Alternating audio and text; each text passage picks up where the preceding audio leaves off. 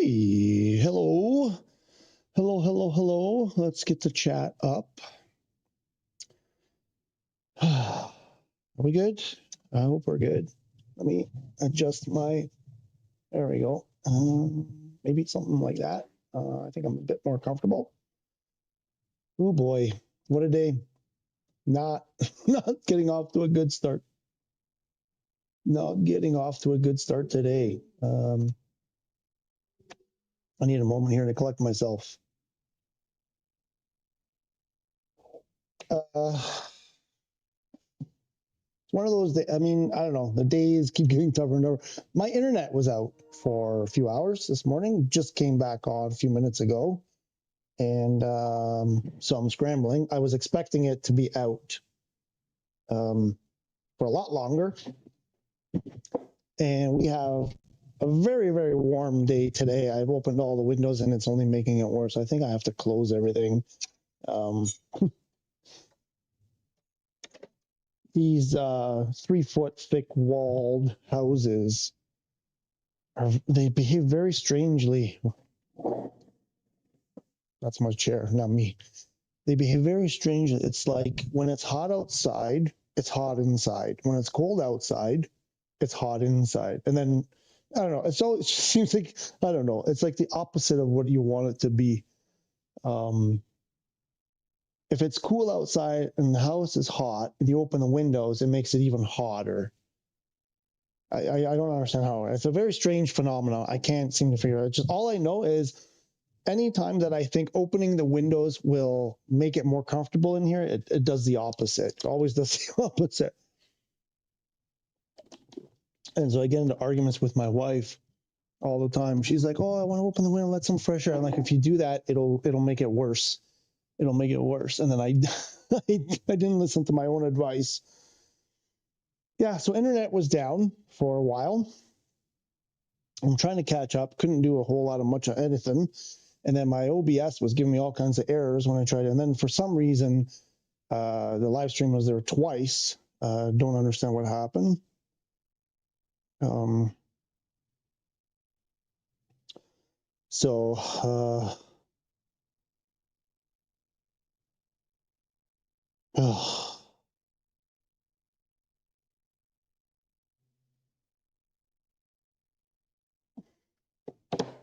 bah, bah, bah. What do we do? Okay, let's check the marketplace. I doubt there's anything there. Let's check the marketplace. So, the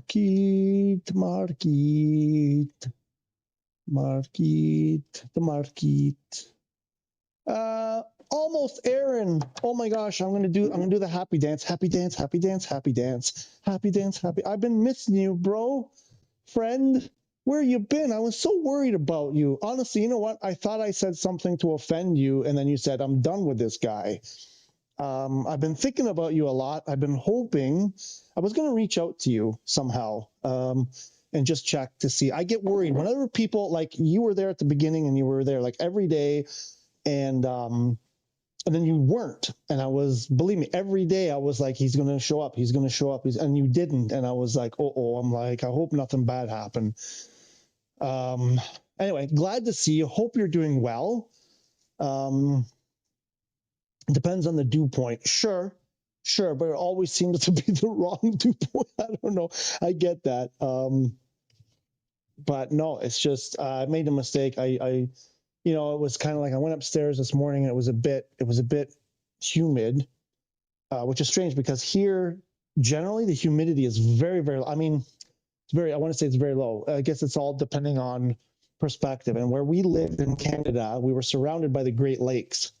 Well, not all of them. We were sandwiched between Lake Erie and Lake Ontario, which are two huge lakes. And it was always like we would have 90% humidity in the summer often. In Italy, it's like, most days it's like 30% humidity, 40% humidity, like 50% is a high humidity day. So relative to what I'm used to, super low humidity. But I went upstairs this morning and it felt a bit humid. So I said, I know, I'll open everything. And it made it worse. And now I'm quite warm right now. I have to catch my breath. I'm running around. The happy dance. Happy Dance wore me out.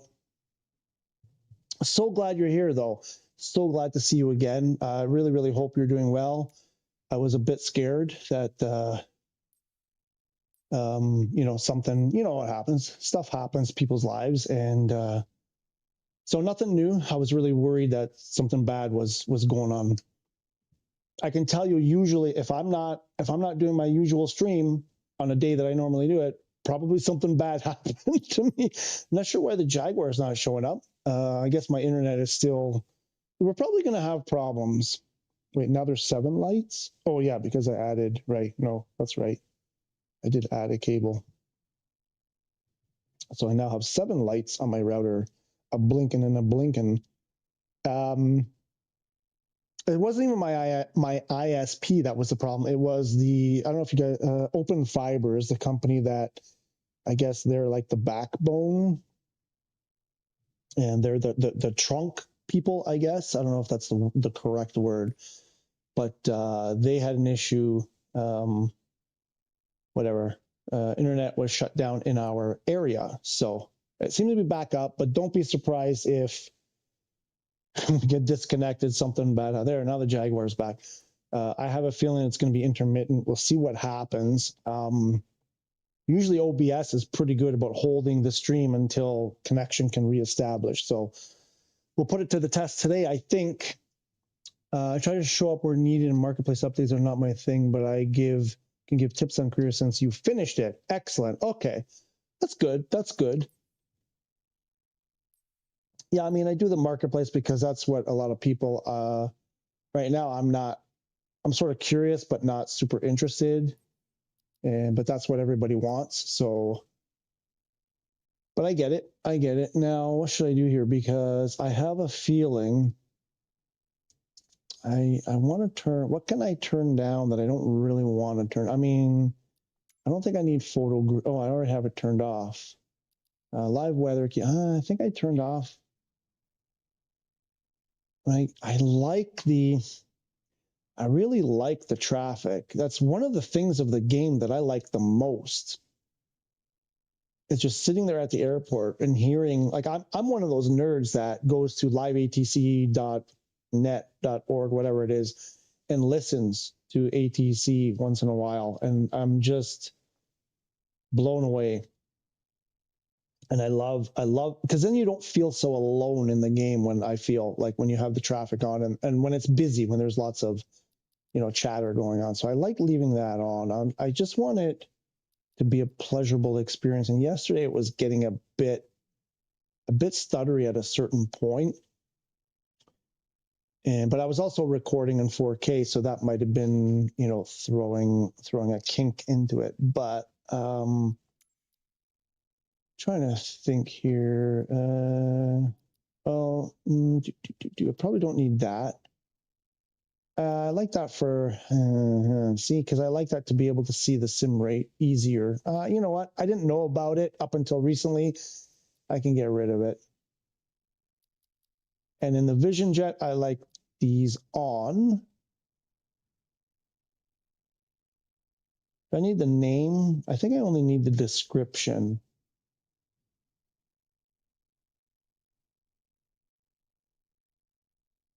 Because the only reason why I like this on the Vision Jet is when you're looking down at the autopilot panel or you're adjusting your speed on the wheel, you can't see the display. It's hard to see the display because it's so much higher. So it's just more convenient to have the tooltip on so I can see what I'm changing without having to take 10 minutes to adjust the camera so I can see everything. I kind of like that, but I'll try it with just because the name, I know what they are. I just want to see the value. Like, I just want to see what speed I'm setting, for example, or what heading I'm setting. So we'll try that.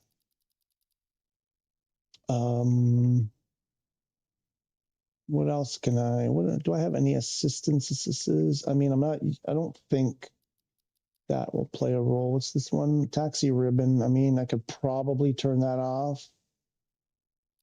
I don't think that consumes too much.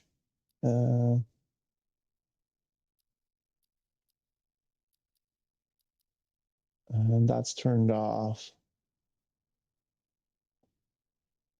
Oh, wait, I have number 26. I just saw, where's my funky pencil? My funky pencil. I just found, I'm adding to the list, number 26.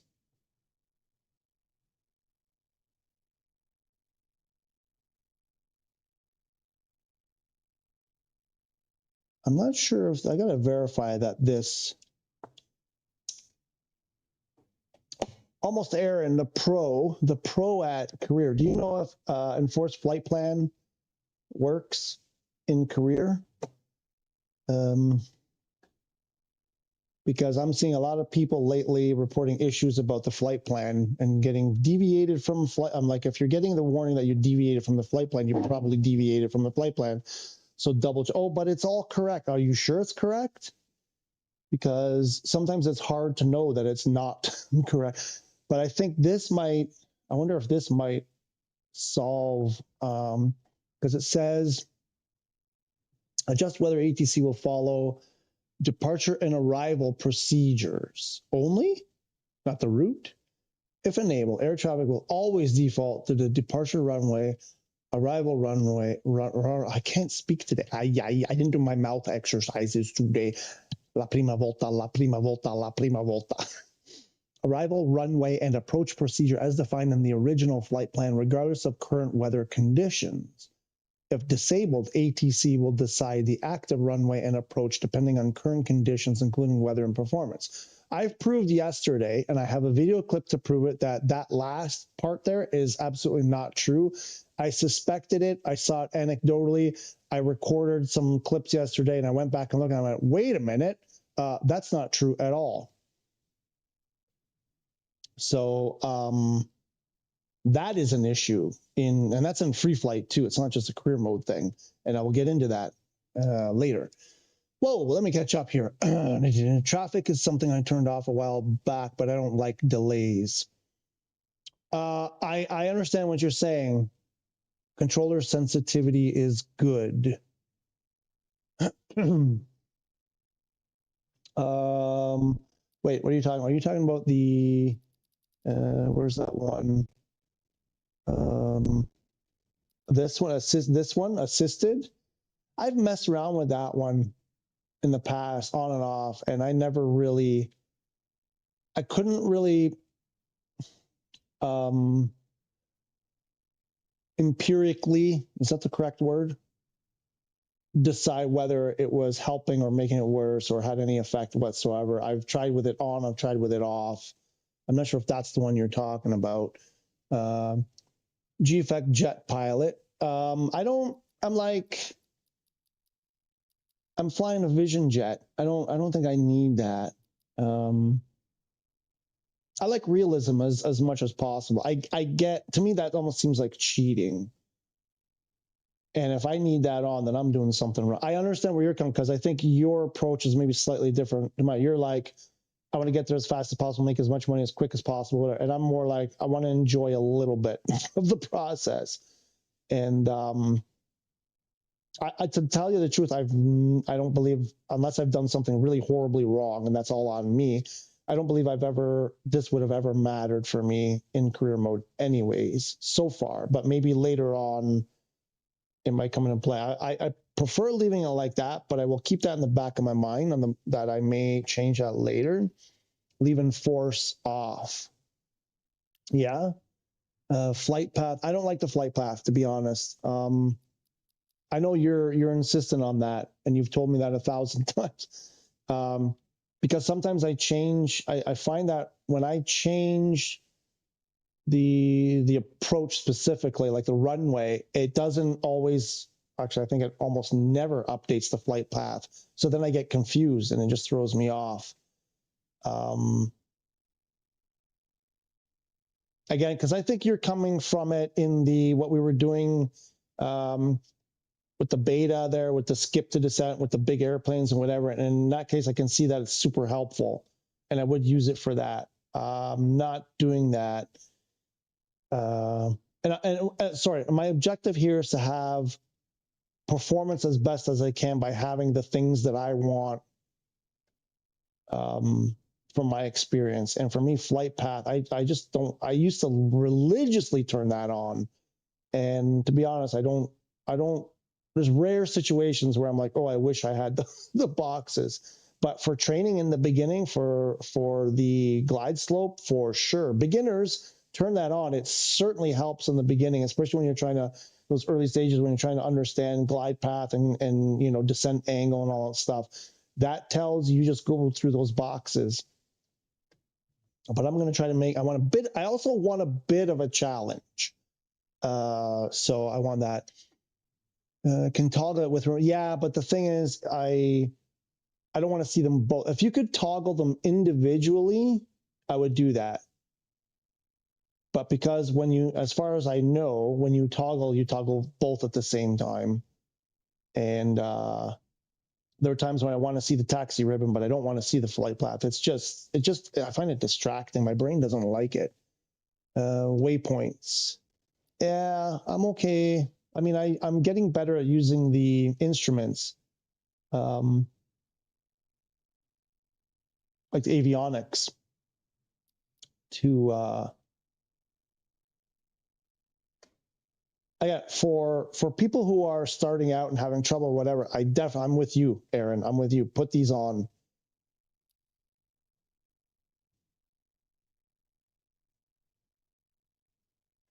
What I want for disable, no, I want to leave that on because I do want some of the realism. Leave that on. I don't need that. This one, I had it on realistic, and apparently you know, everybody's saying realistic is overboard. It's not realistic. It's just, it's severe, overly severe. So I'm trying on low. I'm not sure that because it says note that some activities will restrict the number of support assistance features to ensure competitive balance. I'm wondering if career mode, this plays no effect because I'm still getting lots of turbulence, it seems. So I'm not sure that plays a role. I'll tell you where it plays a role. When excess comes into the stream and sees me bobbing my airplane, so you need to trim, because I had that on realistic, and it was like almost impossible to keep any kind of trim. Now with it on low, excess can come back and see me not bob so much. In career, after a skip, they are necessary. I don't do skips. I'm not, at least at this stage, I'm not skipping. But yes, I get your point for sure. I'm shooting for smoother performance rather than, like I said, I think your goals are different. For doing this, grinding just to make money, progress as quickly as possible. I totally agree with everything you're saying. What planes do I have in career? I'm at the Vision Jet, so I have just the Cessna, and I'm on the Vision Jet, and I'm coming up on 5 million. I'm working towards the PC-12 for medium cargo. That's where I'm at. That's all I got. So I think we're good there. I think we're good. Why am I not hearing anything? Was there no volume there? Was there no sound? Oh, I need to turn up my headset. There we go. Now I hear it. I reached 10 billion. You're now not allowed any more in the bank. I wish that was a real life thing. Can you imagine all those people who have more than 10 billion and say you have to give it all away to the people who have the least? You got to give it all. You can only have 10 billion. That would be fantastic. Cut you off at 10 billion.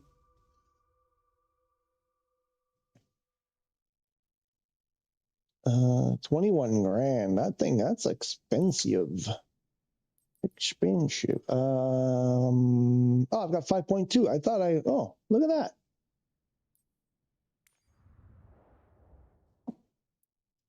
You're not allowed anymore.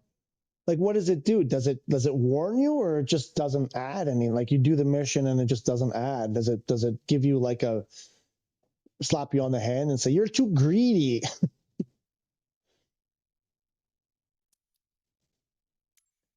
All right, so let me go through some of these things. I made this long list that keeps growing every time I jump in the game. We're at 26 now.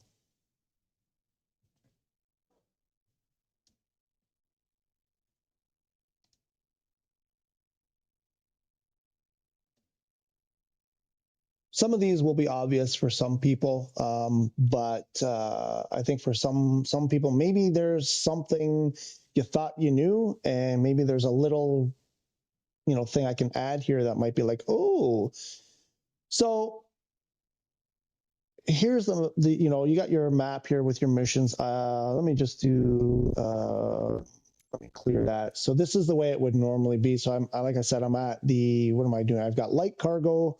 So I've got the cargo company and the charter company, the VIP, whatever. I don't have I have the first one, the private charters, not the VIP.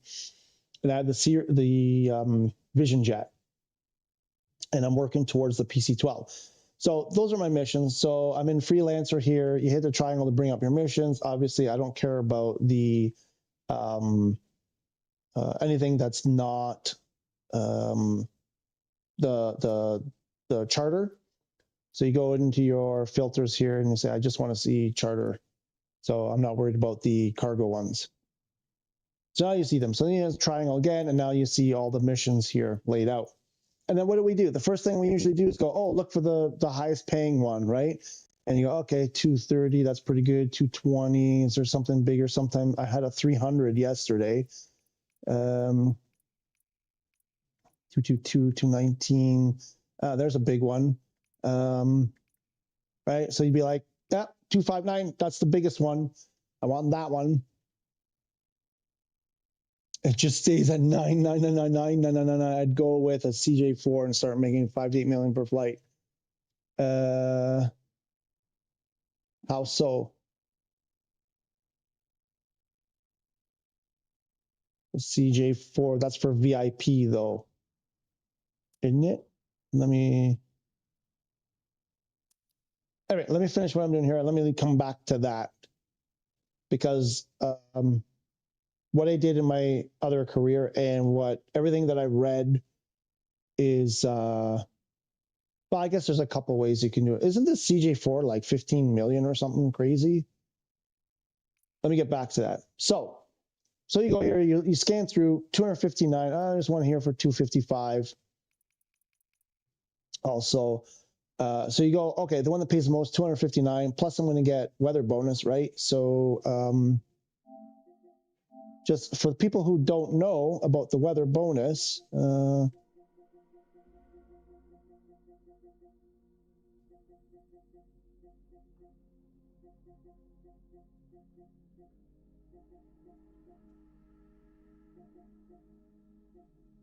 was it before that? Oh shoot, I might have gone too, I think I went too far. Yep, I think I went too far.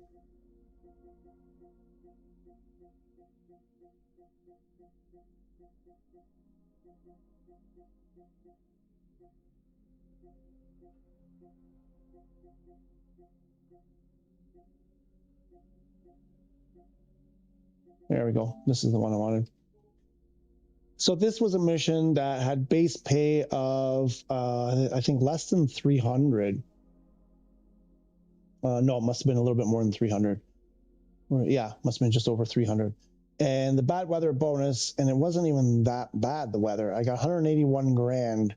So I went from making like, what would have been 300 to $500,000 just by turning live weather on. So the first thing you got to do is turn on live weather.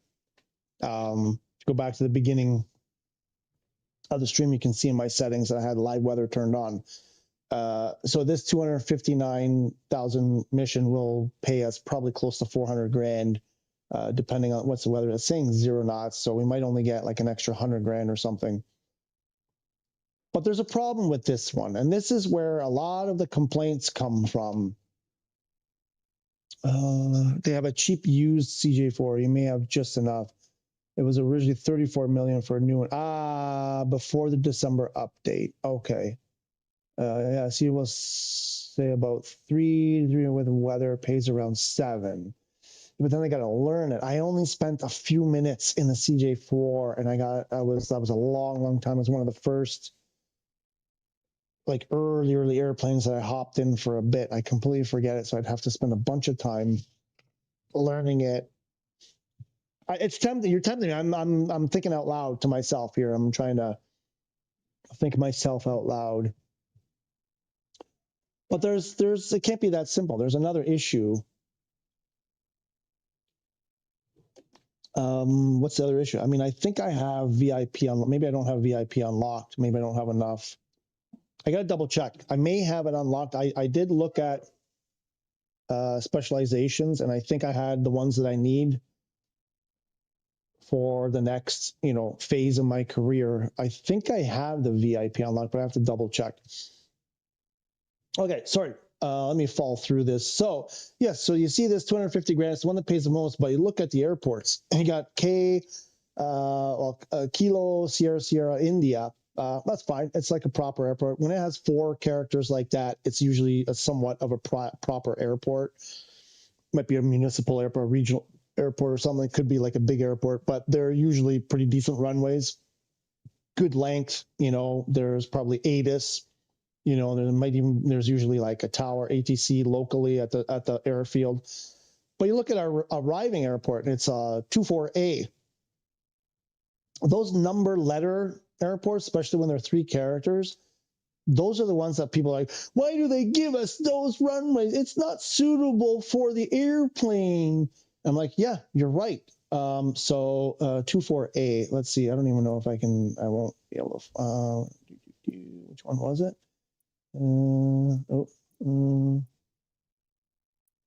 Kind of flashes. It's here somewhere. Okay. We'll go here, do this, right? So then you go, this is what people aren't doing. How many people actually use this and then go, look at that freaking airport? And then you go, okay. And you might even go, oh, looks good. Right? It's a single run. Yeah, but where's my, there we go. It's surrounded by trees. This is going to be one of those where you're coming in over the trees. The trees, they look like they're cut back, but they're probably not. I know from experience, these runways that look like that are narrow. They're super narrow. The width of this runway is probably barely the width of the tires, the landing gear on the Vision Jet. You can also see it's like a runway over top of a runway. This is one of those ones where like the runway isn't even defined properly. So you could land right here on the center line, and it might say you didn't land in the right place. It might even think that the runway is supposed to be over here. These are the ones where people have problems, and it's probably very short. And then if that's not enough for you, you can go, you can go into it. It's a rocket. Try it in free. No. I am familiar with the CJ4. I understand that. It was about. I thought there was just something in. Oh, that's an IFR.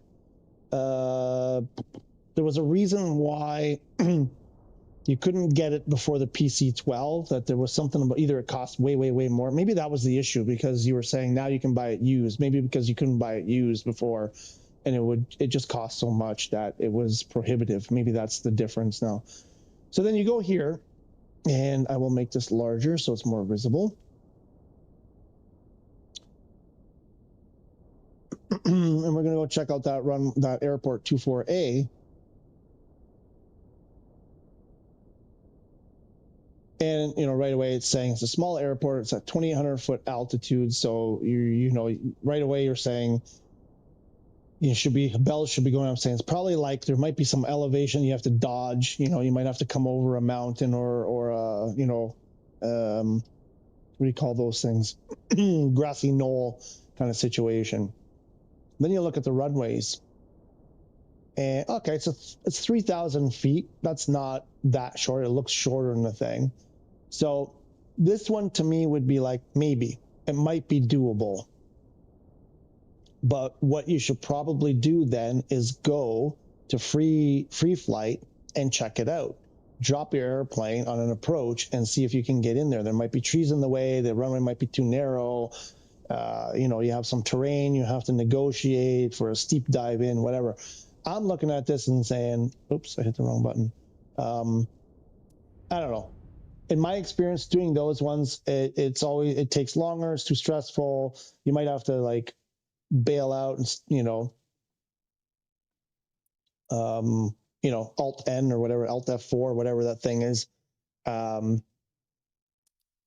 what I noticed here was there was one that paid. What was the other top one? I think it was 255 or something. Where did it go? Why is it gone?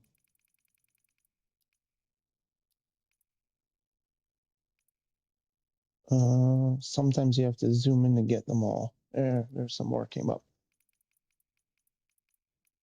So what you want to try to find is, let me see if I can find that one again.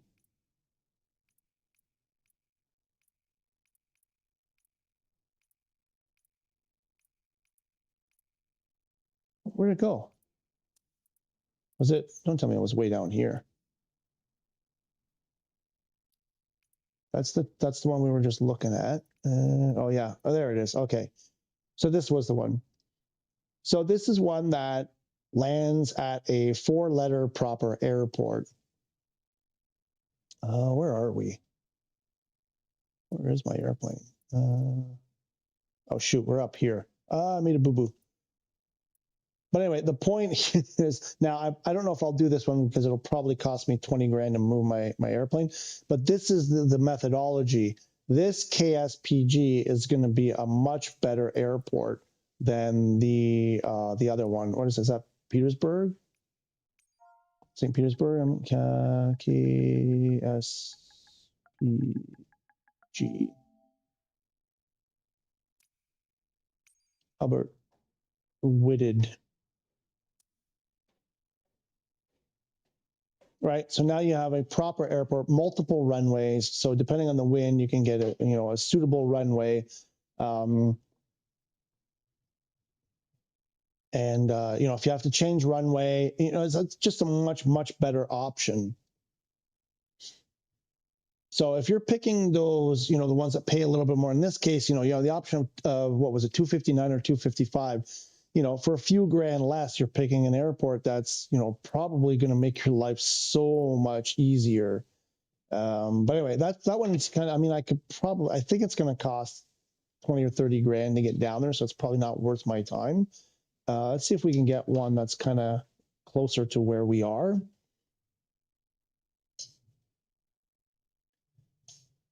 Manual throttle, but with FLC, we're fine till cruising, just back off to 75%. Yeah. The runways you have to land the Vision Jet are very difficult. I prefer the airports with green reticle. What's an airport with a green reticle? See, I'm learning stuff. I didn't know there was a difference.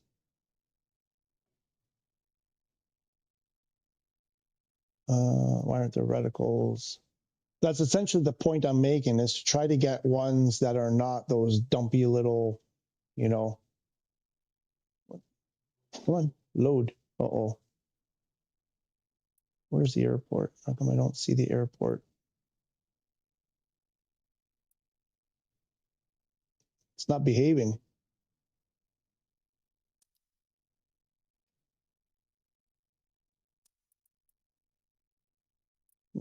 Where are we? We're there.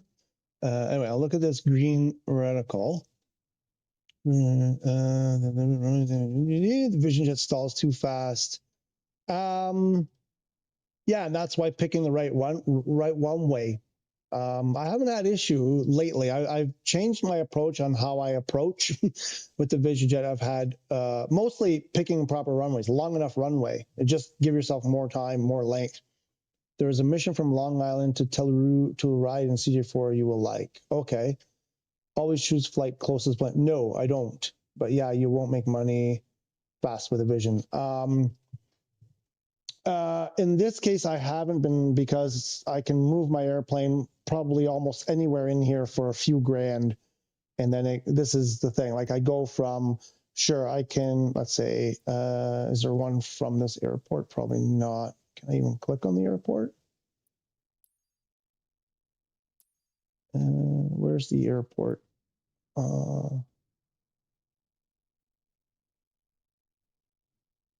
I guess there would be one if, where are we? Or Bong. guess UW.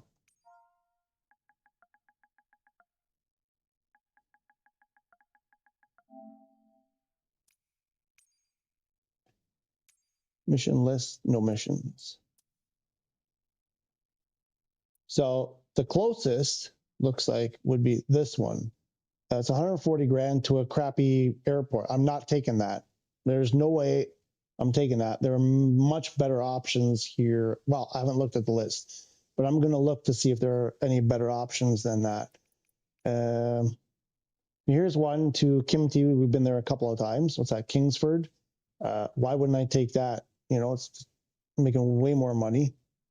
9.3. There's another good one. You know, you pay. I think it's going to cost maybe $6 grand to move my plane. But now I'm looking at, you know, 224 plus the weather bonus is going to be. I'm not sure exactly how it's calculated, but I'm thinking it's like a percentage. Depending, probably takes a number of factors, but I'm guessing the weather bonus on a 224 versus a 144 is going to be much better, just because it's a higher value. I'm guessing. I don't know that for a fact, but I'm looking for anything in the area. I'm looking for like 234. Okay, that one's getting kind of far away, but it's not an airport I want. 215 and no good. 228, no. Nope. Well, there's one, CYMX. I mean, that's the Montreal. I might do that one, even though I'm going to pay a little bit more to move it. I might do that for a couple of reasons. One, I haven't unlocked that area. Two, it's Montreal, and I like going to Montreal. So this may be the one that I actually take for even a little bit less money, because there's other objectives I want to accomplish. I think I'm just going to take that one. Well, let's see what it's going to cost to move it.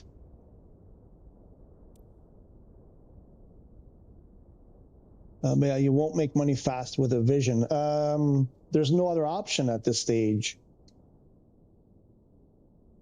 It's all you can do. I mean, you've got light cargo. I skipped flight seeing. Well, not that I skipped, I didn't get into later, but I wouldn't do it anyways. The skydiving. The next option is light cargo. If I stick with light cargo, I'm making 40 grand a mission. This is the next best thing at this stage, though. See no dots for airports. Maybe hit square. They were there. Yeah, it might have been square. They were there, and then I did something, and then they weren't there. They should have been there. So what? Okay, I got to pay 13 grand to move my airplane, and I think and this is one of like the furthest of the, say, 3 or 4 jobs or missions I would have preferred to take. This one is probably the furthest. So I'll take that 13,000 hit, because I'm going to sell my fuel anyway. I don't really care. And I want to go to Montreal because I'm also playing for myself. And I'm going to open up that part of the map. So I think I'm actually going to, go a little bit further here, and we're going to open up this guy and see what we get. We're leaving from a smaller CND4, which is,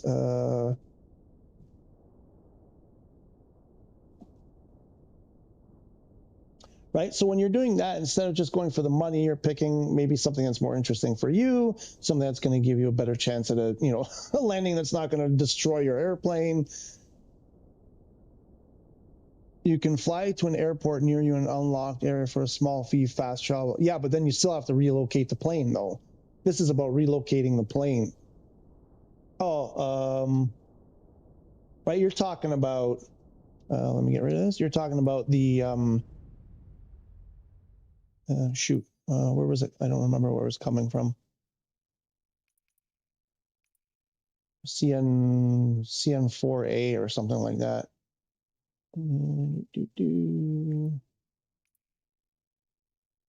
CND4.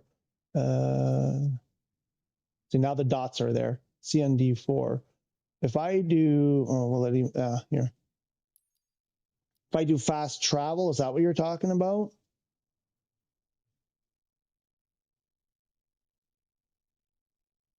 Or is there something I don't know about? Because fast travel, from when I've done it before, only moves my body, doesn't move the airplane. Because then if what you're saying is if there's a way to hop in the airplane, which I'm not sure, is there a way to just get in the airplane and not take a mission? Because if that's the case, I'm just wasting a bunch of time. I'd rather just pay the 12 grand. I mean, I guess that's an option if there's something there about flying, actually flying. You can fly for about the same amount of credits. You could do search and rescue with a plane. I don't want to do search and rescue, which those things take me forever. Unlocking airports in there lets you know whether there are missions that are worth moving your plane to. Yeah, no, I know. I get that. That is another, yeah. And I had done that. That's how I have some of this open, because I actually, at the beginning, I went around and started unlocking like all these. I haven't flown here. That's exactly what I did here, which is, I guess that's another, yes, that's number 27. I forgot about that.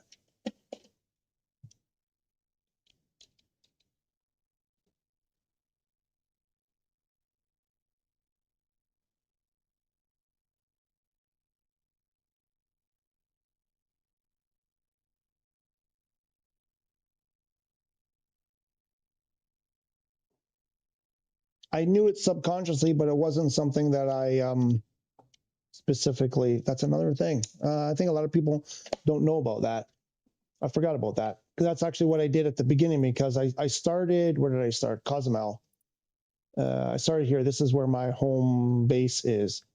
And the very beginning, there were like 2 or 3 flights or 2 or 3 missions here. And then I started buying, like I spent all of my money at the beginning opening up these areas, and it did not help. There were no jobs there. I basically had to put it away for a week for stuff to show up. I don't know.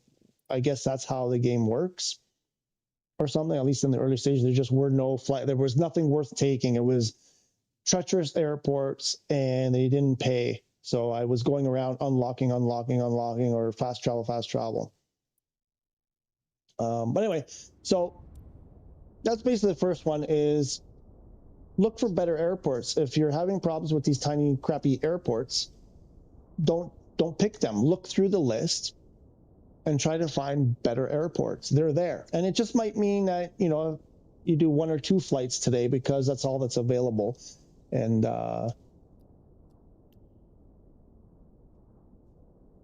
but you'll save yourself a lot of stress. I did all of America, North and South, still need to work in the East. Yeah, what I'm thinking about doing is, like I said, I started down, because I started in the winter, January or something like that. I don't remember when I started my career. And I thought, I don't want to be I kind of like Canada. Obviously, I want to go across Canada because that's, where I'm from and whatever. And then the US, because that's where a lot of the jobs are.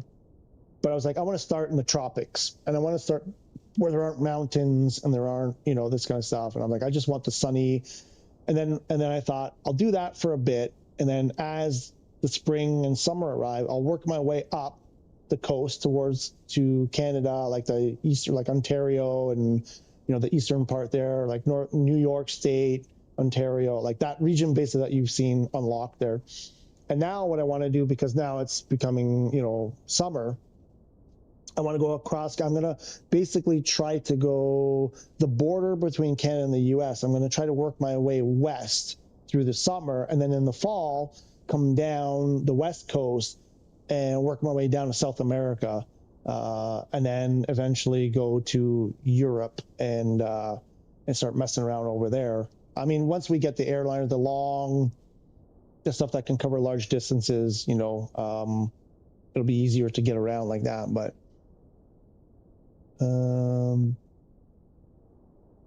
see how much a used CJ4 is. It's the best tool to use for enough for an A320.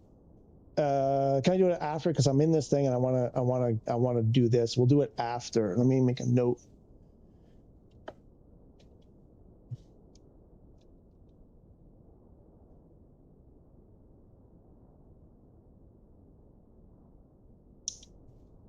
The thing that bugs me is that if there's a used CJ4, why isn't there a used PC-12? Because I think, I would rather, I'd already be in it. I'd be in the PC-12 a long time ago, and I'd be probably ready to buy the CJ4 at this point. What are we doing? Okay, so what are we looking at? 45-minute flight. We'll shoot for 170 maybe. Oh, it's telling me no. Okay, I'm sure it's not a problem. So then that brings me to number two. Number two is like filing a proper flight plan. People just accept what's here and think that the game or the administrator, where's the administrator? What's her name? Josephine something. I think I have another one here. Where's that? Here. Oh no, that's nope, not that one. Oh wait, I think I have the clip. Where's the clip when I came out of that job? Oh, here, this one, I think.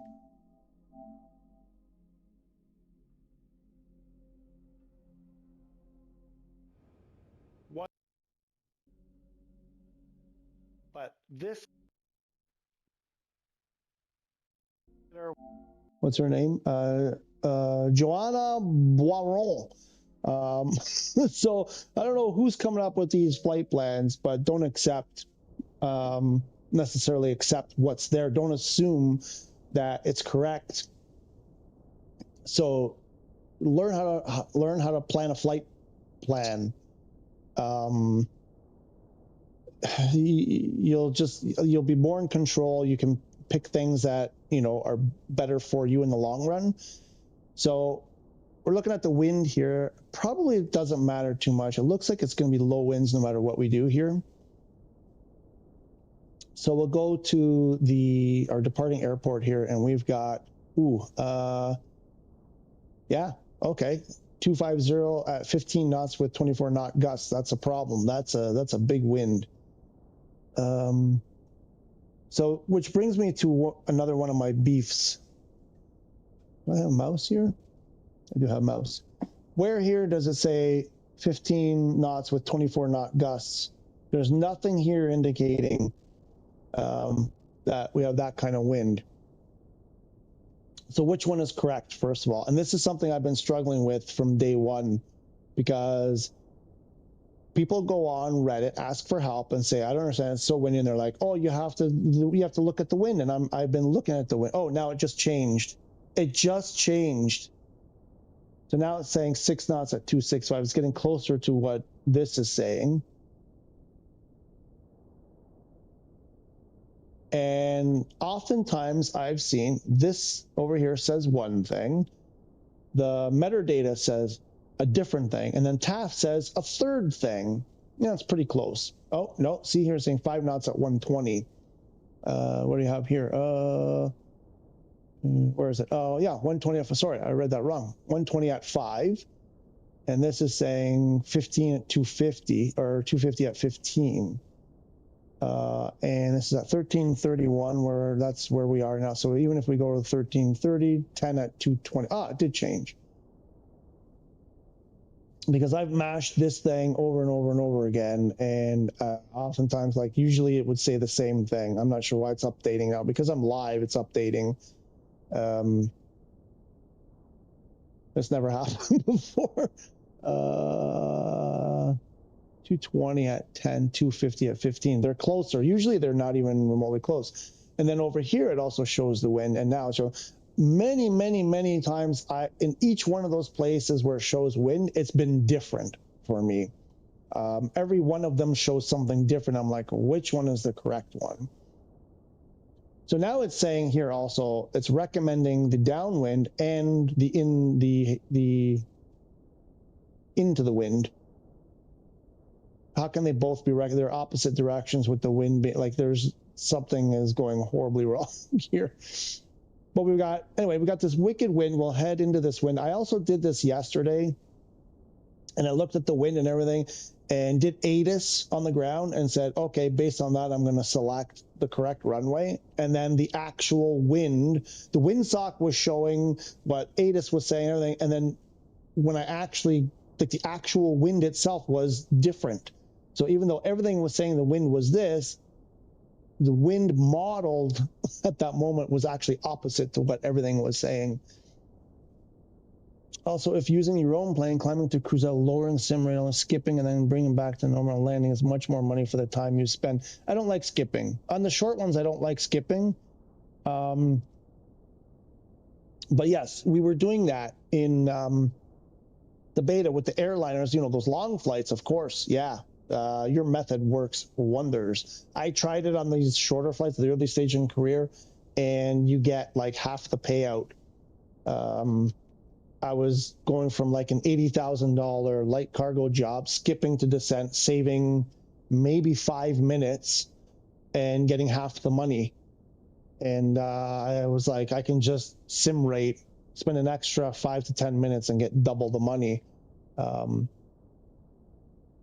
And, you know, so, but there is a point, I think, where sim rate, sorry, not sim, where skipping comes in. But did you see Reddit this morning? I don't know if it was posted last night or this morning, but someone was doing skipping and their airplane was dropping out of the sky when it respawned, and ending their career pretty abruptly. So I'm like, I'm working towards skipping to descent, but I'm throwing a lot of caution in there because it's even when I did it with you, a lot of times it threw me in a position where it wasn't a great approach.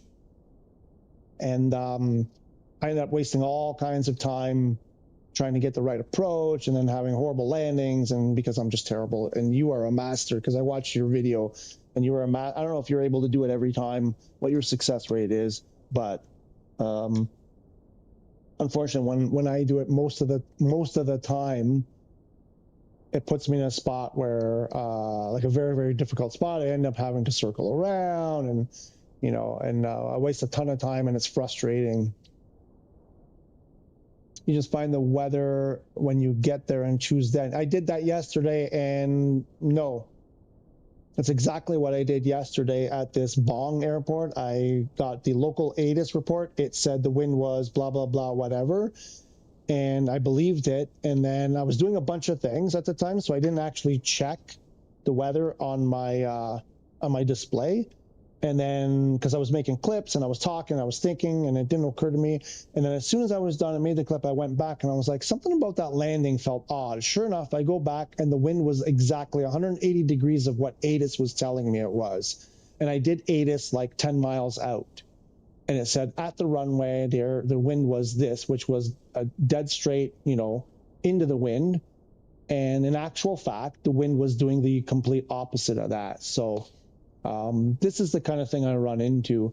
And you know what happened in the end? It was like whatever the runways were that were set up, those were the correct ones of what the wind was actually doing in the sim, regardless of what Metter said, regardless of what TAF said, regardless of what ATIS said.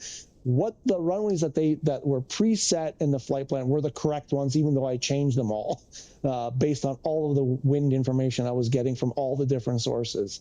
So I think it's a thing that's still not correct in the game. Bottom line is, when it comes to wind, you just have to look at the wind, and the most reliable thing is you know, from your PFD. I think that's the correct one. Unfortunately, you can't get a reading on the ground. I don't know if that's a real thing. I don't understand why it can't read wind from the ground. But anyway, I have a whole like separate thing about the wind, because it's just, the bottom line is it's super inconsistent. I find the wind super inconsistent. I'm trying really hard to use ATIS, do the proper procedures, right? The proper thing is check with ATIS as you get near the airport. And I'm like, what's the point of checking ATIS if it's going to tell you one thing and the actual wind is wrong? So I don't know. It's frustrating. It's a thing I'm trying to sort out. Maybe there's something I'm doing. Oftentimes there's just some little step that I've missed or something I didn't understand correctly. Flight takes 10 minutes, so you can do 6 an hour. No. Whatever, you can get a whole thing. I'm not talking about the flight. You got to pick the flight. You got to search for the flight. You got to get in there. You got to load in. You got to do all the, you know, prep your airplane, whatever. Then you got to get the taxi. You got to get to the runway. And then you got to do your takeoff. Then you got to get in there. You got to get to cruise. Then it's 10 minutes. You know, it's not until you get to cruise that's 10 minutes. I'm talking about, I was doing these flights, what I was doing, and skipping to descent was cutting maybe 5 minutes, at most 10 minutes out of the flight, but it was creating all kinds of problems for me. I had to waste extra time on the landing because it wasn't putting me in a good spot. I had to circle the freaking airport. And in the end, I was getting half the money. So I was like, it's not worth it. For me, I'd rather just fly for those extra 10 minutes in sim rate. And because it was the early place. So I actually did the math, and I'm like, it's going to take me longer if I do skip to descent. And I'm talking about the early, like at the light cargo. I think you're talking about your what we did with your system with the airliners, and that's a whole other beast. That's a whole other yes, if you can make that work for sure, because you're talking about 8-hour flights, 12-hour flights, whatever. That's a whole other beast. Do that. Yeah, that's why you lower sim rate. I'm still having too many problems. It's not enjoyable for me. It's too stressful. I get there. When I'm doing the flights, I'm setting up the airplane so everything almost works perfectly 90% of the time. And when I do skip to descent, my airplane configuration is thrown out the window. I have to do everything, or I got to figure out where am I, whatever. And it takes me 10 minutes just to configure my airplane and figure out where I am and what I need to do next. That I don't find I don't find it enjoyable at all. And I'm just making the point that it's super useful on the longer flights that pay, 50 million, where you're still going to get 50 million when you're done. On these shorter, lower paying jobs, you're losing so much money and saving so little time that I don't do it. People can play however they want. But anyway, you're talking about skipping to descent. We haven't even filed a flight plan. Yeah, we're jumping way ahead. If I was playing Korea, I'd be on my third flight. Okay. My experience is not typical, really? Because that's what I'm reading on Reddit every day, morning, time after time. You want me to I can show you. We did it in the beta. We did it time after time after time. Only once or twice out of all those times that I did it actually ever put me in a position where I can make a half decent landing. Most of the time I was too high, too close, too fast. But I'm not saying don't do what you're doing. I'm saying what I've done is this. What I'm going to do, like you're telling me to skip to descent. I'm like, I don't want to do that because I don't like doing it because it rarely works out for me.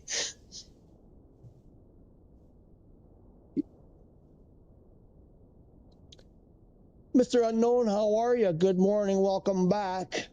Flying the Mirabelle. I saw it and I was like, home with the maple syrup ice. Did you watch that? I was expecting it to be better. Was that a real thing? I never looked up if that was a real thing. Was there a real maple syrup heist? I know in the movie, in the series, it says it's not, it's fictional, but I don't know if there was a thing. But that show was kind of funny.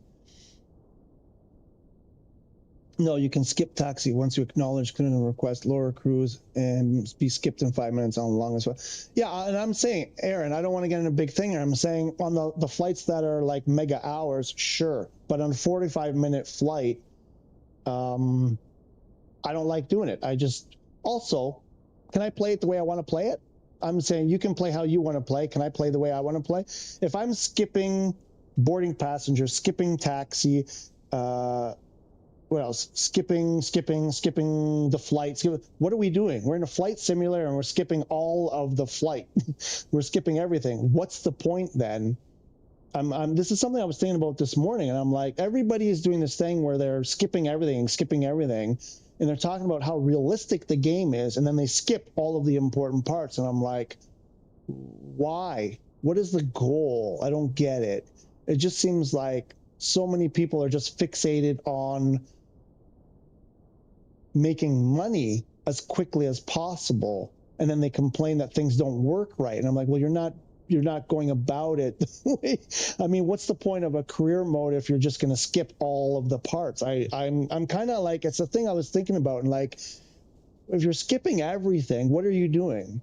You're just, people are just not. I'm not saying, I'm not addressing you specifically. I'm just saying people in general. I'm like, then what? It just, I don't get it. I'm kind of like, why would I want to? I went into career mode thinking I want to fly as many different airplanes as possible, do all the different types of missions as possible. And then all I see people doing is light cargo, you know, the passenger thing, not the passenger, the private thing, the medium cargo, or the CJ4 thing, and then airliners, and then they're done. And then, you know, and I'm like,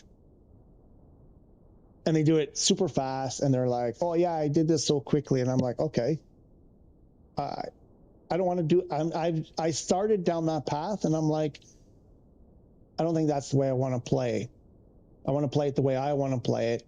And the way I want to play it is I want to get into airplanes and fly them. And I prefer doing sim rate because at least I'm still flying. And I know some people are, why would you do sim rate? And I'm like, because I play it the way I want to play it. And other people are skipping to descent. And I'm like, okay, you can do that. You can play the way you want to do it. But then they go on Reddit and complain that it doesn't work and that the airplane crashes, drops out of the sky when they skip to takeoff. You know, there was one this morning. They did skip to takeoff on the airplane. When it spawned, it was like 50 feet in the air and fell to the ground and ended their day. So I'm like, well, you skip the taxi. Like the taxi is the easiest part of the game. I don't know. I don't understand.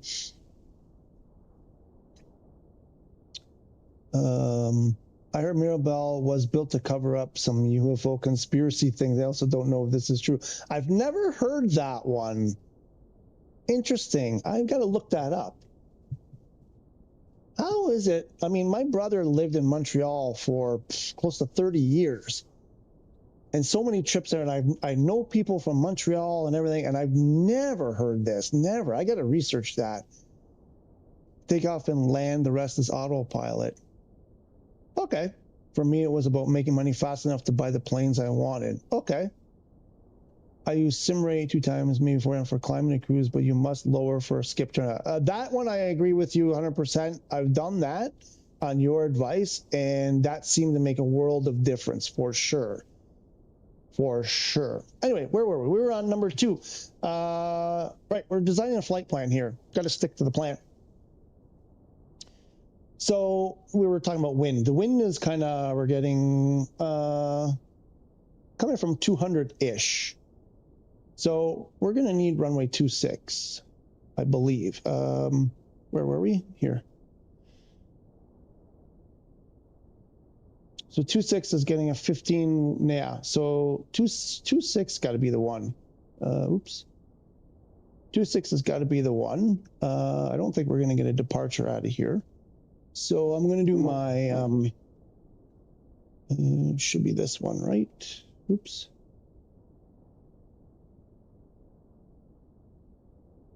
And is there a waypoint? There's no waypoint here. So we'll just plop this in as a waypoint. I'll put that, I guess, before Ilmu.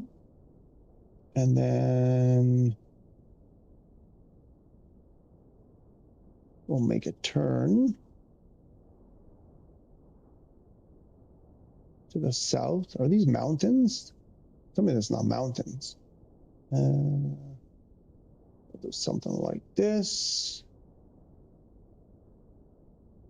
after the one we just put in, and now we've got a decent turn there, and that should be our departure. And then we'll go see what we're dealing with at Mirabel. Mirabel is elevation 256 feet. We've got 220 at 5 knots. And we're going to be getting there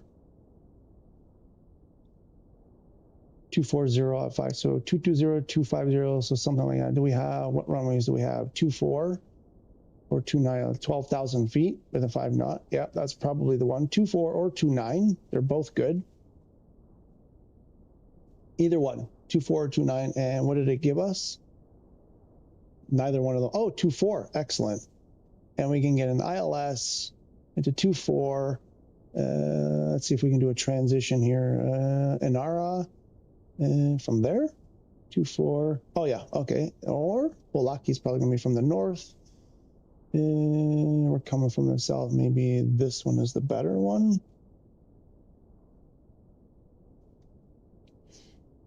Actually, no, I think I like this one.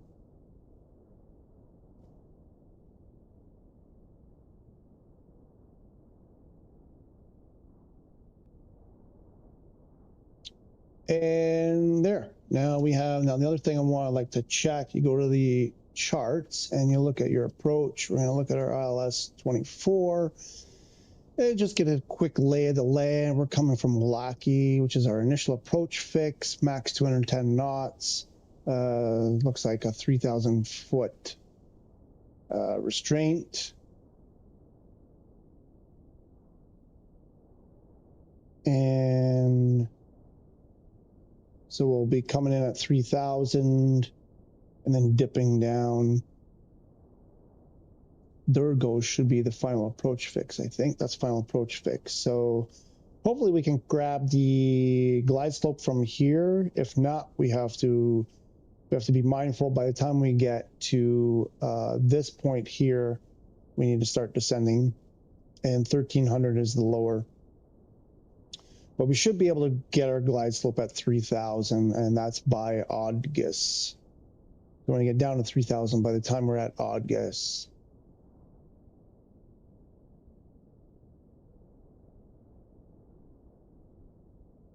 And I think the only other thing is I want to try something. I'm going to send this to avionics as an IFR. And then change it to VFR.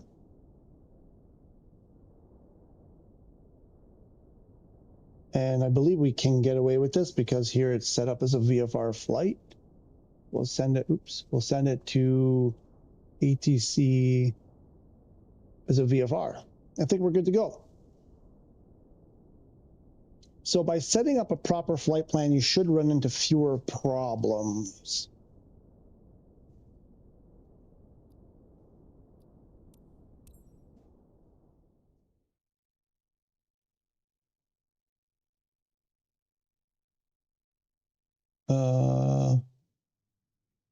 Big towns, free flight all day long, but that's just me. Yeah. I mean, didn't we, wasn't it you? Or was it, no, it was JDO. I know a lot of people are saying that, but then they go and they get these apps for career, for some kind of career mode. I'm like, it already has it. It's not as bad as most people are saying. First of all, there are some things you need to do. Like I've been playing it a lot, and I'm being diligent about the things that I do. And I see people reporting problems. They're saying, it's trash. This happened to me. And I'm like, yeah, because you didn't do this, this, and this. And they're like, no, it's a glitch. And I'm like, okay. I'm like, I don't know, because I do this, this, and this, and I don't run it. Now, I understand some people, you have different problems, but different experiences. But I mean, I've had the same problems that other people report. And when I had them, I tried to repeat them over and over. So I went, how can I make that problem happen again? And then I did. And I was like, now how can I make it go away? And I did the exact same mission over and over. And I changed one thing. And then I was like, oh, look, I don't have the problem anymore.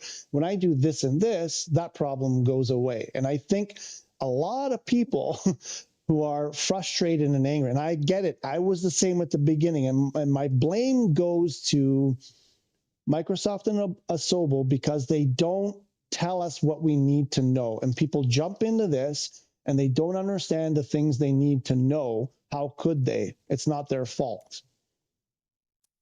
And that's where I have huge blame for Microsoft and Asobel for not telling us things that we need to know, and we get frustrated because there are little things that will make our lives much, much better and make the, oops, I just did that one, and make, career mode much more enjoyable.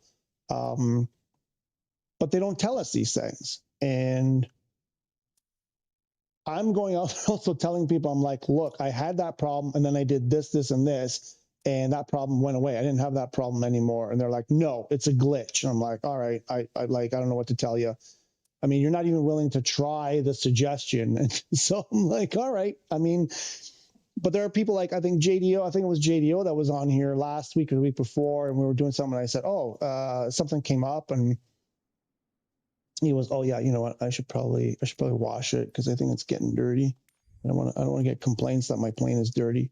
And he was, he was in that boat. He just didn't know about something, and he was really frustrated. And I said, oh, there's this, you can do this. And he was like, made a world of difference. He went off and was making double the money he was making and having way more fun doing it. And that's all I'm trying to do. I'm trying to, show some things to people that they might not know. Like I'm seeing people do the skip to descent and they end in, ends in disaster, and then they blame the game. And I'm like, okay. Almost Aaron has come across this thing now where if you slow down the sim rate, and I've done it, and it makes a huge difference. And I understand also why it makes a difference. If you're not slowing the sim rate all the way down and you're doing skip to descent, you're probably going to have a bad day.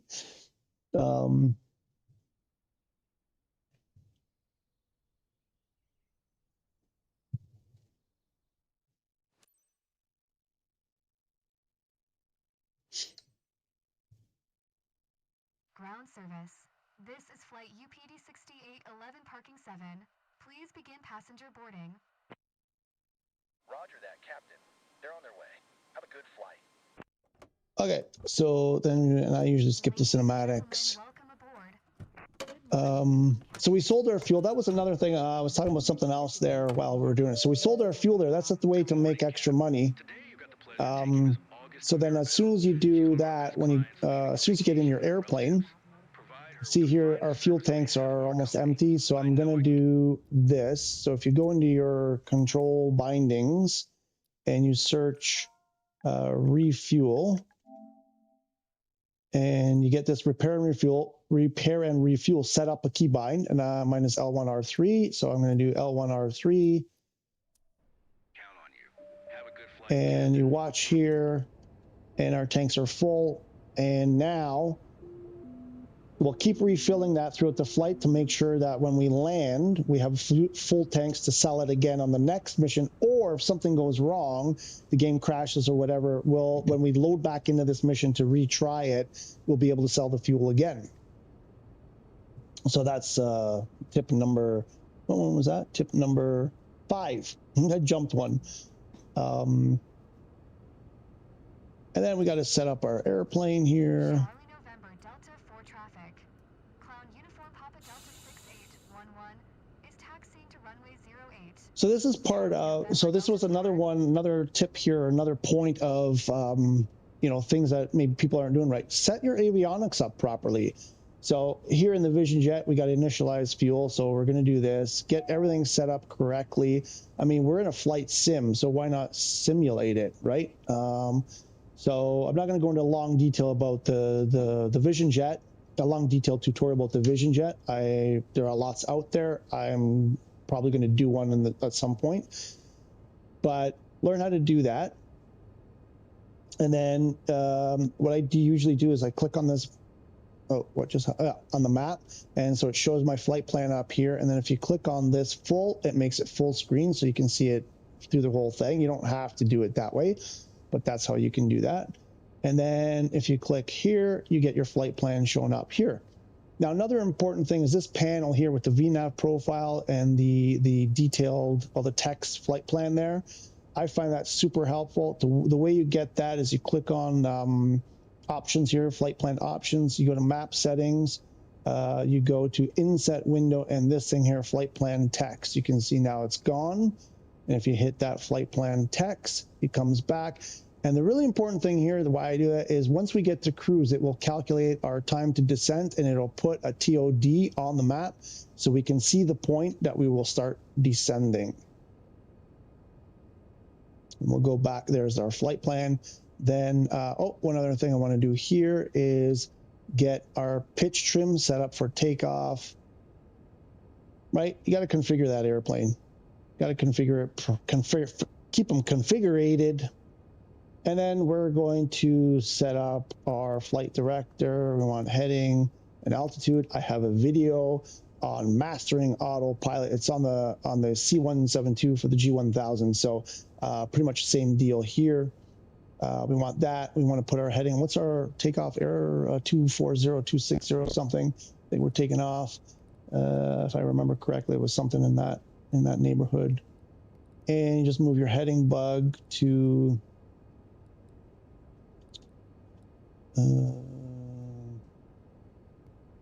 what's the runway? 26.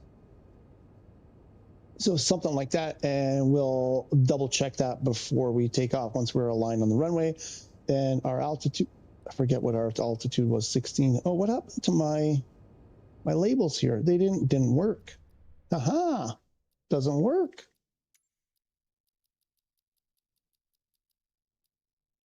Yeah, so if you don't have this one on, the other one doesn't show up. And the reason why I like to turn that on here in the Vision Jet, for example, is if I'm looking down here, you can't see what you're doing up there. So when I'm changing my altitude, I can see it displayed here. It's just a little bit easier than moving the camera around to that one spot where you can see everything. I forget what we were doing, 17, I think it was, or 15. No, actually, I think it was 15. It barked at us at 17. So we'll set that to thing, and then we'll hit flight level change, and that'll give us our FLC at 106. So we'll be climbing at 165 knots. And the other thing, oh, two things. We got to hit our takeoff flaps like that. And the other thing we'll have to do is hit our auto throttle once we get over there.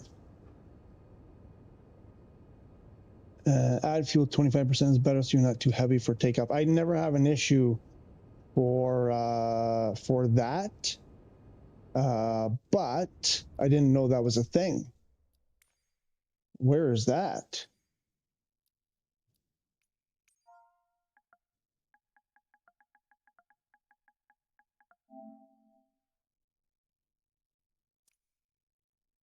There's an add fuel 25%. That's news to me. I never knew such a thing existed.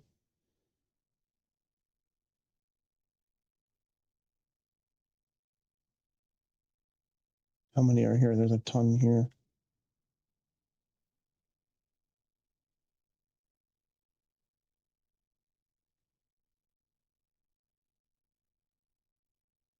I mean, I can see that for a bigger airplane, but except for that one, there was a grass runway where I almost ran out of space, ran out of room with the Vision. It was super short, and there were trees right at the end of the runway.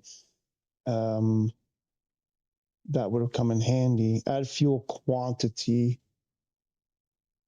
Add fuel to the aircraft, 25% of capacity by default. This one, I had no idea. I mean, because it's not really clear. Like, how would you stumble across that? That's a bit obscure. 0 to 65535 can be passed. What is that number? I still don't understand it. So you got to take this 65535 and take 25% of that, and that's, I don't understand. So then, wait, we got to put a key bind here, and then I don't understand. 25% of capacity by default, 0 to 655.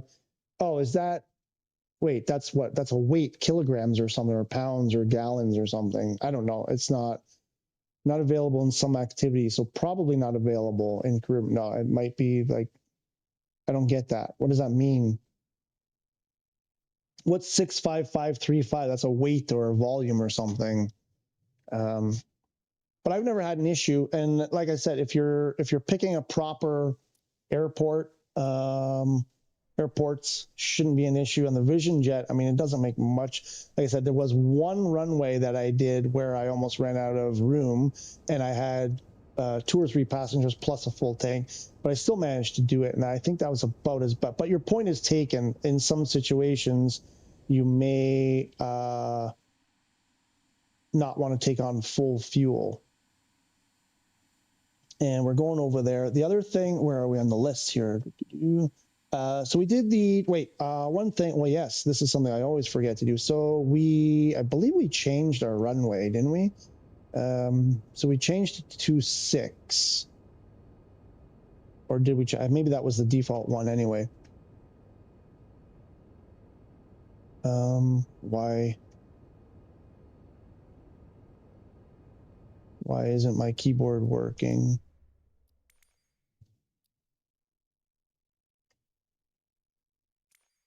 Oops, what did I just do? Why isn't my keyboard working?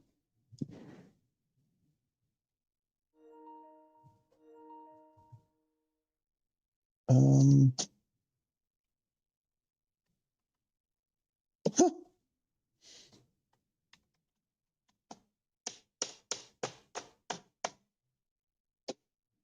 I don't understand. Are you telling me? I think I know why. All right, so it brings me to the next one. Well, it's not the next one. For some cargo mission, you can't take out. Yeah, like that. That's what I'm talking about. I'm overweight. I'm not overweight. Oh, well, you're talking about the cargo thing. That for sure. Like that scenario. That's what I'm talking about. For some certain scenarios, absolutely, absolutely. So now, because I think what happened was I plugged my keyboard in after I started the game, and now it's not recognizing it at all. I'm not sure if there's something I can do here.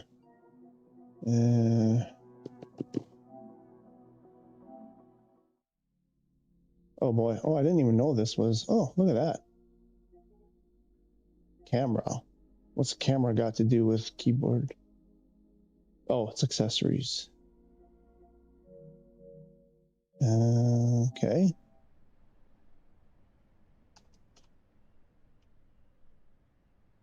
All right, so this brings me to another item on the list. It was going to come, it's as good as any, because this is the kind of thing that happens. And I really like my keyboard, especially for career mode. Mostly, I only really use it for answering ATC, because I can do stuff on my DualSense and then just hit the keyboard when we got to answer ATC 45 times. I just find it way more convenient. UBU, you use what helps you, but this is the way I like it, and I really want my keyboard. And I believe, because I ran into this before, I think it won't, it just gets gummed up if you don't plug it in before you launch the game. So this brings me to another thing that people maybe don't know about is cashing in on closing games. So now I'm basically going to close the game, but you can go here and abort the mission. If you abort the mission, you lose it. You won't be able to do it again. And we refueled. So this will also be a second thing, cashing on the fuel. So I sold that fuel for 20 something grand. I refueled my tanks, and I'll be able to sell it again, hopefully, if everything went well. So what to do, because I want to still do this one, is you go into your, oops, not there. You go into your switcher and you close the game from here. And you're just going to do an abrupt close and then relaunch the game. And when you get back in the career mode, you'll get a little bit of money for the time spent in the game. And I think I need a quick bathroom break while that loads. Be right back.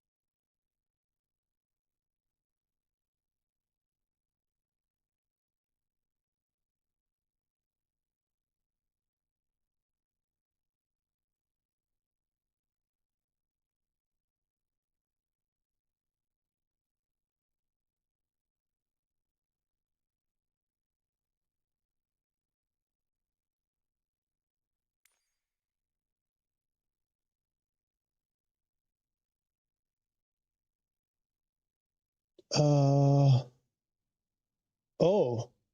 you only need to go to the main. Yeah, but then I would. No, wait.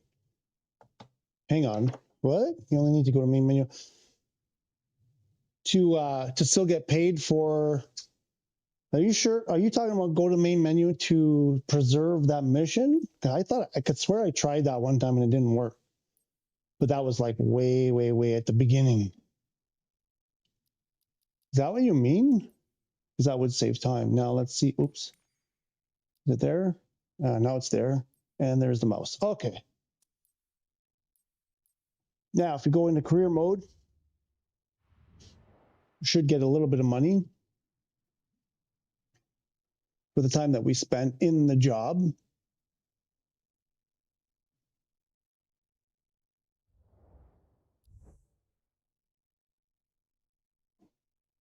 And you'll get this warning, which is a bit scary, but then you say, okay, and we got $1,000. It's not a very high paying job. So we didn't get money. We weren't in there very long. But if you're in a flight and, you know, you spend some time and, you know, something goes wrong at the end and you do your, what's that, keyboard Alt F4 or whatever to bail out, or you just close the game or go to the main menu, maybe. Apparently, I don't know if that's what you mean, Aaron, about if you go to the main menu, you'll still get the money. I'm not sure, and preserve the mission. But you'll get more. So it's meant for when the game crashes that you get some credit for the time in there. The longer you're in there, the more you'll get. I think there may also be a progression thing. I'm not sure if you just sit in the parking space at the beginning, if you get the same amount as if you actually progress through the mission. But you do get some money. So if something like that, you're like, I don't like what's happening here, I want to try it again. You can still get a little bit of money. Now, the bigger thing is that we're going to get to sell our fuel again. So we won't even have started the flight and we'll have made like 50, almost 50 grand.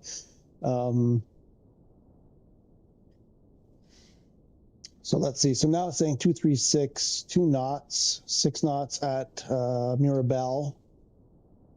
What else do we have on the list? So we did that. We talked about that. We sort of talked about the correct runway. We'll talk about picking the correct runway at our arrival. It might be a more of an issue because it looks like they gave us the correct one out of the gate. And then we'll do some refueling. Oh yeah, I missed that one at the beginning. The maintenance. I think people are not maintaining. I think there are people who don't realize that you have to maintain your aircraft, and I think also people are maybe not realizing they have to maintain it more often. And I'll talk about that in a second. So now it's giving us 20,000.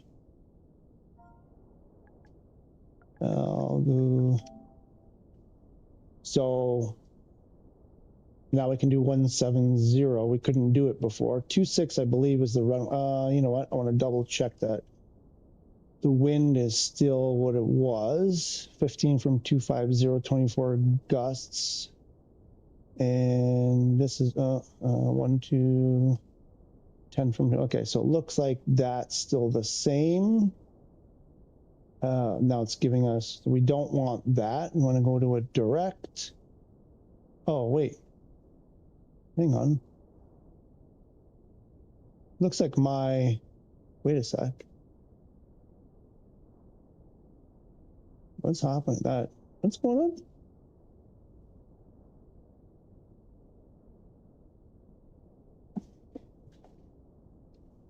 Looks like my old thing is still there.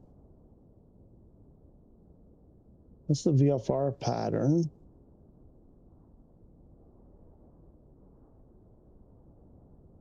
That was weird. I don't understand what happened there. That's strange. So we'll put our 2 waypoints like we had before. Where's that runway?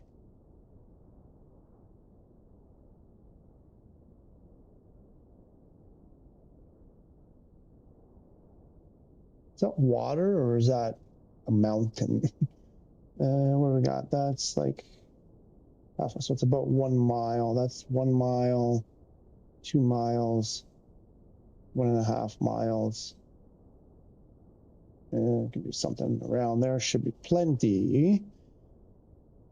Add that waypoint before Ukula. And then again, that's about 1 mile. So something like that should be good. As a waypoint, we'll put it before, nope, sorry, after the one we just put. And there we go. Now we got that.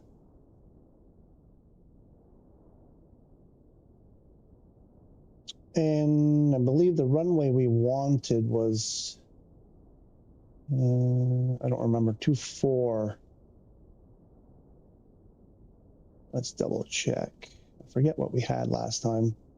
The weather was 240 at 5, 240 at 5, 5 from 2. And if we update this to maybe around here, it's the same. Refresh. What is it saying? 360 at 6. Over here it's saying 360 at 6. 5 from 240.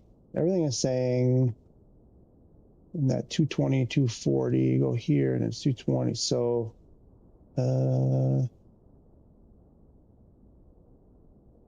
either one. Forget which one we picked last time. 2.4, I think it was. I want to say it was 2.4. Oops. I want to say it was 2.4 last time. Not 100% sure. And we'll go here and we'll do the ILS 2.4. Yeah, and we wanted to go from the north, I think. Like that is what we picked. That's the one. I believe that's what we had. And then we want to send IFR to avionics, VFR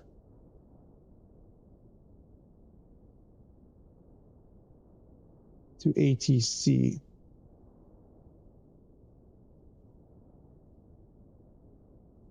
And now we have a flight plan.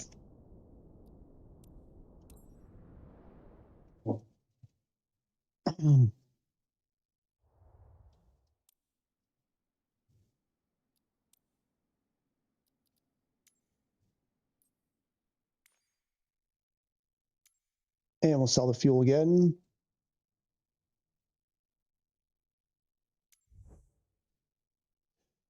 Aaron, here's a question for you because I've never tried it. I'm always afraid to try it because I'm afraid something bad will happen. Can you go to 0 fuel? I always kind of feel like I should leave a little bit in there. Also kind of like just in case I have to move the airplane, do something before I can refill it. It just as I'm a super contingent sort of guy. I always like to leave contingencies when I can. So I'm kind of like, better leave it a little bit than leave it completely empty. So yeah, the maintenance, I did it already. I don't want to pay the $6,000 again, but do this. I know it says mandatory every 25 hours or 24 hours or whatever. You have to do it way more often. People are having, not issues, but they lose their mission because it says part broken, and they're like, I don't understand, this stupid thing is glitched. And it's like, have you been maintaining your airplane? Because if you're not, maintaining, especially gear, because people are talking about, oh, I had kind of a rough landing. Well, then it's not the game's fault. If you're bad, and I'm horrible. My landings are brutal. I'm replacing tires and landing gear. They're consumables for me, the landing gear. And tire pressure. For some reason, you have to spend money on tire pressure, which is kind of a weird thing. But yeah, like if you're not flying super smooth flights with super calm weather and mostly the landings, if you're not doing super smooth, gentle landings, you're going to have to come in here probably like every second or third flight. And you're going to have tire and tire pressure issues and maybe even landing gear. And depending on how much you're braking, depending on the airplane, you could be wearing your brakes out really quickly too. So Do it, do it often. It's the best $6,000 you can spend, at least on the Vision Jet, because it just might save you from a failed mission or a crash or whatever. The other thing is the engine. I know people like to hammer these engines, but you got to treat your engine, properly. Going toga. Do you guys know that using toga, there's a limit on how long you should be running toga, and it's like a couple of minutes, 5 minutes tops at a time. And then I think there's like a big break. You can't use it. You're not supposed to use it again for quite a while. Most runways, you shouldn't even need full throttle. Not most, but on a proper long runway, you don't even need full throttle. So treat your engine well. I know we like to just go boom, full throttle, go. You don't always need full throttle. You certainly don't need toga. Shouldn't need toga most of the time. And if you do need it, get out of toga as soon as possible. The longer you're in toga, the sooner you're going to have to replace your engine. Mr. Watts, when you're in PSVR, can you sim rate with the PS5 controller? How did I know that was going to be your next question? I knew I should have done it. It should be the same. I can do it later. Today I'm focused on something different, but maybe if I take a break from this or whatever. Oh, and I also forgot to check. Damn it, you should have reminded me, Aaron, when I was coming back in to check the CJ4. If not today, Mr. Watts, Friday, when we do the Friday one, if you remind me, I'll do it right at the beginning. But it should work just the same. Did you get it worked out on the VR Sense controller? Because we did it on the stream and it worked for me. I'm just curious if you were able to get it to work for you as well. So what else? I forget what I was talking about. Oh, the maintaining. Yeah, you got to maintain your view. You got to maintain your plane. You got to maintain it probably more often than you are, my guess. From what I'm seeing, people running into issues, I'm like, yeah, you may laugh at me for doing it every other flight. And I hate spending that money, but I've just come to accept it. That's just a thing you got, because you're going to get unexpected breakages. And if you're not on top of it, you're going to have a bad day. So I just suck it up, pay the $6,000 to the mechanic.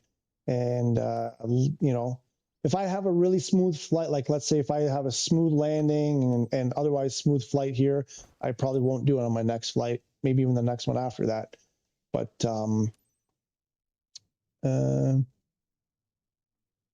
always replace oil, lights, tires, and batteries before selling planes. Cheaper to sell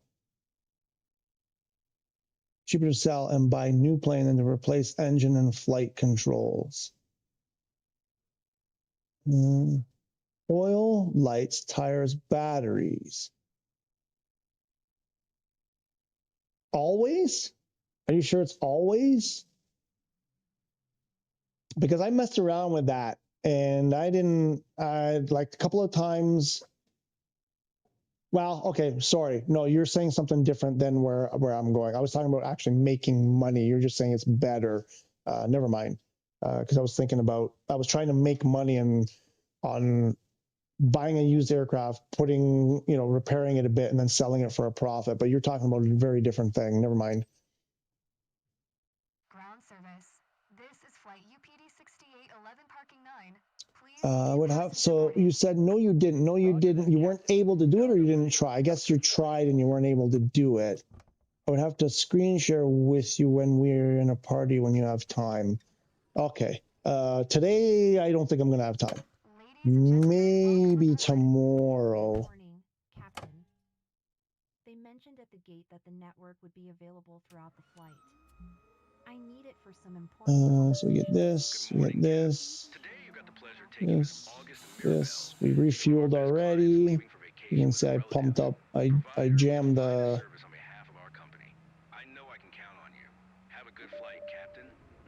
We get that. We'll get that.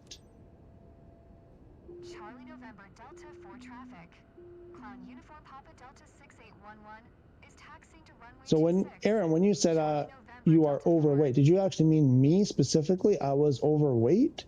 Or were you just talking about the cargo thing with the max fuel? I was a little bit confused on whether you were talking about me or that scenario about refilling 25%. What happened? What did I not do here?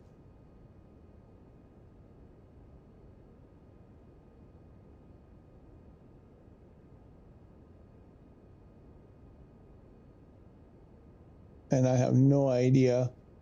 I've tried understanding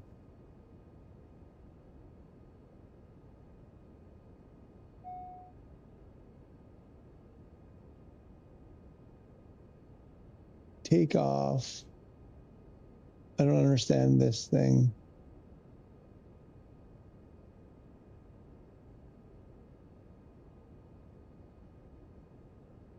Loaded weight in pounds. Okay, so my pounds are between 50 and almost exactly in the middle between. It's about 6,000 loaded weight. I don't, maybe, I don't know. I don't understand that. Why is it a loaded station inches aft of datum? Okay, is that like a CG? Is that like a long way of saying CG? Not sure. Normal envelope. Landing, max landing weight, current fuel burn.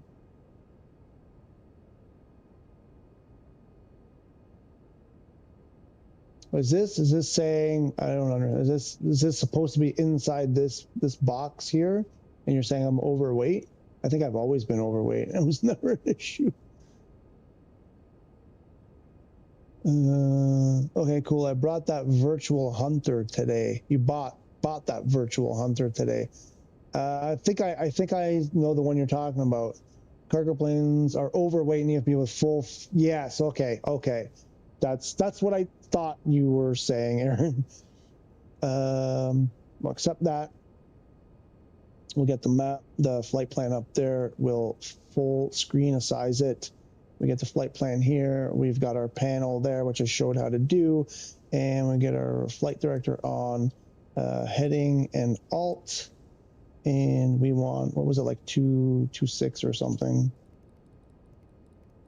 So we'll throw this kind of roughly in the direction we're going to go. Hopefully we remember to check it when we're on the runway before we take off. We're going to, I think we got 17 this time. Oops. And FLC and flaps. Don't forget your flaps. Okay, and then another thing that I've run into a problem. I haven't had it lately. It's more on the smaller airports, those tiny runways. But when you're taxiing, go to the external view, because sometimes they put a building in your path or a fuel box or some object. A lot of the objects you can pass through, like vehicles and other planes you can pass through.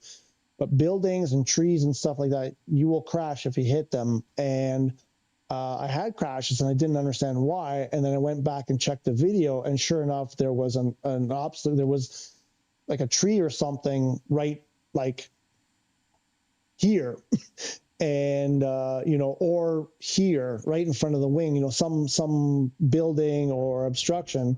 And I know you're supposed to look and whatever, but we don't, you know, the other thing that just reminded me, we're supposed to do this too, where my passengers freak out when I don't remove those. Is that it? Or is there another one? I think that's it. So they freak out when I don't remove those. But just to be sure, and on the smaller wingspan airplane like this, it's not as big of a deal. But on the longer wingspan planes, sometimes there's stuff that's too close, you know, or they just you spawn in right next to a building, and if you don't have a look to see if there's anything there to hit, that you don't, you know, make sure you don't hit it. So then the next thing is keep an eye on your ground speed right here. Usually it's displayed somewhere on this airplane that's right there when you're taxiing. And we don't really need to do it here, but I'm going to sim rate. I'm going to go double time sim rate for longer taxis. You can sim rate, but just be careful because you can lose control of your aircraft pretty quickly, but it helps save time. I know, and someone's going to say, you should skip to, I don't want to skip. I want to say, if you don't want to skip, And sometimes, and this airplane needs like 60% thrust before it starts moving. You can skip, but I'm not going to.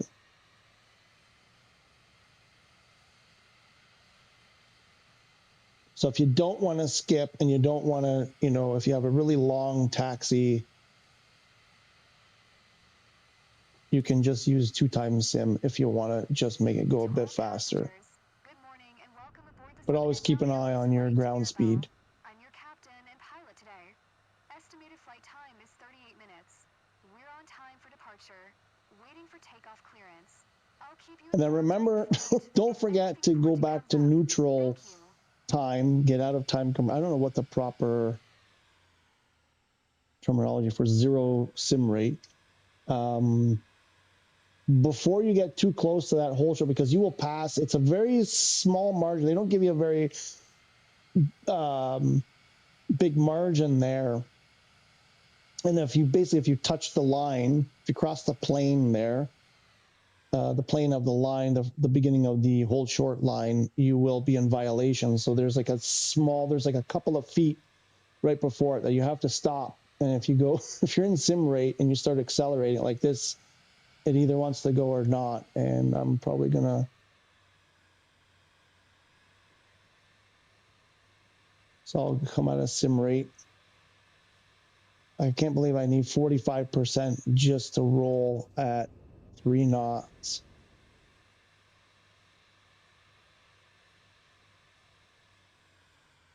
There.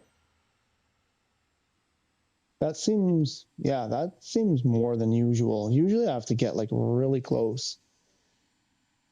Charlie November Delta 4 traffic. Clown uniform Papa Delta 6811. Okay, cool. Oh, the cargo planes are overweight and the takeoff can't be calculated. Yeah. Ran into that the other day. I was having that problem. I wasn't the cargo, but I had the same issue. I forced it. I just threw my own numbers in there and made it cool. If you skip to take out before acknowledging taxi clearance, they only give you 75% airline procedures. Yep. You do see your sim rate to the lower left of the compass. Yeah, no, I know. When you have the HUD up, if you don't have a HUD, you don't see it.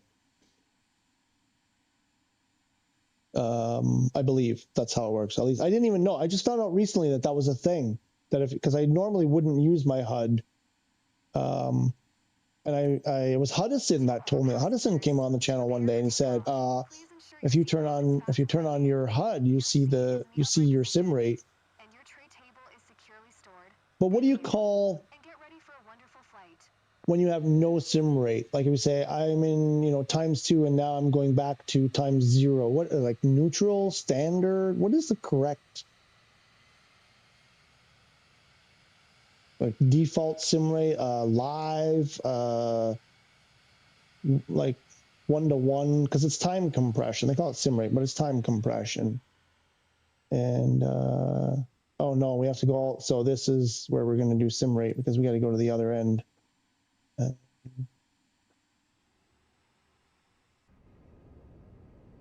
So this is what I'm done. It's like, oh geez, I hate these ones where you got to go all the way to the other end. So we'll come out of neutral sim rate or no time compression, and we'll go to ×2 time compression.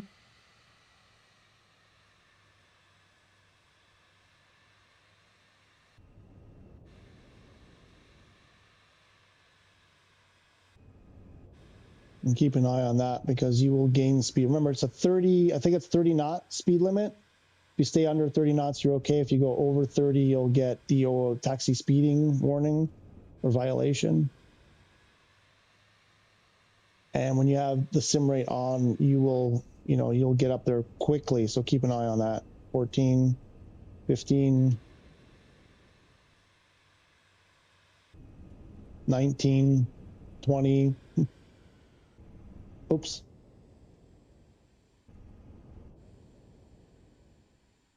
And then you mash the wrong button and you go off the runway and crash into the forest. That's usually what happens to me.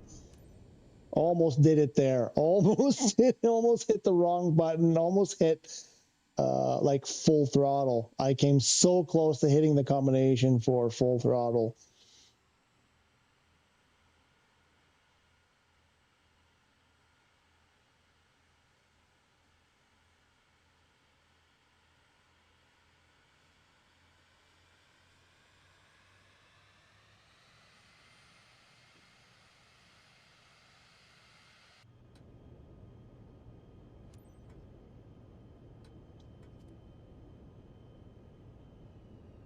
And then I just want to, so now you do like a final check.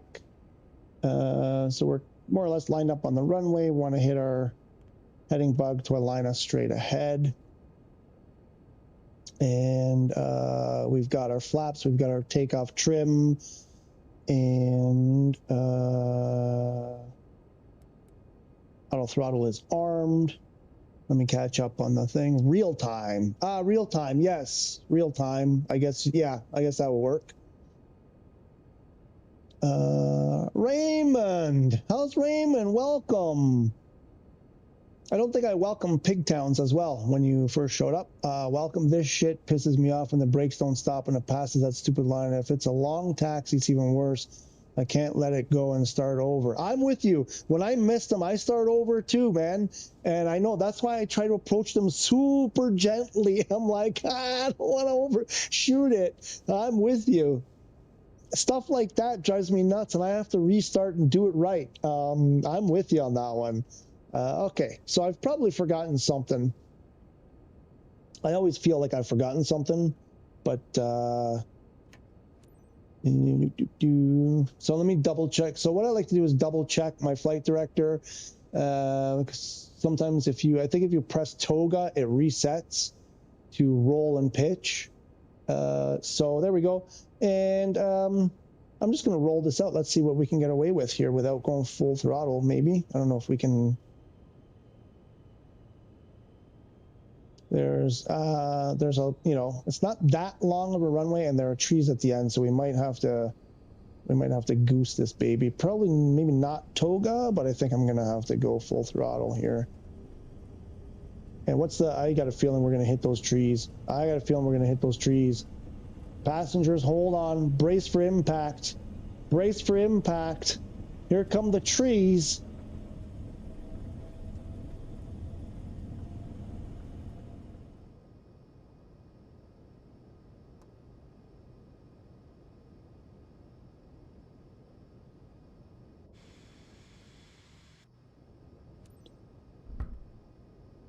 Okay.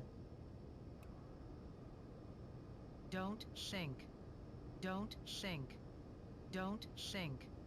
Don't sink. Whew. And then we want to throw nav.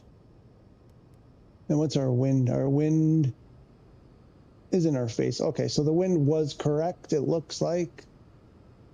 Why are you going over there? That's not where the GPS. Why are you going down? Don't go down.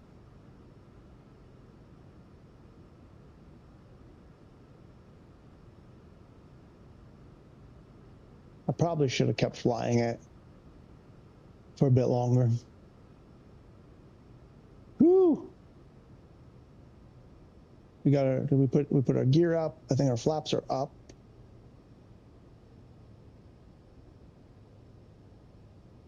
Not a lot of room. That could have used toga there. I could have used toga. It's a bumpy ride, though. It's a bumpy ride. So another thing, I don't know what number this is. I'm sure it's on here somewhere. I don't know what. We're probably like at 10 or 15 by now. Is whenever you make a turn, your heading bug now is over here. Grab your heading knob, click it to realign your heading bug. But I like the Vision Jet has this sync mode, and then the heading bug will follow your turn and then stop when you straighten your turn out. I love that feature. Every airplane should have this sync mode, and I don't see it on many airplanes. I mean, I haven't flown a ton of airplanes, but every single one should have that.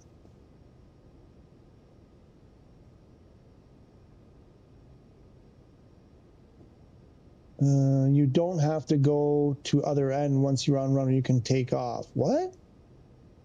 Then you'll get the you took off from wrong runway. Also, wait, what? That doesn't make sense. Anytime I've not done something on the runway that I was supposed to do it on, I always get the penalty. If it says take off from that runway, if I don't take off from that runway, penalty. If it says land on that runway and I don't land on that runway, it says penalty.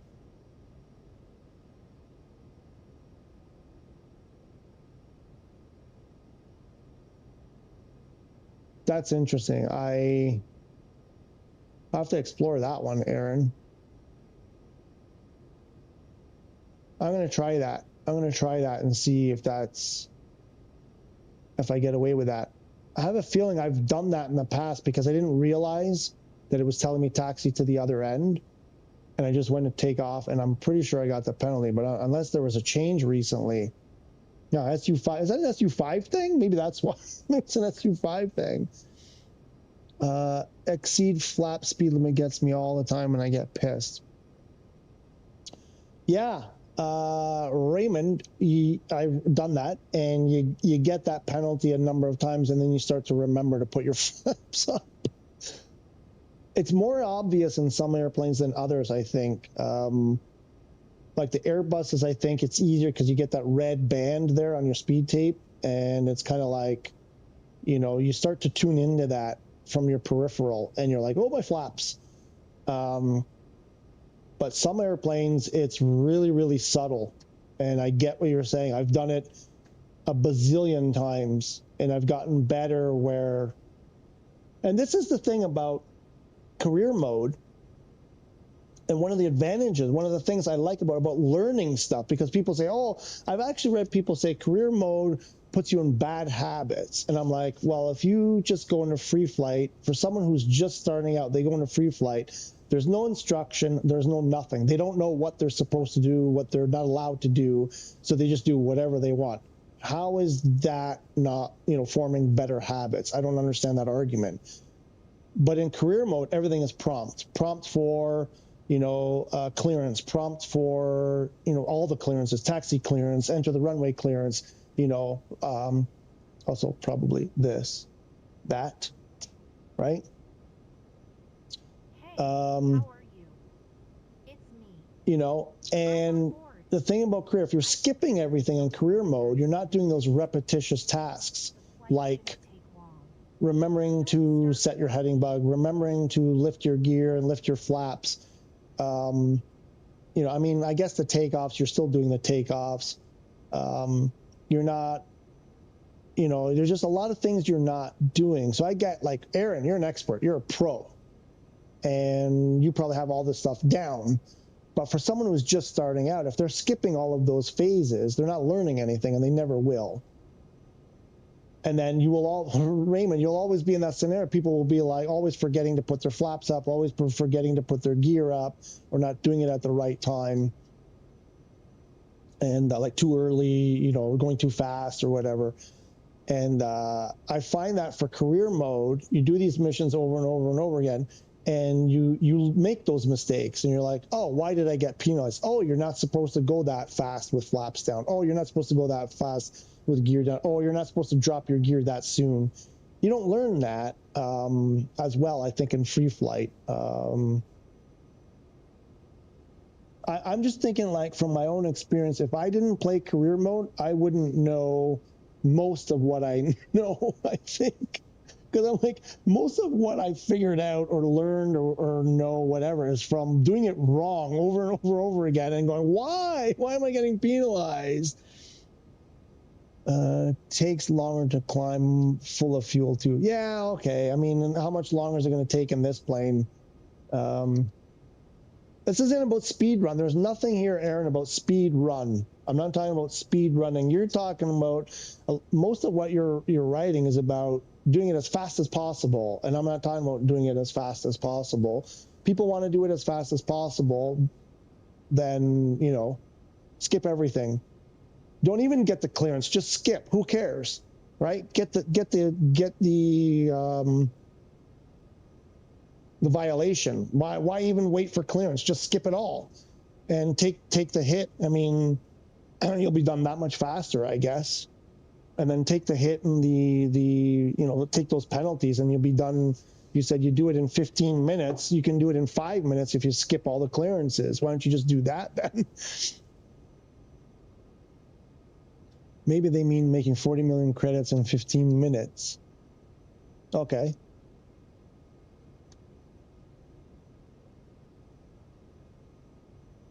All I skip is cruise, and I get to take off and land many more times.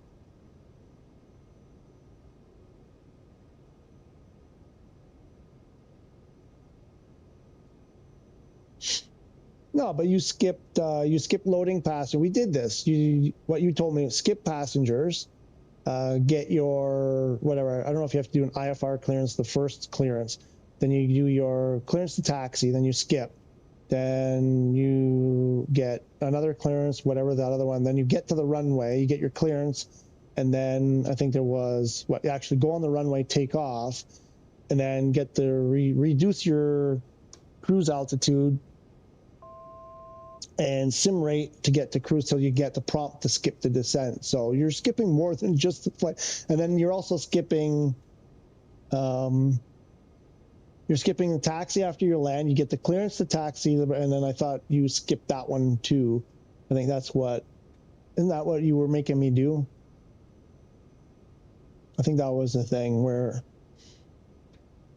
I always take it to 11 and then multiply by 100. Spinal Tap. Okay, where are we? Okay, so now we're approaching our cruise altitude. Oh, you know what we didn't do? Oh yeah, no, auto throttle's on. Okay, auto throttle's on. Now, there's a couple things you can do. I don't want to make this a tutorial about the Vision Jet, so there's one thing I won't explain. But the default, what'll happen here usually is the auto throttle will take you to just below overspeeding, and auto throttle kicks off a lot of times. It gets disconnected a lot of times, especially if you're sim rating or if there's turbulence. And what can happen is if you hit turbulence and your nose dips, you pick up some speed and you'll start overspeeding very, very quickly. So what I like to do, something that, you don't have to do it, but I like to throw it to manual and then bring my speed to 240, because I believe usually the overspeed is at 250, and it gives you a bit of a buffer to hopefully catch it. If your auto throttle kicks off and you start gaining speed, hopefully you'll see that you've lost your auto throttle, and before you start overspeeding, you have a little bit extra time there to notice it. If you go with the default, I think it puts you over 245, at least 245, and it's a very, very narrow. It's super easy to gain those extra 5 knots if auto throttle disconnects. So I like to go manual, and then also, you're in more control this way. And then when you go to your descent and your approach, I like to manage it that way also. Well, I know there's people that are getting overspeed crashes, overspeed, whatever, not even violations, but destroying their airplane from overspeed. And they're like, stupid game is glitched. It's like, yeah, maybe what happened was auto throttle disconnected. You hit a bit of a, what do you call those? Oh my gosh, that turbulent air. Anyway, pocket, whatever, you dipped down, your airplane started accelerating, and you didn't even notice that you were gaining speed, and you get that. And I think people are just, again, they don't know. They don't realize, because you expect that if you turn on auto throttle and autopilot, they're going to stay on, and people don't always realize that they're kicking off. If something's going on, that they just randomly, especially if you sim rate, especially if it's bumpy weather. And you got to keep an eye on these at all times, especially like the Vision Jet, the auto throttle. When you're sim rating or there's, not super smooth weather, it will bump off a ton. Sometimes flight simulation irritates people playing flight simulation. No, that's a thing? because I thought this was the most realistic flight simulator out there, and all you have to do is do all of the procedures correctly. Oh no, we're not doing that at all. Because if you wanted to play GTA, then just go play GTA. Too much sarcasm in the room. Yeah, no, I get it. Listen, we're just talking, but I want to try to say this frequently, is that it's your game, play it the way you want.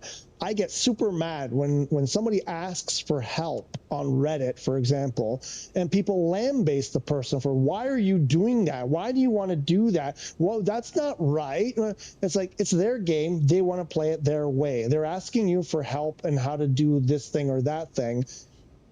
Who are you to say? It's like, so one person came on and said they should remove sim rate altogether. Shouldn't be in the game.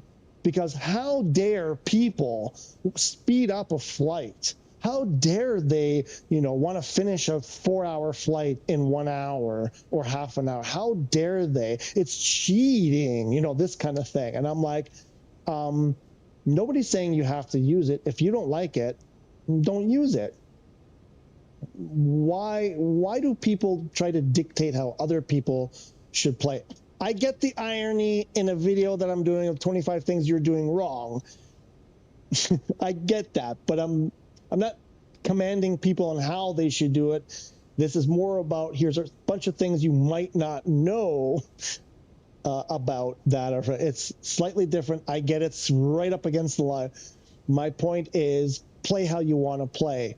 If you want to play Flight Simulator like you're playing GTA, you're not affecting anybody else. Why would I have a problem? My issue is when people come on, go into the forums and say, it's crap. PS5 is crap because, and something happened. I was like, well, that wasn't the PS5's fault. That's the game's fault. That's wrong in the game. It's like the issue that applies to every platform when they're saying it's because of PS5. These kinds of things. Look, there goes my auto throttle. So now I got to go put that sucker back on.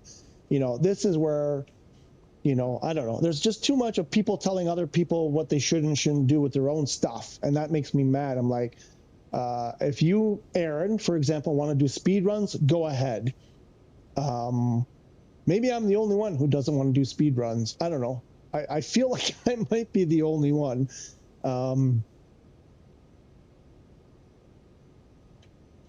Sometimes I'll do skydiving mission and I get penalized for landing on the wrong runway and there's only one runway. Well, there's always two runways. It's two different it's one runway, but there's two different directions. I think the message you're getting is you're landing in the wrong direction. And I get it's not clear when they say wrong runway and you say, what do you mean? There's only one. It's considered two runways because there's two different directions. Now, I don't know specifically what happened there, Raymond, but that's my guess.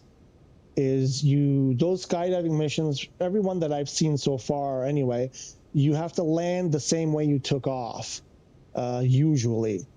But there's two runways. If there's one runway, there's really technically two. There are two different directions. So if it says come from the eastern one and you go from the western one, that's going to be a wrong runway. I believe that's what's happening.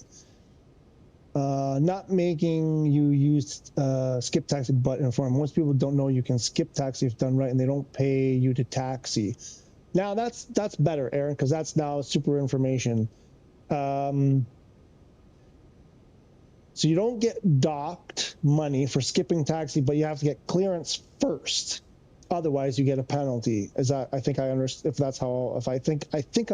that correctly, but that's fine. If you're just informing, that's fine. Skipping loading was needed for Airbus due to crashes. Really? Okay. Because that's one of the most fun parts for me is loading the passengers. I love that. When they come up the stairs, not the one like for the Vision Jet where they just, that one is kind of boring. I like when they do the ramp or come through the jetway. I love those ones, and then the airplane fills up. But I get why, after a couple times you'd probably want to skip that. And if it's causing problems, then yeah, that too. Reddit sounds a weird it's beyond weird universe. It's beyond. every day there's at least 3 posts saying I'm in my flight and no avionics. It's SU5 has been out for a month or more, and they're like, it's like every day people are posting that SU5 caused a lot of problems, and every day people are posting for what's wrong with this stupid thing, oh, what's wrong, and it's like they're not searching. They're clearly not searching. And every day there's like 5 main issues that there are like 10 new fresh posts for the same issue every single day that was just addressed the day before, the day before, and the day before.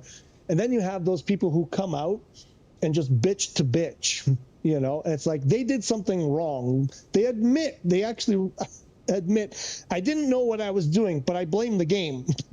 So there goes my auto throttle again. See what I mean? You gotta keep your eye on it.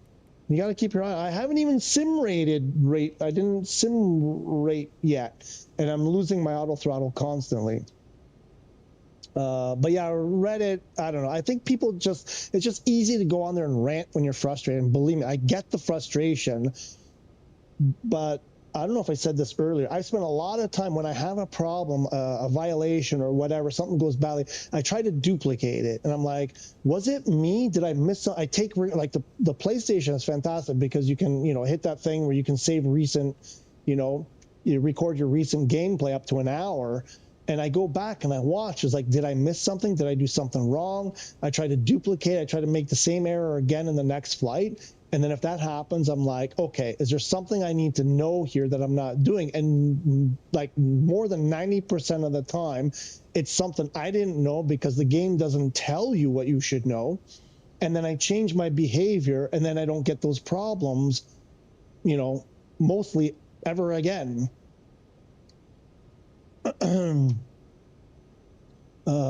Raymond says Reddit is low IQ hell. I get what you're saying, and that's funny, but it's like there's kind of like not a lot of thought put into the original post, and then there's a whole bunch of IQ that comes after that saying, you know, people going out of their way to say, okay, calm down. Have you tried this? Have you looked at that? You know, are you doing this? Are you doing that? But yeah, it usually starts off sounding like pretty low IQ, and then it just goes like boom. Krish, how are you, Krish? Welcome back, welcome back. I hope you're good. How are you able to run the sim without memory issues? Oh boy, this is the kind of thing I'm talking about. I've done videos on this. Go look up videos. I mean, this has been out there every day. You got to adjust your settings. Smaller airplanes don't tend to have those issues too often, much less so than the big airplanes. B, I have a LAN cable attached. C, I have 1 megabits per second internet. With a cable, I'm getting like 800 megabits per second through my PlayStation. I turned off photogrammetry. I turned off a few of the settings just to try to make it go better. And I'm streaming at the same time, and I understand most of that is the opposite direction. So for I can fly the airline. Every time I've done it almost flawlessly. If you turn all of your settings to the minimum, you can fly airliners almost without problem. I've done 3-4 hour flights in an A330. Every once in a while, you know, I get it doesn't go well, but most of the time it works almost perfectly. Very few stutters, very few issues. One thing is restart your game after a flight, especially if you're doing a big airplane like an A330 or 747 or something like that. If you do one flight, it helps if you restart the game. I find that if you start doing multiple flights, that's when things really get to. And it's been like that from day one. When I started playing on Xbox back in 2024, I couldn't do two career mode flights in a row. It would just blow up. So I had to get out of career mode and restart the game every time. Right now, because of SU5, it seems to be the same. Couple things I'm going to catch up on the stream in a second because there are a couple things I want to do here. So one of the things I want to say, you know, the sim rate to make these shorter flights go faster, especially.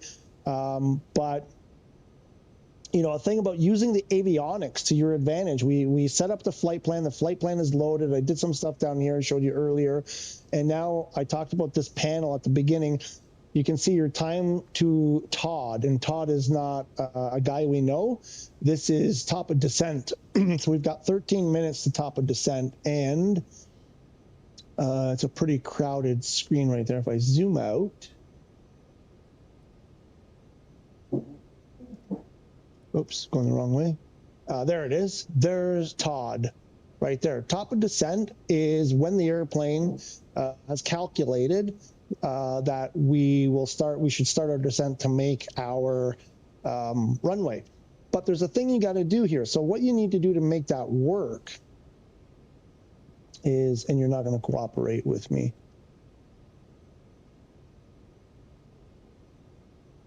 You have to go to your arriving airport, pull up the charts here, go to approach, grab the runway you're landing at, and usually it has a border around the one that you've selected. So you look at this chart, and I don't want to do a tutorial about chart reading, but you should go learn the basics of a chart. So we set in our flight plan that we're going to do Olaki, I believe. We're coming from Olaki. It's a bit noisy. And Wait, can you hear me? oh, she's yakkering. So we're going to be coming from this way and approaching our runway like this. So what we want to know here is this altitude right here. This is where we're going to intercept our glide slope. So what we want to do right now is enter this altitude of 3,000 feet. And we're going to put that in right here.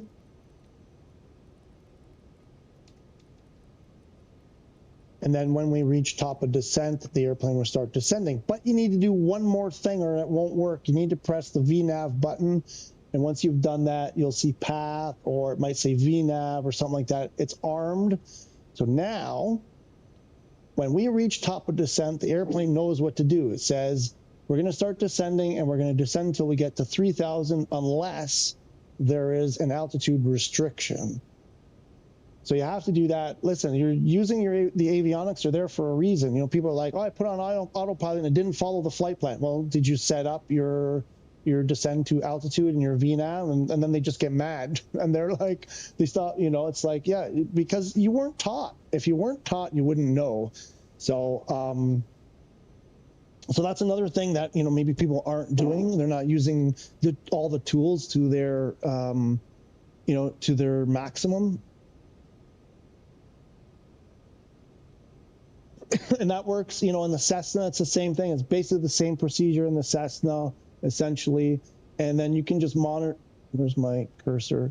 You can monitor this for how long you have to get there.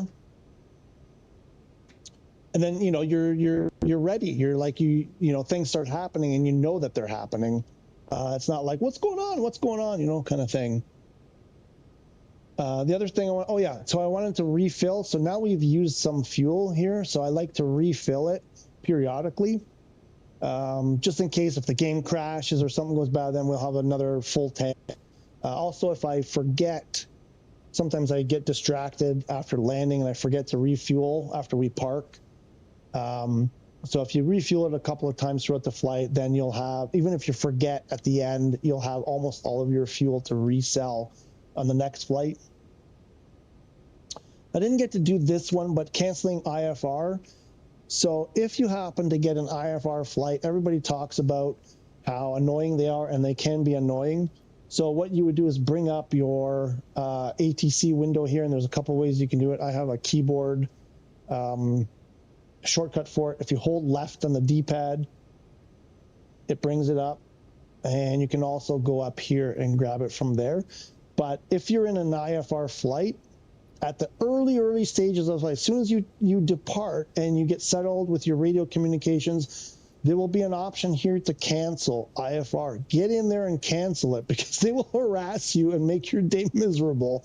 You know, because sometimes I find that the ATC is not bad. People are saying it's terrible, it's terrible. I find most of the time it's not bad, but every once in a while it is crazy. Like they'll tell you to start descending, you know, to your approach right after you took off or whatever. And I still feel like there's something that I didn't do right or properly, or change something at the beginning that causes that to happen, because I can do the exact same flight in one time, it'll be perfect, and the next time It won't be perfect. And I have a feeling I did some monkeying around in there and made it do that.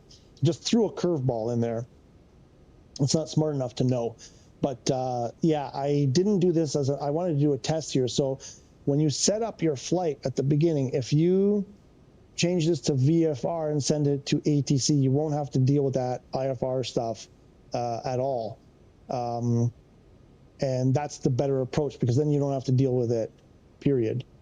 And if you happen to forget, or if it forces you into an IFR flight or something, you can just come in here and cancel IFR, and you don't have to worry about it.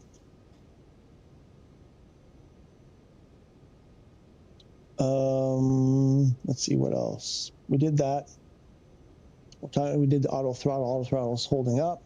Realigning the heading bug using avionics. External. We talked about maintenance, selling fuel, the weather bonus, the runway. We'll talk about picking the correct runway as we get more. It's more important on the landing than on the departing.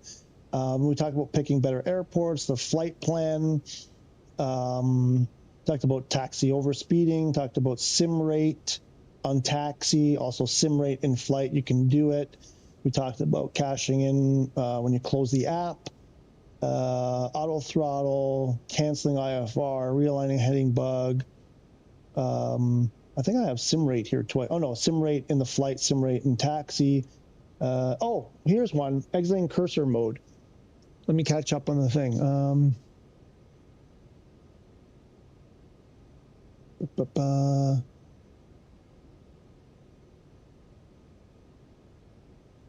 Oh, so right. So Krish, we were talking about getting it to run. Let me see if you wrote something. I hope that answers your question there, Krish. Then you will love the 747 loading. Okay. Can't wait to get there. I've been testing Korea for about 10 months. There isn't much I don't know by experience. Okay.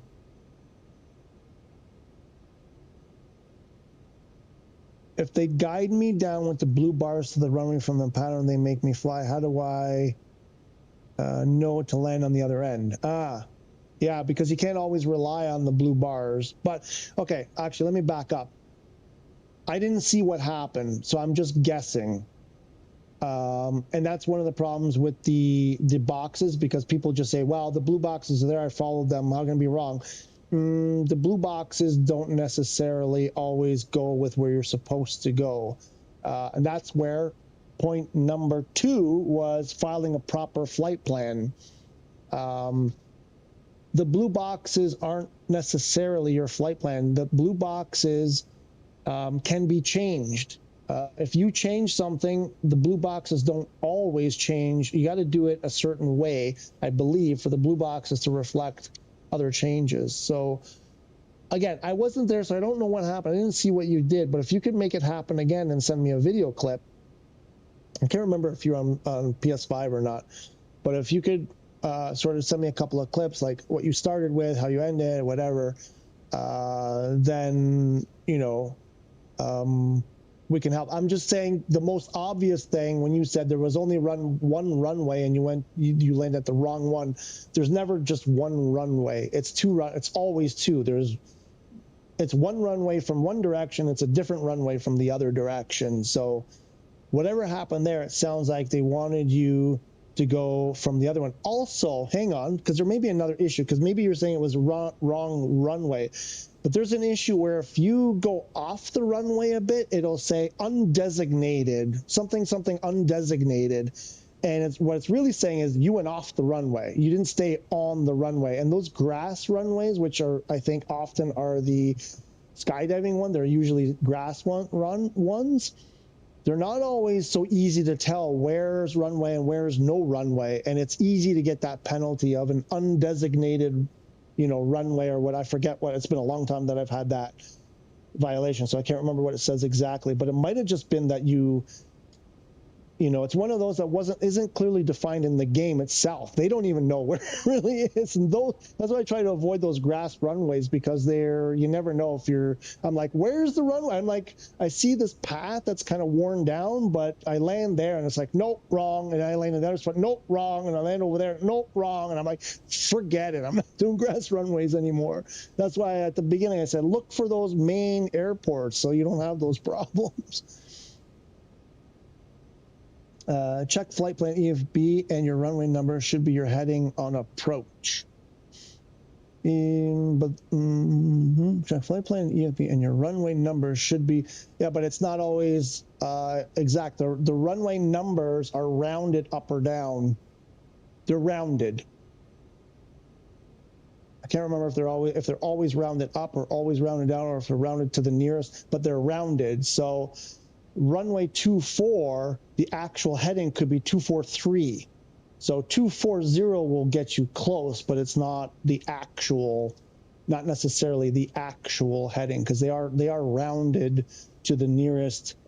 I think it's the nearest 10, I believe is how, but it is rounded to the 10. So you get like a couple of degrees difference, but your overall point is taken, but within a couple of degrees. Damn, son, getting a new router this week. Nice. Yeah, also, I mean, Krish, it matters, if little bro is streaming 8K movies and, you're on 100 megabit, internet plan, the game I read in the most detailed areas, the game can be streaming 180 megabits per second. 180. Sometimes it's 20 or 40 in the worst places, but basically that's your range. So you're looking at between 50 and probably most of the time between 50 and 100 or 50 and 150. And if your bandwidth can't handle at least 100, you're probably going to get problems, and then you're going to blame the game. You're going to blame, oh, it doesn't run on PlayStation, and it's not that. It's you just don't have enough bandwidth sometimes. Sometimes it's the servers. Sometimes it's, you know what I mean? So, but there's also stuff on the PS5 about clearing cache and rebuilding the database. I did both of those things, and I didn't notice any drastic improvement, and so I don't really do them anymore. Vertical track. There we go. That's what you want to hear. Vertical track. Now that means the airplane is going to start descending because we're close to the top of descent. AKA the executioner, Raymond the executioner. Once you're just about lined up with the proper run, ATC should clear you to land. That too. Well, usually, yes, you have to communicate also. That's the thing. Yes, you make a good point there, Aaron. Unknown. Bring up your ATC. At the beginning, I used subtitles to be able to see the stuff.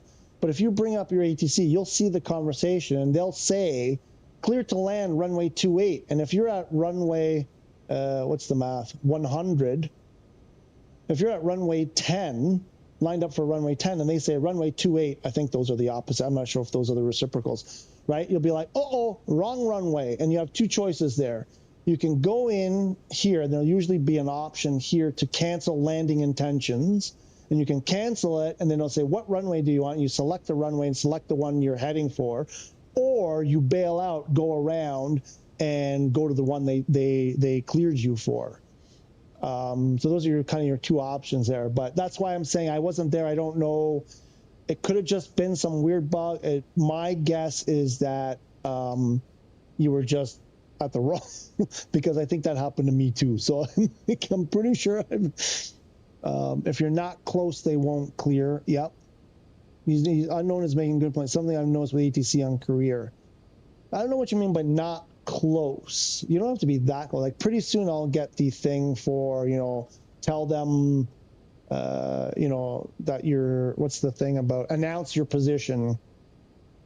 Usually, well, I mean, close is relative. I mean, 20 miles, 15 to 20 miles out, usually something like that. I think it depends on the airplane. If you're going in an airplane that's moving very, very fast, I think usually it's going to be quite a bit before that. Sim rate don't exceed 4 most of the time. I've done 16, I've done 8 often. It depends on the wind, it depends on the airplane. I've often done 8, but you can get into a lot of trouble quickly doing 8 or 16, but I do it sometimes when I'm in a real rush. But yes, generally 2 or 4 is safer for sure. And of course, making sure you check your flight plan, double check, triple check. I never use VNav, just FLC. Okay. Best to land almost out of fuel and fill when you park. Why? You were reading chat from 10-15 minutes ago. Okay. Thank you. Thanks for the update. So we're now descending.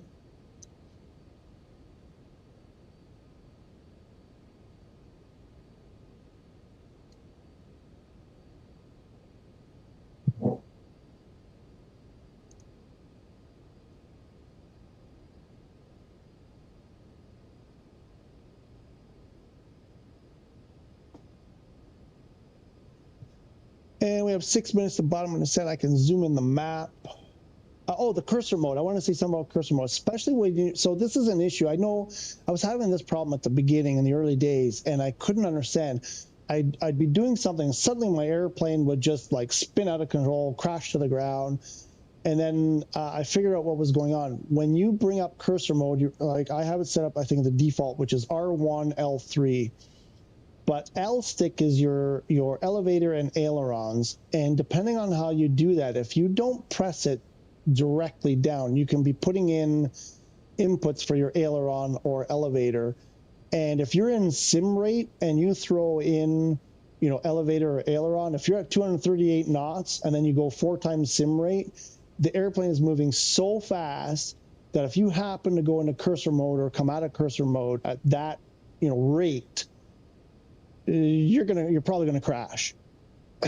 And so what I recommend is, now I'm in 4 times sim rate. Before you go cursor mode, always go back to real time and then go to cursor mode. You will save, because even if you make that mistake of putting in an input, you'll have a chance to save it. If you're doing 4 times sim rate at 240 knots, you're probably not going to have enough time.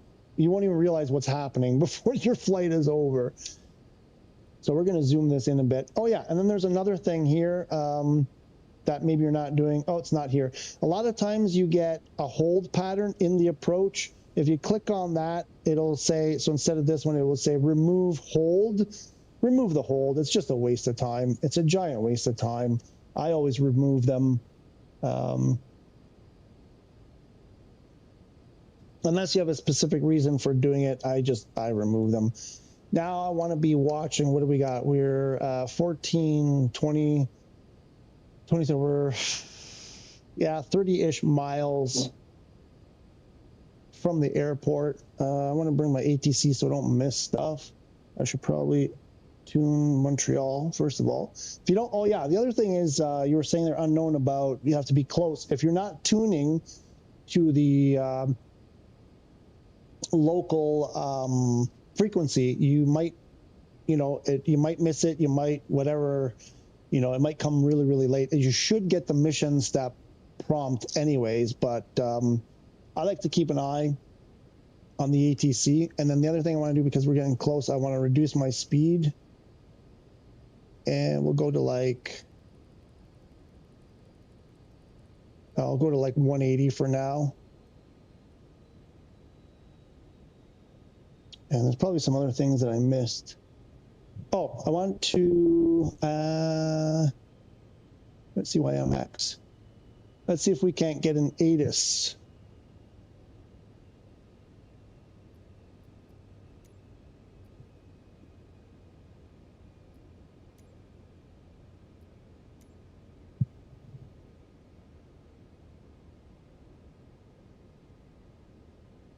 Mirabel Airport information, Charlie.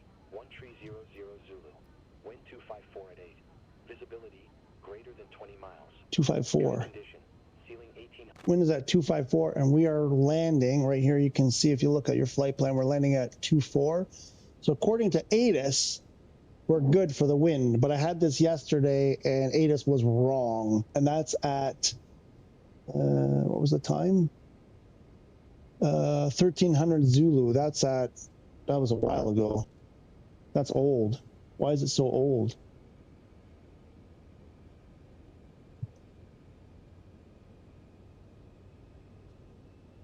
That's old. That's very old.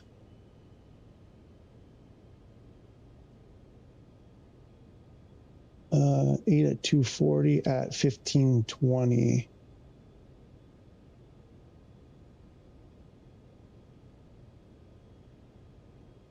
Of 5 at, what's the time here? 1140 Zulu. What are we? We're at 1647. 12 from 230. Okay, we looks okay. And then, oh yeah, the minimums. I didn't put my minimums. And minimum here, we're doing, we'll do 640 on the minimums.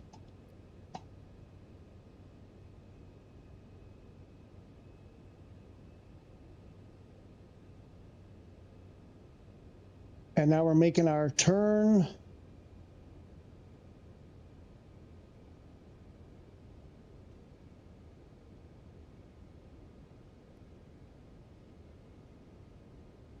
And before we reach final approach fix, this FAT, this Durgo, we want to hit approach mode. Let's see if we can, no, it's too early yet.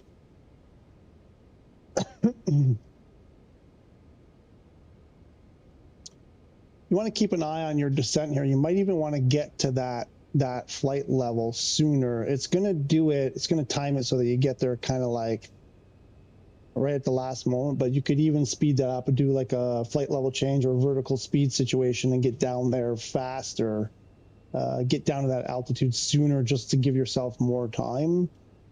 And I'm going to slow down some more. I'll go like 140. We'll throw flaps.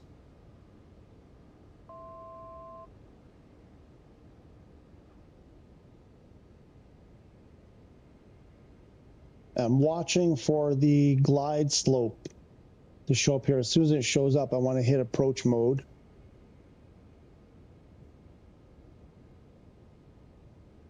Oh, that's lovely weather.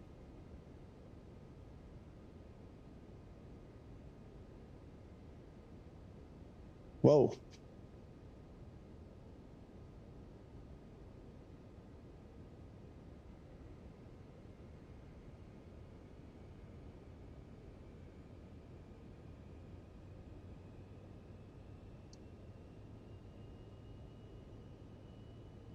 I hope we break out.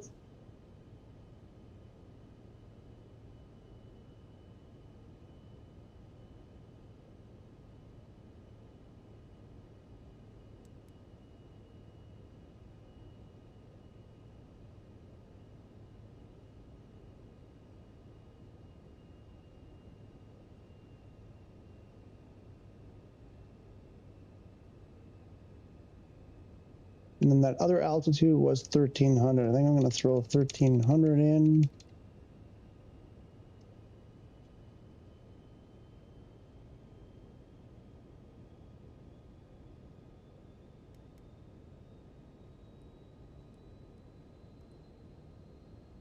Something like that.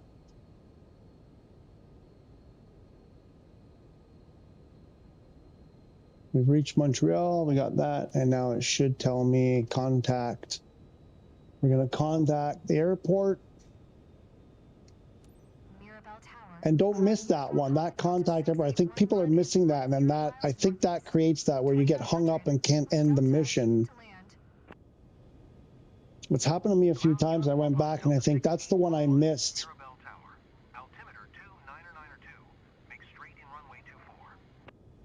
Roger. Make straight in runway 24. Clown uniform Papa Delta 6811.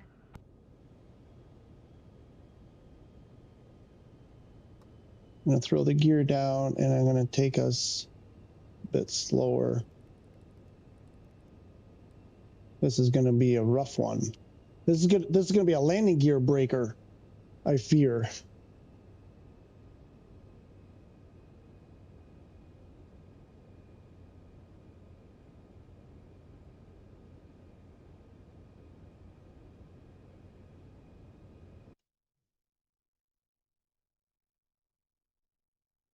What I meant by if you're not close, you won't get cleared if you're supposed to be landing, but you're lined. Because you're coming from the other direction. Right. Okay. That makes sense. I get you. Yeah. Many flights will have a plan that leads you to airport, but your flight plan doesn't have an approach for the runway. Just add and send. Okay. Key with this plane is to allow enough altitude and approach to be able to dive for speed through turbulent air. Okay. I don't like I don't like diving because I understand where you're going, but I find when I do that, the thing doesn't slow down. This airplane will glide for so long that I can never lose that speed at the end. And yeah, will be. I don't know why I'm not getting the glide slope lately. I'm doing something wrong.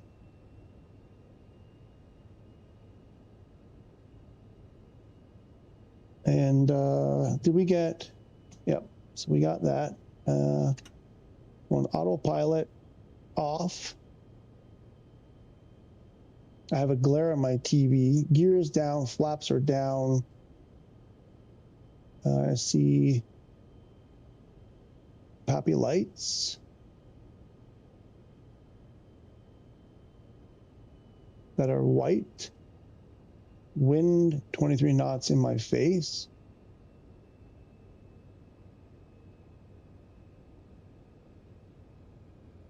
Fly to TTATC VFR pattern landing. Clown Uniform Papa Delta 6811. Wind 254 at 8. Clear to land runway 24.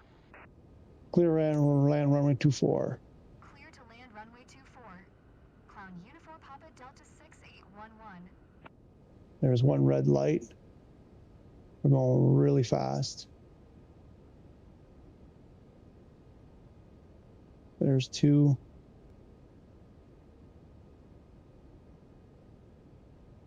We lost one.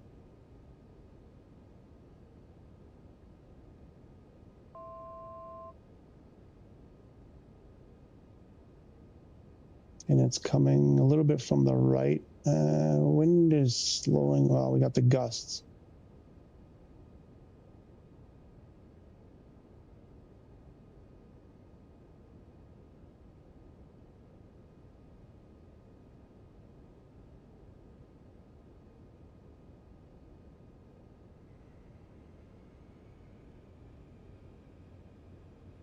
$500.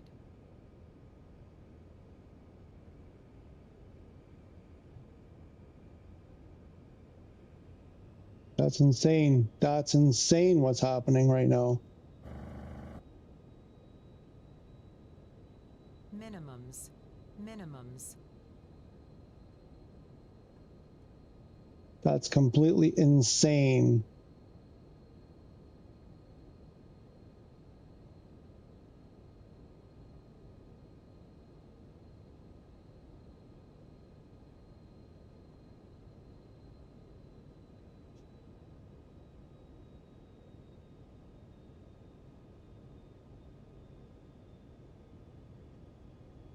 I slowed the sim rate. There was no way I was going to be able to make that. Okay, it's 11 knots now. It's a little bit calmer.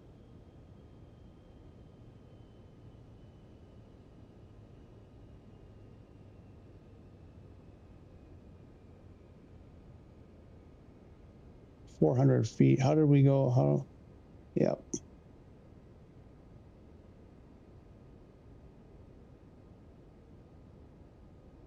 Oh, but the runway, it's like 3 something.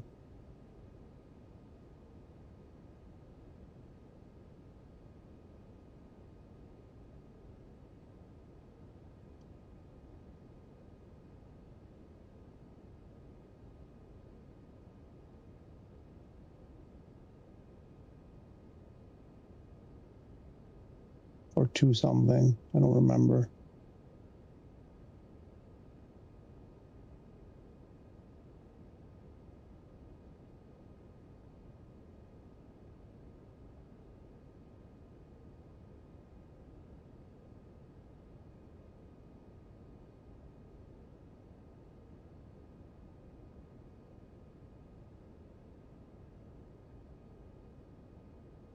270, is that what it is?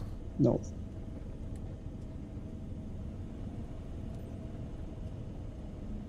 Oh, that's, never mind.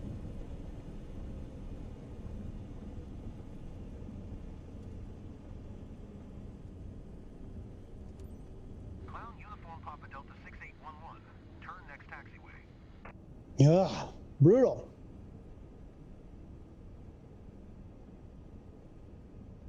So I refueled the tank as soon as I landed, so I don't forget later.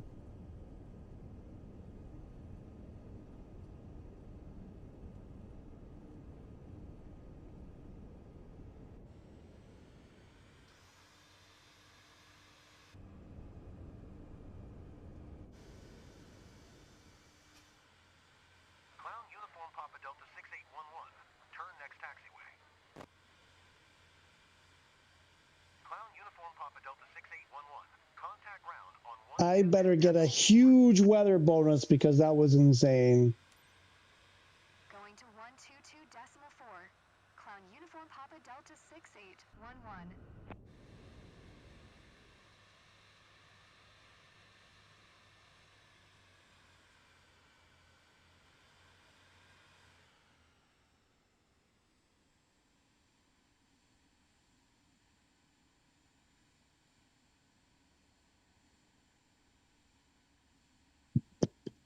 So we didn't have to change the runway. We had the correct runway, but there is a way to change it if you had to. We talked about that with Raymond, about how you might be able to do that.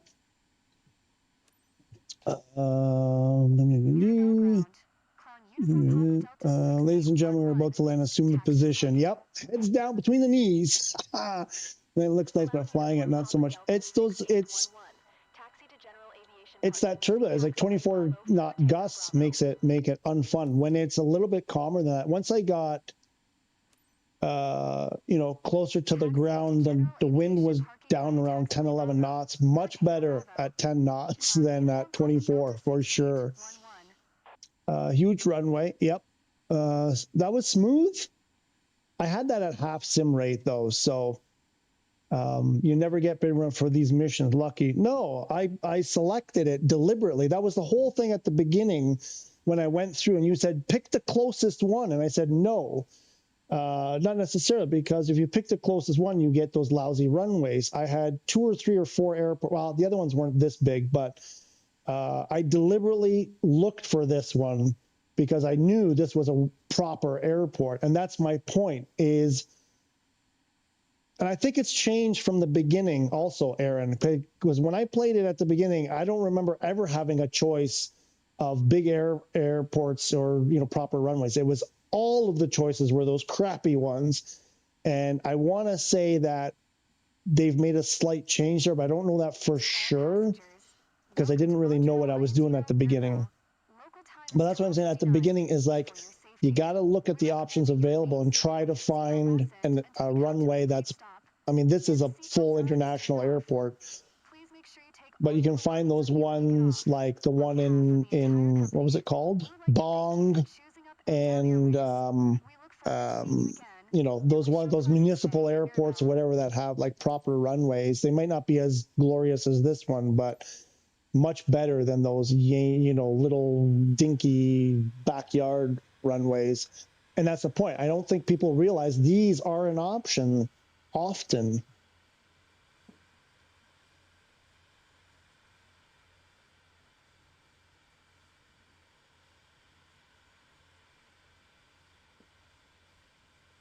Is it going to go or what?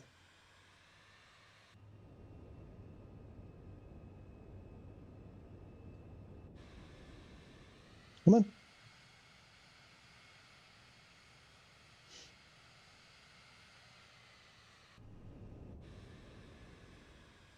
So again, sim rating while we're taxiing. This is going to be a pretty long taxi, so I'm going to sim rate, but keep an eye on your speed. Don't make your passengers sick.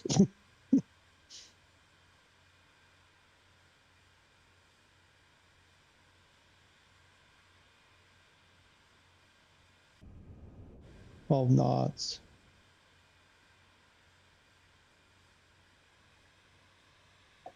Has anybody ordered the HOTUS 5 yet? I might. I'll see what if next month when Flight Sim Expo happens. If there's nothing, I think I damaged my. I gotta like pull into the left here. I need an alignment. Might get the Hortus 5 if nothing good gets announced next month. If there's no other options for PS5, I think I'm just gonna break down and order it. Also, brakes, you know, it's like a car. If you're hard on your brakes, you'll be repairing them often. I find the brakes on the Vision Jet are a little bit more durable. They must have anti ABS or something. On the Cessna, man, you tap that square and you lock up your brakes. You're going through brakes and tires like crazy, getting bald spots and flat spots. I think this has ABS because I hammer the brakes on this thing and I never have brake wear. My brake wear is super low. But if you're on the controller, you know, tapping the brake button, if you don't have like you know, pressure sensitive kind of thing, like the trigger for brakes, I think tapping is better than just holding the button, because holding it is like full on. It's full on or full off. And they're all things that, you know, make the wear, let's get that down, increases maintenance and all that stuff. You can have a failure. This is one of my favorite, besides the passengers loading and the cargo load. I think this, I don't know which one I like better. I love this when it goes smoothly. Let's see if we can make this happen. When done right, which I don't often do.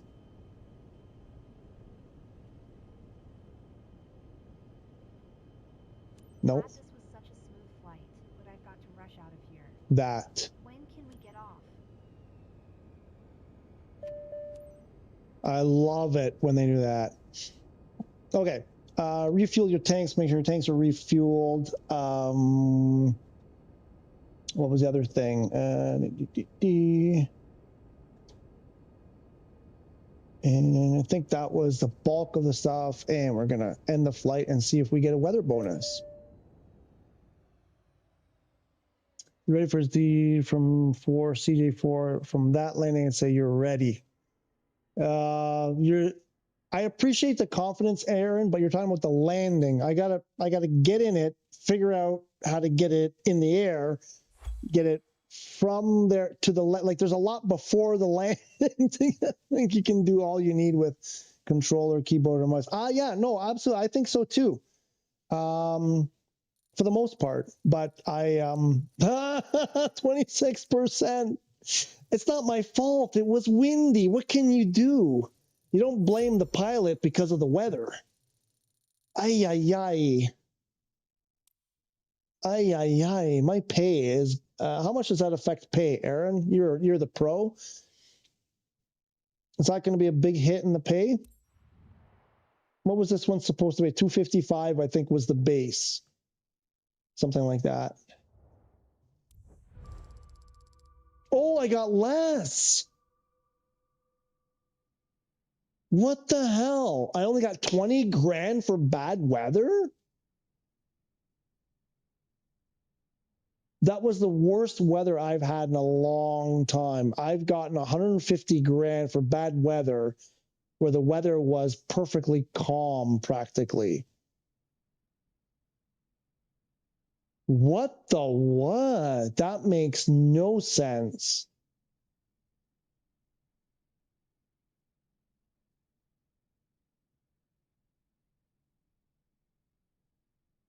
With bad weather, but I could have done this with live weather turned off and made more money.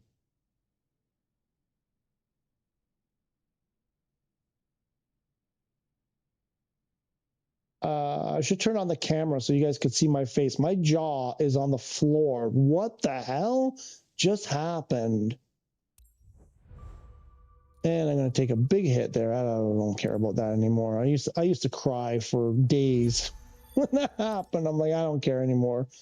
Before I forget, let's go check the CJ4. No, I can't. because I don't have. Oh wait, how does that work? Do I need? Can't remember. Do I need that company first? Oh no. Okay. Okay, we can see them. All right. Yeah, but so 4 point. What's the cheapest one here? 4.8 is the cheapest one. Then I gotta spend another $1 million to repair it, which I don't. And that's 4.9, and there's only the 3. I mean, for this, I mean, yeah, I don't know. I really wanted the Pilatus because I know how, I kind of know what I'm doing in the Pilatus. This one I would have to spend a week going over it before I would feel comfortable. This is the thing. I should add this. Number 28 is buying an airplane you know nothing about and then trying to fly it in career mode and then blaming the game because you crash. That's number 28. I wouldn't do it. I don't feel comfortable doing it because I don't feel comfortable with the airplane. Whenever I don't feel comfortable with an airplane, bad things happen.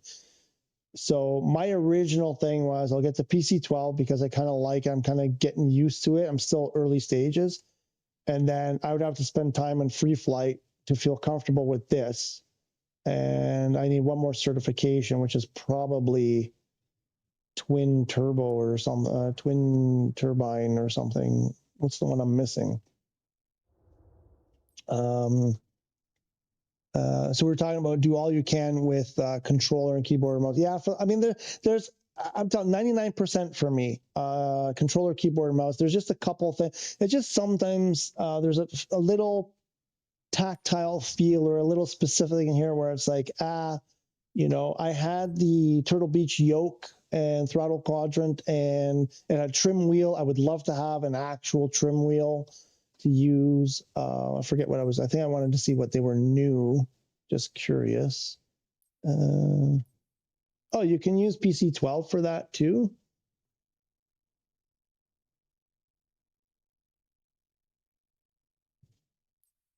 And 8.6 new. But so let me come back. I'm going to come back to Aaron. I got a question for you. Captain Cristo, hello, welcome back. Hope you're doing well. CJ4 is easy once you learn the throttle. Yeah, everything is easy once you learn. Try it for 10 minutes and free. 10 minutes, I won't even get the airplane started. 10 minutes, I won't even have the batteries on because I go through the checklist and I turn every system on and I spend time getting to know that. I won't get anywhere in 10 minutes. That's the thing I'm talking about.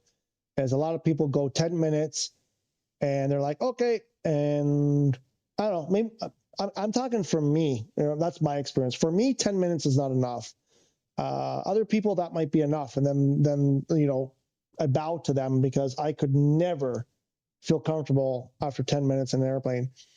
I think the simplest airplane to fly in terms of complexity and nothing to distract you in terms of complicated avionics is the Zlin Savage Cub. It has nothing. It's as basic, I think, as it can get, except for maybe some of those really old planes like the Jenny or whatever. And that took me, you know, I sat in there half an hour before I even, you know, turned it on. Range and speed, or at least get cert. I'm not ready. You're telling me how to play my game. You're going to love the HOTUS. I'm sure I will. I'm sure I will. Well, you'll need to know it at some point. Yeah, I'm agreeing with you. I'll need to know it at some point. I'm just saying I'm not sure that this is the point.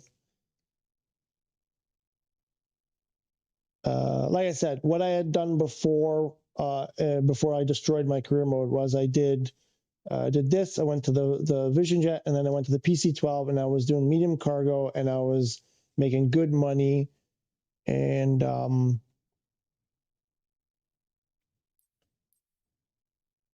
I don't know. There's something about the CJ4 that's my spidey senses are tingling because the stuff that I'm thinking about, all the things that I read, and there's a reason why I don't have it in my mind as the next airplane, because I think there's something there that it's like the Caravan, the 208B. A lot of people say, don't get the PC-12, get the 208B because it's cheaper. You can get it far sooner. And I did that because you can buy it used for, where's the cheapest one? 2.2 million. I did that, immediately crashed it. I'm like, I don't understand this airplane. I just don't understand it. And one day I want to understand it. But right now I'm like, I just don't like it. It's just not I just can't. The PC-12 isn't like super comfortable for me, but I kind of get it more than I get the Caravan. And I'm like, and people swear by it. They're like, no, you have to. And some people, I think there are just some people like, the airplane doesn't fit them. They just don't. And I get the temptation. I did that and I wasted the money. I'm like, if I had not done that, I would have been in the PC-12 sooner. The thing that's bothersome is that why is the PC-12 not available for sale used? Why is it not here? It doesn't make sense. It should be here. And well, I know the answer is so that it's the preferred plane, and that way you have to grind longer to get the money. So you play the game long. It's all about hours in the game, folks. It's all about hours. They're doing everything to keep you in there as long as possible. That's what it's all about. So we checked that. The cert that I would need, I don't think it told me there. So I've got private, I've got medium, I've got everything I need for VIP. Oh, multi-engine is the one I'm missing. Okay, really? Oh, because what did I do? I did, there's a bug flying around in my face. Can you read that? So I did turboprop, I did jet. Oh, here's multi, okay. That's the one I need.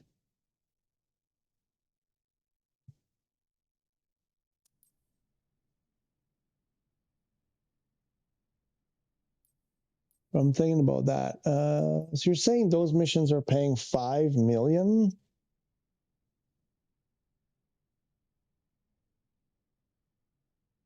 And those would be VIP.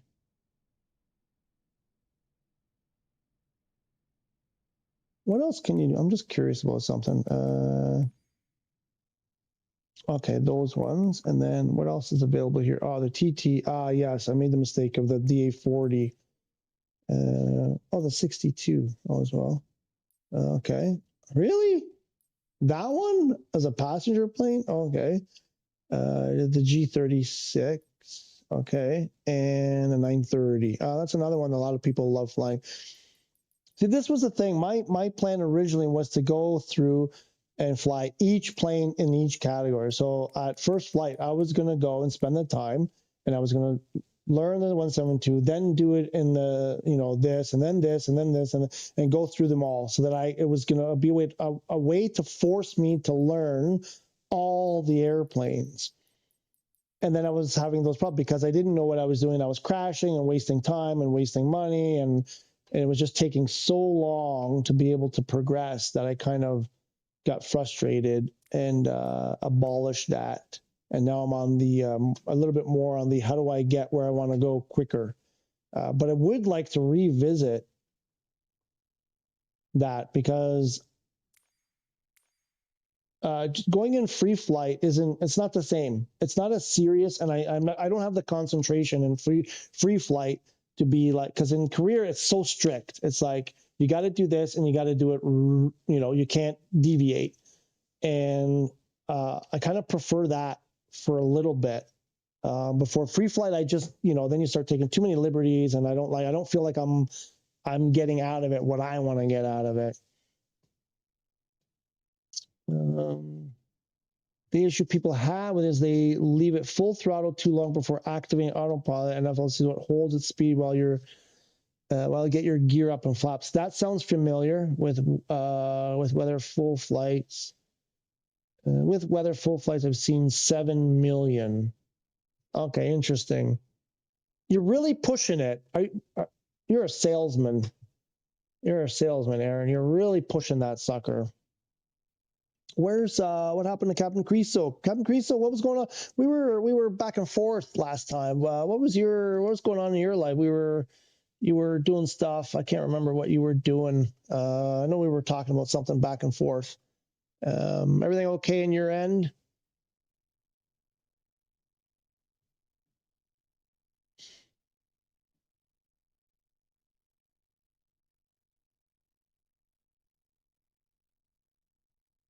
I should have wrote the list out. Oh yeah, no, I was going to actually. I was going to write this list out and put it there on the streams for you guys to see, but my internet wasn't working this morning, so someone respond without watching that. Hope number one is playing career mode.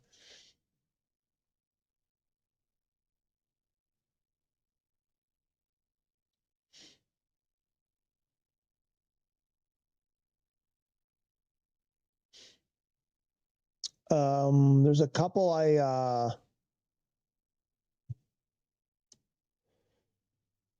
so a couple things here. One of the things you're not doing right in career mode is watching more of my videos. Just throwing that out there. Just throwing that out there. You got to watch more of the videos. No, I'm joking. And this, Aaron, you've been pushing me. You're like, go get the certification. One of those things on my list is not waiting to get additional certificate. I find people are, again, they play the way they want, but then they're like, I want to get these certificates. I want to get these. And I did that the first time. Where is it? This way. And I did that the first time through. I was like, oh, I want to get them. And there's something about getting these. And I would make a little bit of money as an employee, and then I would spend it all on getting, ratings that I wasn't going to be able to use for a long time. And, that's fine. I'm like, listen, play it the way you want to play it. But you're going to spend more time. Then people complain about the grind. I'm like, you might be creating a situation where you're forcing, more grind by going about it that way. Missed approach is another one. It's, you don't have to land the first time. If it's not going well, you can always declare a missed approach and go around and give it another shot. Especially, I think, for skipping to descent. Sometimes it puts you in a not a great spot for a good approach. And, there's nothing wrong with just going around and trying it again. I think it's something people don't, because it's not talked about too much. There aren't a whole lot of videos out there. It's just not in the conscience, to go out. We're so focused on gotta land, and we don't think about that. Yeah, you know what? If it's not going well, don't force it. Go around and try again. I think that's something that, maybe there's room to use more of that.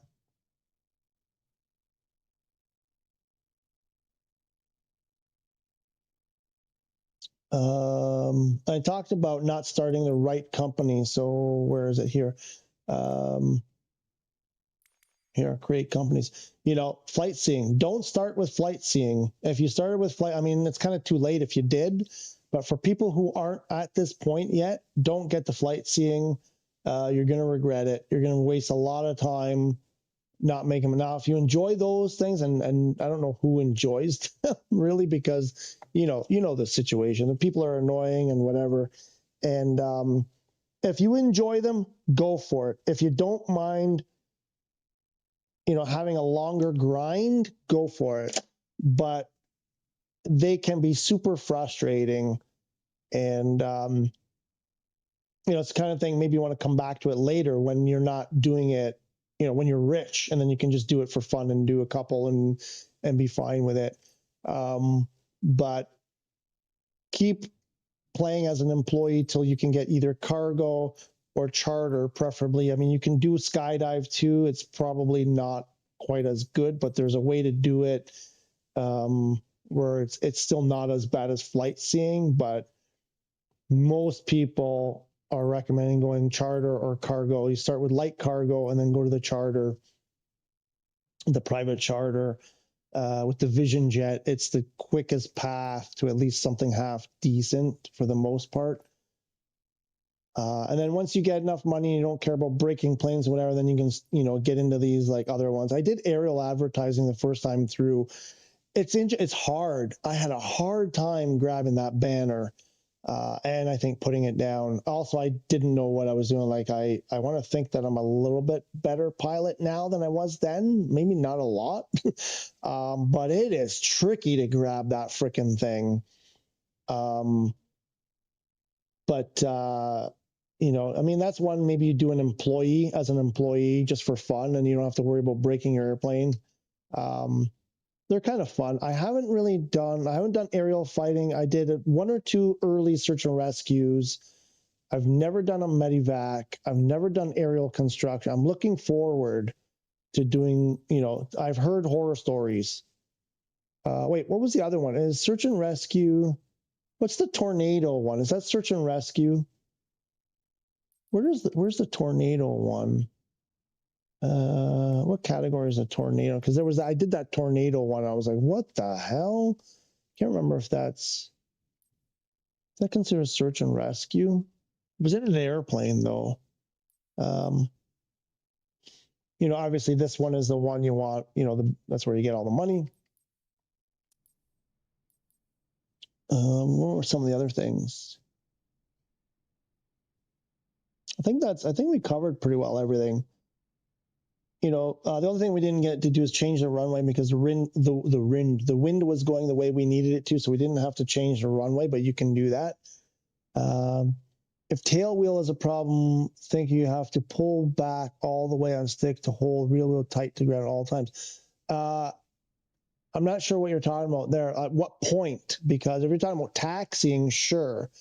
But on landing, because I'm trying to get the tail wheel down on the ground as soon as possible on landing, because the airplane wants they want to spin around, but I'm usually still flying, and every time I start pulling on the elevator, pull on the stick rather, it takes off again, and landing those things are so freaking tricky. I recommend buying, repairing, and selling your first plane for the Savage Cub and SR for quickly building career. Okay, wait. Buying and repairing and selling for the Savage Cub for quickly building. Okay.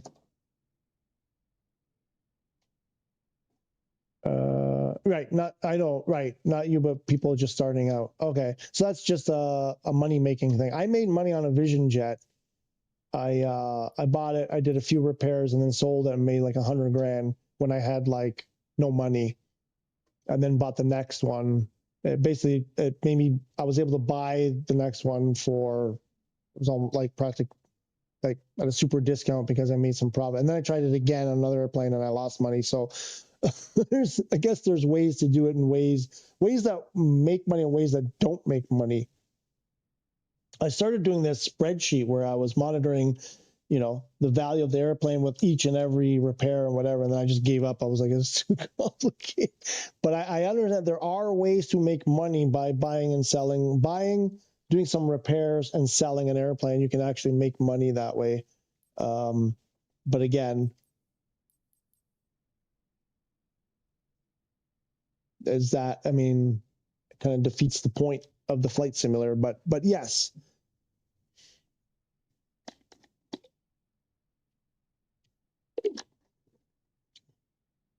Okay, what else? So we did the used CJ4. We looked at that. Where's my funky pencil Medina? Funky pencil Medina. We did that.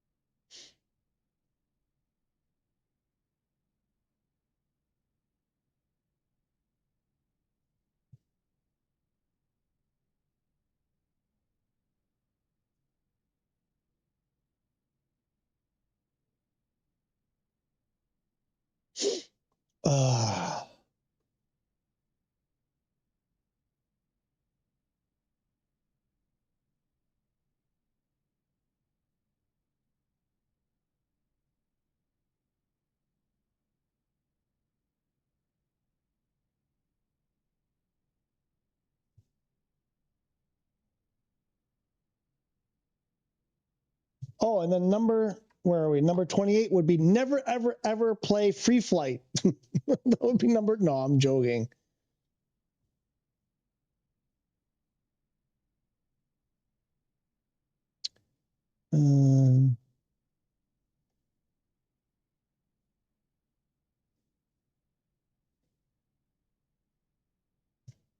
Estaba más, estaba, esta semana. Last, so someone wrote, I believe this is Spanish or Portuguese, Spanish, I think.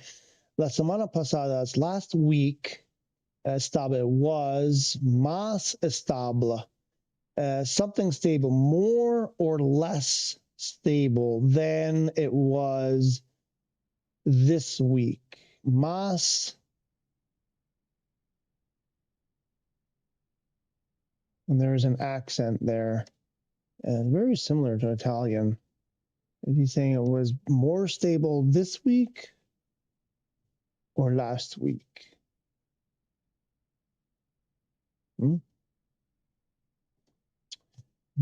This bro is saying last week it was more stable. Really? Don't you think? It's funny how people have completely different experiences. Oh, wait, that was the beta. Yes. No, in the beta. Yes. No, sorry. That was when we played the beta. This person said, yeah.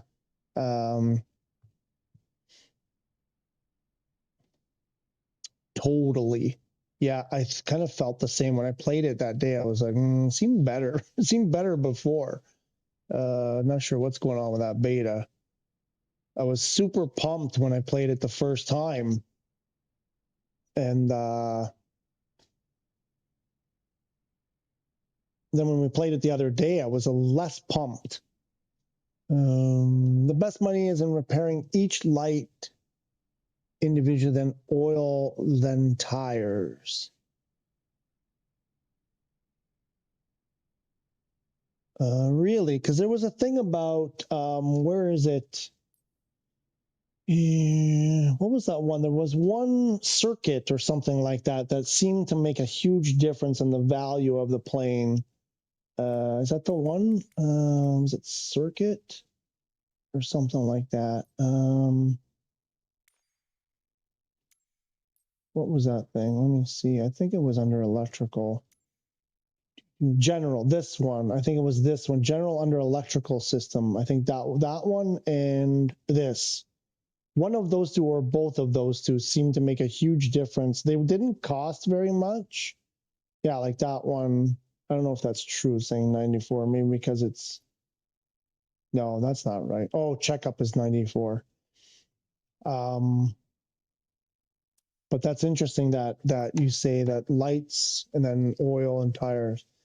Jim Lee, how are you? I can't remember if you've been here before. I want to say you've been here before, so welcome back. If not, welcome. I apologize if it's been asked or answered already, but how do you get 5 million credit? Did you grind for that long? I'll tell you what I did. I'll tell you exactly. I haven't been grinding very much. I just, the first thing is, okay, let me see. Let me tell you. I'm not sure where batteries give good return as well. Sure. I'm not sure where you're at, Jim Lee, but, oh wait, I want to go here. Do not buy flight seeing. If you're still an employee and you haven't started, don't buy flight seeing. You'll waste a lot of time. You just don't make much money doing those. And they take a while to do, and they're annoying because the people are, they're not enjoyable. So the general consensus is don't do it. Keep doing. So as an employee, so you start off, actually, let me back up because I'm not sure. Again, I don't want to make assumptions about what you're doing or what you've done. So let me try to back up because it's been a lot's happened in my head since then. So you go back as an employee. Oh, we got red dots now. We got red dots. I'm still not entirely sure what the red dots are all about. So as an employee, you start off with those, whatever, those stupid, whatever. You start off with the one you don't get paid for. Then you start doing, I think it's these ones, whatever. And then you got to get, I think you got to get a certification, basically get to the part where you can do cargoes and ferries. I preferred, actually didn't matter. I did both of those. I just kind of did whatever one paid more. I guess these ones, that's what, 20 minutes. So I just kind of picked, because you're not dealing with people who are yammering. So you just try to find the ones that were the least amount of wind, the easiest flights that paid the most. So try to avoid a lot of wind, because the 172 is going to get bucked around a lot. So I tried to pick ones that didn't have a lot of wind. I actually, during that stage, because you weren't getting weather bonus anyway at that stage, I don't think. So I turned off live weather, so they were all calm flights. I just wanted to get in a groove of doing, trying to get some smooth landings, building confidence. And so you just do a bunch of those. And you do them until you can afford. You just pick whichever ones, make it easy on yourself. Get rid of the wind, get rid of the turbulence, pick airports that have better runways, where you're not dodging trees and all that. Maybe make a little bit less money, but it's less stress. For me, it was less stressful, but you do what you want. If you don't mind that, go ahead and do it if you want the challenge or whatever. But you're asking me, so I'm telling you what I did. So I tried to pick the ones that paid the most and were the least amount of trouble. And then I just kept doing that. I'm doing the first flights. Okay. I am still getting only about 2,000 credit. Okay, so you're at the early stage. If you have started on what Dizzy's time, well, it's worth your while to start your new career. I don't think he's that far yet. He hasn't started anything yet.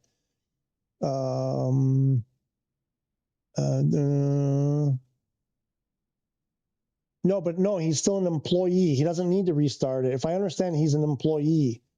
If I understand correctly. I am doing the first flight, so I think he's still an employee. Don't go crazy with the certifications in the meeting. Don't get IFR, the instrument rating. I don't know if you've already done it, because that'll bring wind and problems in sooner. Don't do it until you have to. So just stick with your CPL if you're at the stage that you're at. Exactly. I would never restart a wreck mine, still kept my employment and got another one. Yeah, Mach 2, there's a point. It's like there's a certain point where I would say if he just bought it, where are we, companies? If he just bought, did you say first flights? He's saying first flights. So I think he's still an employee. If Jim Lee, yes, employee, very early. I'm just wondering, what does it get better? Okay. Or do I need to expect months before I get good payouts? Okay, let me try to adjust. Everybody's piping in, trying to help you, and sometimes there's conflicting stuff. Okay, so you're still an employee. Don't go crazy with so when you, let me do this, because it's the most important thing I think that you need to know right now at the beginning, is when you get to this point when you can start your own companies, they will sort of shove this in your face because it's the only thing you can afford. And your first airplane that goes with your company is hugely discounted, and you get it super cheap for like 30 grand. You'll be able to start a company, but you're going to make about the same amount of money as you're making now, and you'll be grinding forever. So don't get the flight seeing. Keep doing. I'm going to tell you, sort of give you some options of what to focus on. Keep going until you can afford at least the cargo or charter service. But you'll have to be able to buy the plane too. So you'll need the 10 or 15 or 20 grand. I forget what they cost. Actually, here, you know what? I'll tell you, because I saved a screenshot just for you, my friend, Mr. Jim Lee. I saved this screenshot for this conversation, and it has the prices there, I think. I got to go back a while. I guess you can put favorites or something, right? I should bookmark that.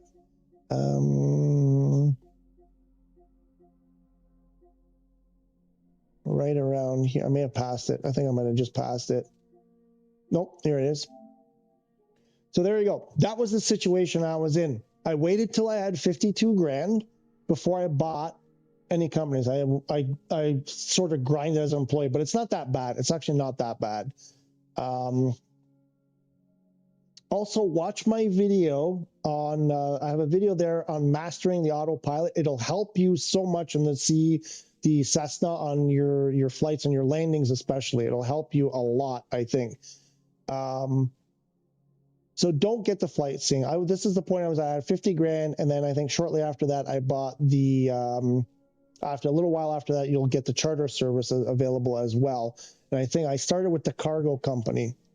And you get your first airplane, like, I think it's like 25 grand or something. I can't remember. It's hugely discounted. So in order to get there,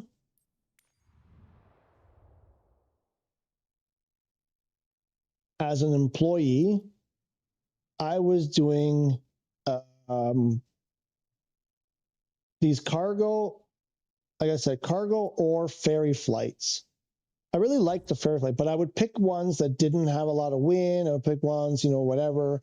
And yeah, you're not making, I mean, here, go, this is an hour and a half. You can use sim rate if you're careful.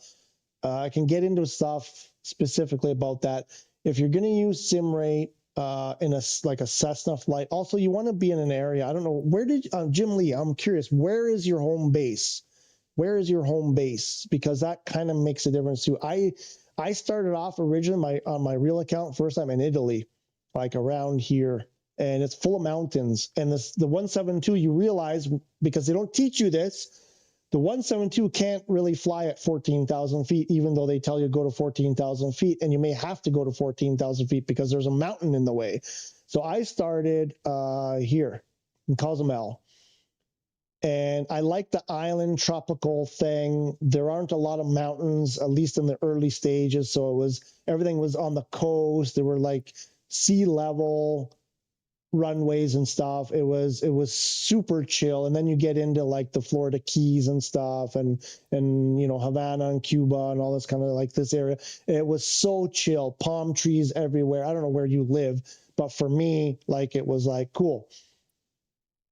And almost never had to worry. It's only when you start crossing over like this region here, you start getting mountains and stuff when you get to the interior. But anything on the coast, like, try to avoid the mountains in the early stages because they will ruin your day.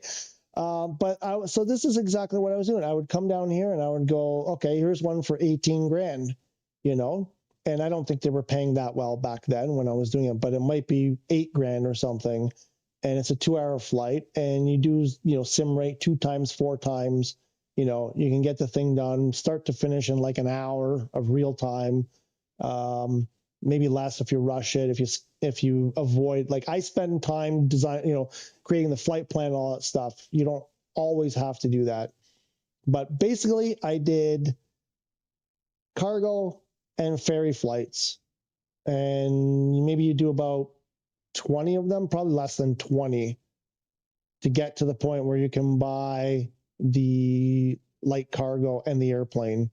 And then you do light cargo, and same thing. You cherry pick your flights. Go back to the beginning of the stream there. I talked about picking better missions. Let's go like this. Like, if you look at this, like this one here, you see this. I can't use, if I move my mouse, I'll lose the box here.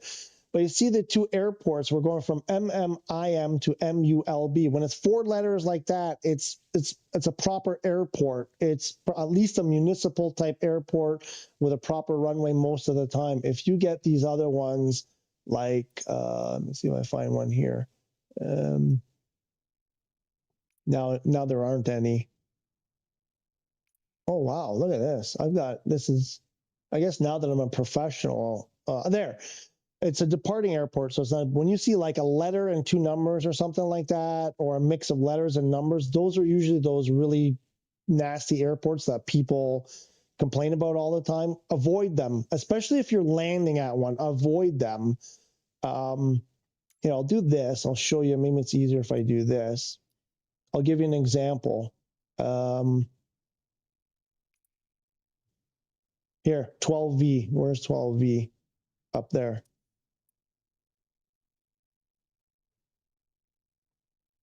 Did I get the right one? Is it this one? Look at that. You know, looks from here, it looks pretty good. This is one of the better ones. Probably my guess here is this is going to be super narrow.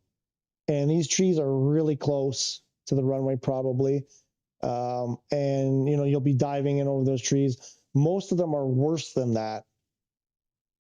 Like a lot of these other runways are, you know, W73. And then you can go up here, like go like this, go check them out, go. And then you can go into, if you really want to go the extra mile, you can go to free flight, check out that runway, try to fly it, try to land at it, you know. That's another one. It's supposedly paved. Sometimes with these, like, you know, they look fine from here, but then when you get there, the runway is really like over here. And if you land on the runway, it thinks you land in the wrong spot and you get all kinds of bad things. I just avoid those altogether. If I have options for proper runways, like, you know, like I said, the 4-letter, like a KMKJ, I don't know what that is, but it's going to be like at least a municipal airport. KMKJ, I lost it. Where did it go? Where'd the dot go? Is it this one? That's not it.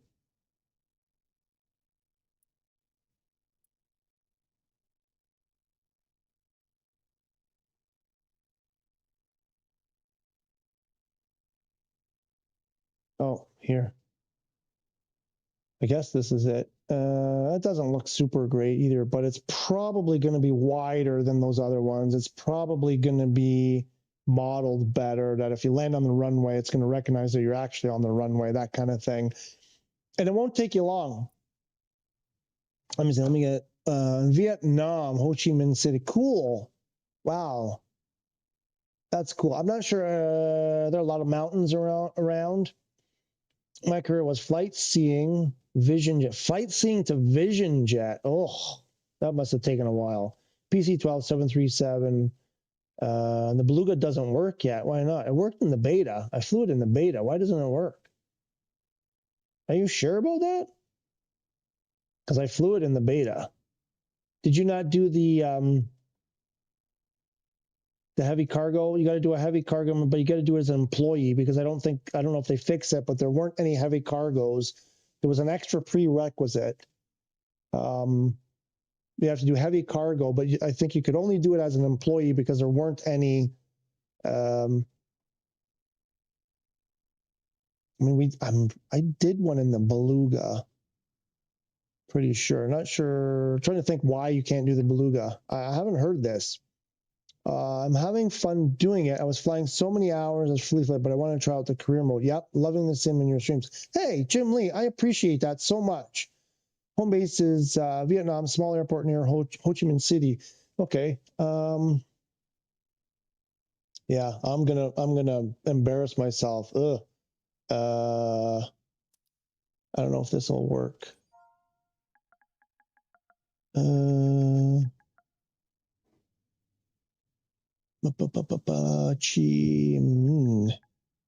don't know if this probably won't work. Oh, maybe it does work. Oh, I was close. I was roughly in the region. All right. Ooh, geography. I'm embarrassed about my lack of geography knowledge.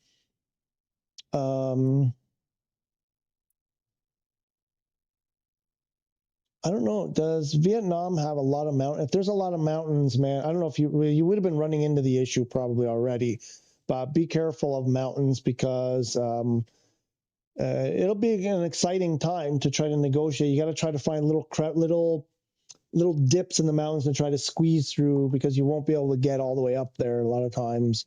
But yeah, so many. Okay. Yep. Okay. Firefighting is also good money if you don't want to look for people. I'm looking forward to trying it. I'm looking forward to trying it for sure. Good advice. I'm almost unlocked on the cargo. I'm working for that. Okay. Just get your plane set correctly. Learn the autopilot and keep the sim flying whenever you're around. Captain Bob. How's Captain Bob? Welcome, welcome. I don't think I've seen you before. You've subbed. Thank you very much. Can I sub to you? I can do that later. Not now, though. Appreciate the sub. Appreciate your time here. Thank you so much. If it has brown reticle, avoid. Green is good. Yeah, this was a thing I wanted to see. You mentioned this before. I haven't noticed the difference in color. Let me try to reload that. We talked about this.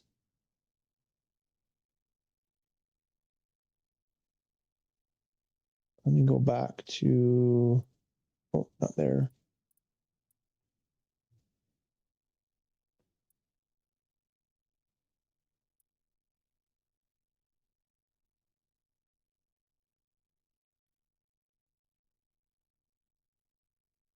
Green. Ah, they are different. I never noticed that before. What the heck is that? That must be, what is that? That's like really don't go there. I don't know what that, but let me see what's one here. Oops.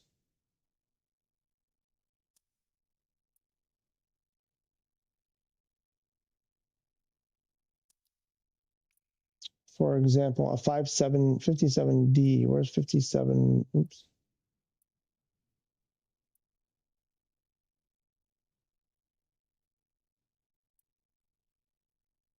Detroit, somewhere, one of these. 57D.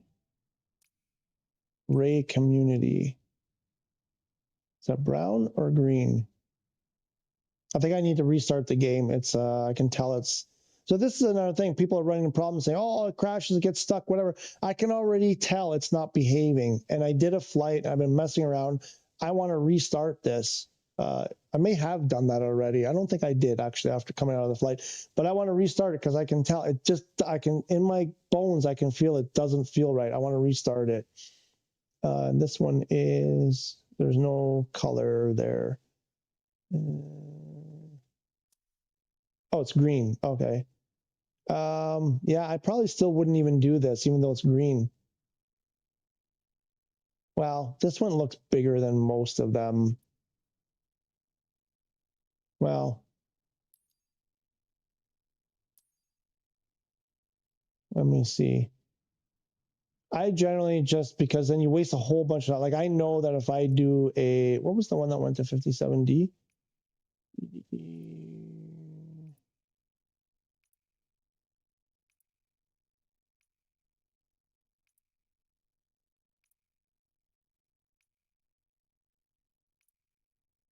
Where did it go? It was like top of the list before. Where did it go?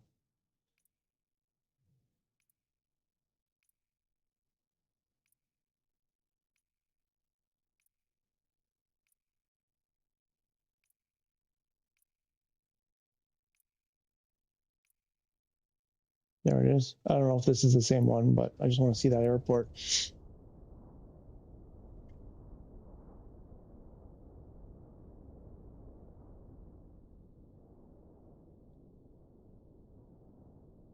At least at night, because they usually are not lit.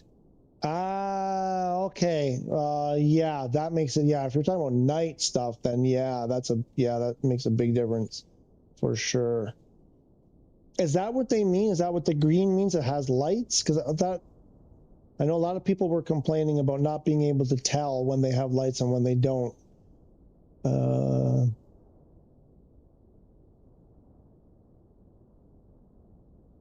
I'm just curious.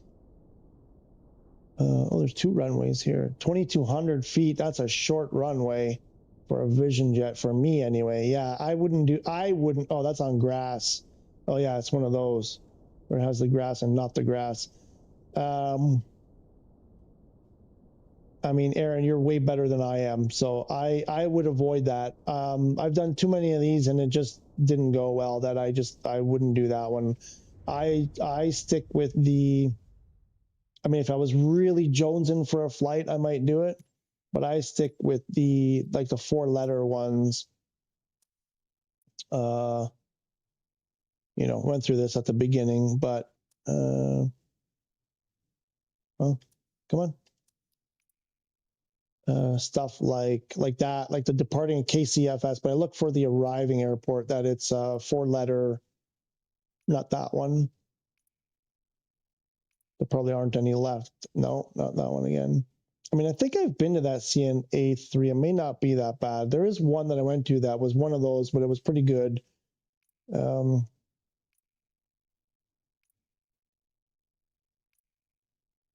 But yeah, it's be careful of the runway. Don't just grab any random one because you're going to get those runways that are, you know, they're more difficult, and it might go well, it might not. So here's KLYH. This is one that I would, you know, kind of take to the next level and explore. It's a red dot. I'm guessing you're going to get a lot more money on the weather bonus, perhaps. Jimmy, VVDL is my home airport. If you want to check it out, I do want to check it out, but I'm going to go in free flight and check it out. Victor Delta Lima. I'm curious. Yeah, no, this needs a restart bad. Badly needs a restart.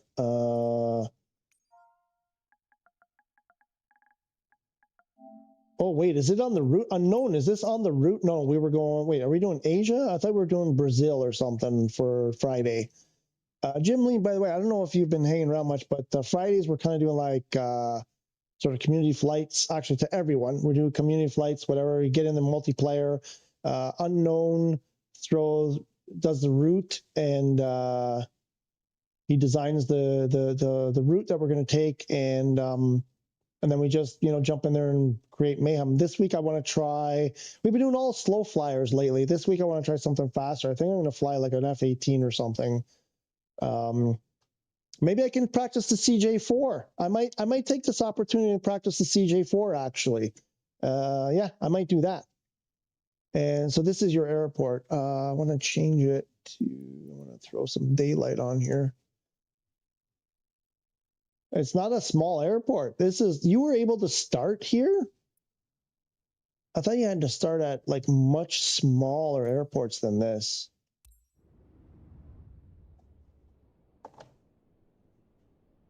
It's higher elevation, but not too bad. Okay. The red dots in the image means you get the actual live meter-based weather data. How is that different? I thought we always had that. I mean, actual. Oh, you mean like real world, like live weather? Okay. No, I understood there was this thing about live, whatever, and I kind of like didn't. I sort of understood, but never really clearly understood what the point of those was.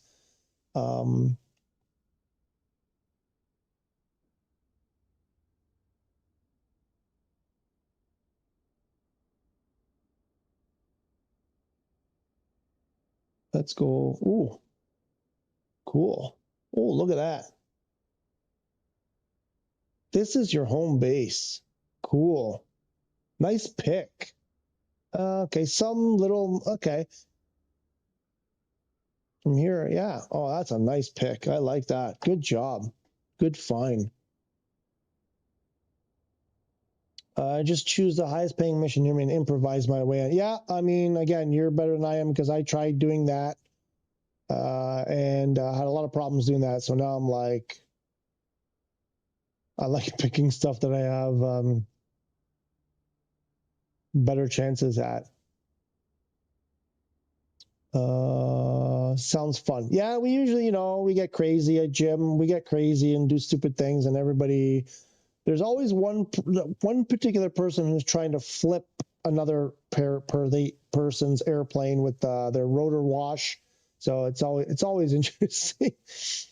CJ4 goes like 450-ish. Okay. Is that fast enough? I think that's fast enough. I think that's the kind of speedish we're looking for. What else?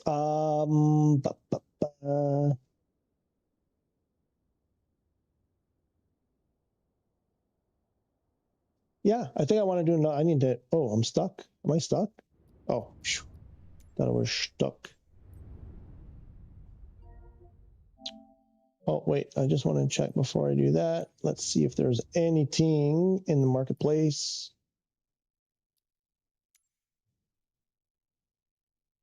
Aaron. Oh no, you're on PC. Never mind. Never mind. I was going to ask you. Nope, still nothing new.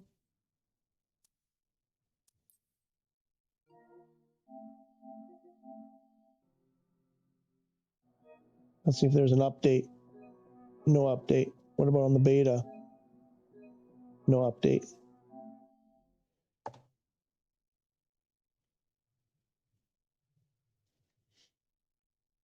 No names, no names. You betcha. It's all no, not incriminating anyone. Thanks for checking it out. The mountains around are very scenic, and it makes for easy landings with 172. And that was my when I was going. No, not, that's exactly what was going through my head. I'm like, I could totally see that for sure. Yeah, like I said, I made that mistake. I wanted to be because I'm currently living in Italy. I'm from Canada originally. We moved here a few years ago. And I wanted to do like that local, you know, I'm like, I want to explore my local, but oh my God, there's mountains everywhere. And you get that, there's a part of the early stages where you're dealing with Switzerland a lot. And it's insane. It's just like, you know, I didn't know any better, you know, and I'm like, they're telling me to go to 14,000. You just assume everything is correct when you're a newbie. And if they tell me to go to 14,000 and I'm not able to, you just figure you're doing something wrong. But no, it's not necessarily that you're doing something wrong. Mach 2 is on Xbox. X or S? Because I have an Xbox X for sale that I'm no longer using. If anybody wants to buy it, 350 euros with a controller and 2 rechargeable batteries. And the original box, because the original box makes all the difference. I'm selling it for bottom dollar and thrown in the box for free.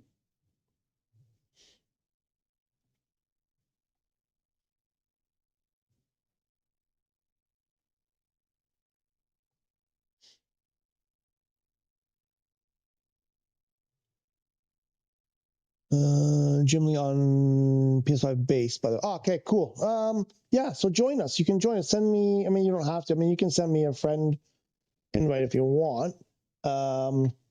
Ooh, I didn't like that. That didn't look right. But yeah, so we're on PS5. I'm on base too. I'm fine with the base. I don't see the problem at all. But yeah, you can join us on Friday if you want. I mean, anytime I'm in free flight, most of the time I have multiplayer on, so you know, it's a free for all. Go for it. Anyway, just throwing that out there.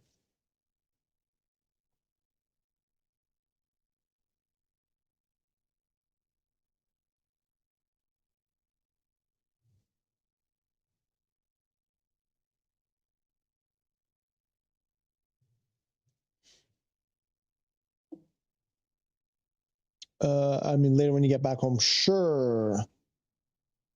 Just if your PSN ID is very different than your ID here, just let me know who you are, because sometimes I'm like, they're very different. I'm like, who is this person? And then I probably won't. If I don't know who it is, I might not accept it.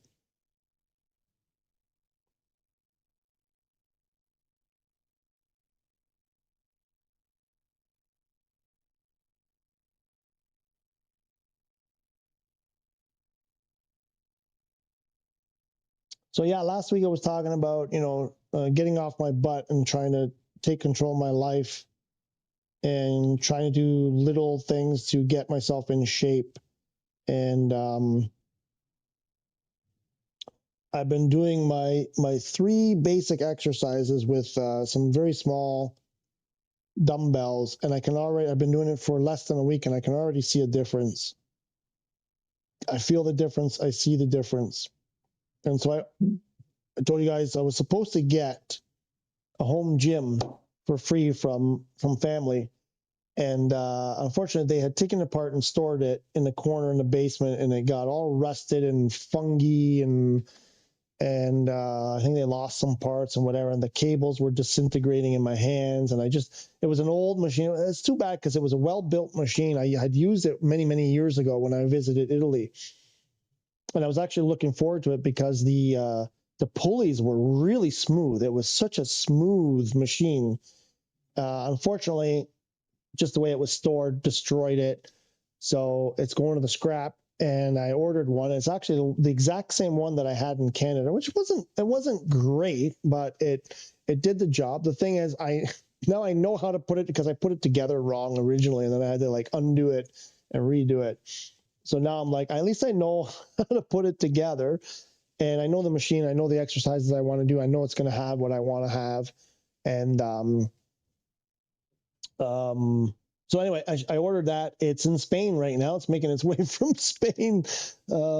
Get this. So I ordered that. It's a 45 kilo stack weight, which is about 100 pounds, plus the weight of the machine itself. So I think it's about 150 pounds or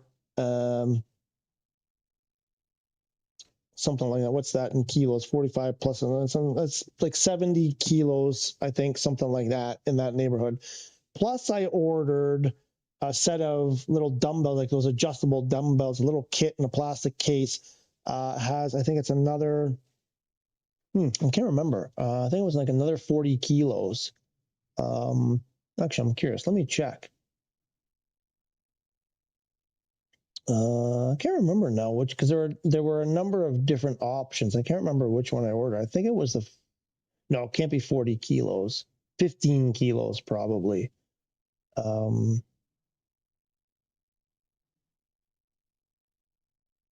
me see.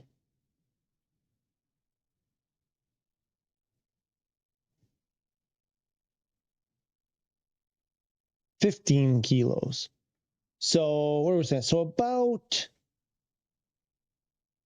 100 kilos total of what's being shipped. 2 items for a total of about 100 kilos. What's that, like?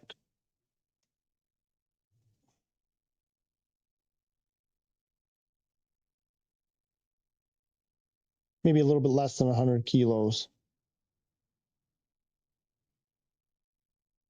So it's probably between 150 to 200 pounds in total. I was expecting to pay, I don't know, 100 euros or 200 euros for shipping.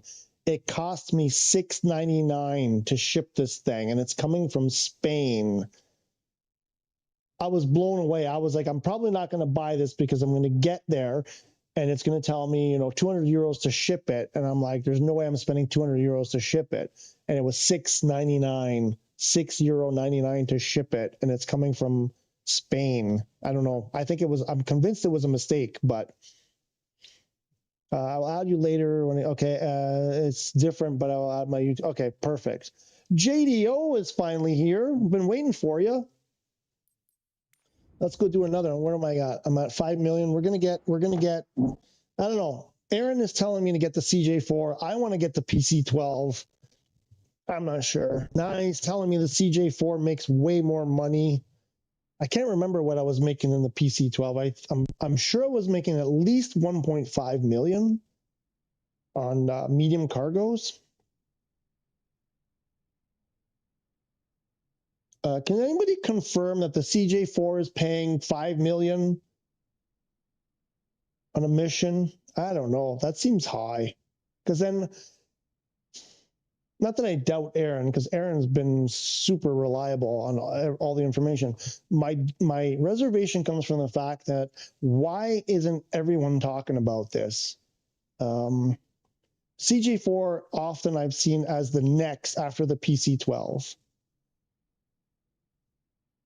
Sometimes. Often, actually, I think yes. I think mostly the CJ4 or what's the other option in that category?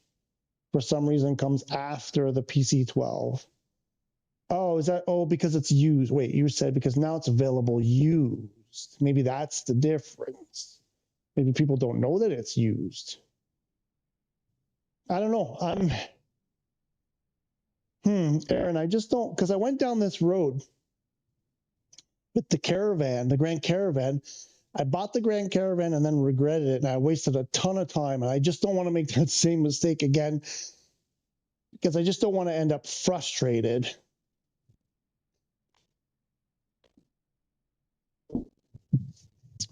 I'm trying to think. I'm trying to decide what to do. Oh, yeah. No, I think it's still not working right. Oh, yes. Also, because my internet was out. Like I said, my internet was out for a while this morning. They have some issue. I don't know if they're doing infrastructure changes or whatever. So I suspect there are still some lingering issues or intermittent issues. But I need to take a quick pee-pee break. I'll be right back.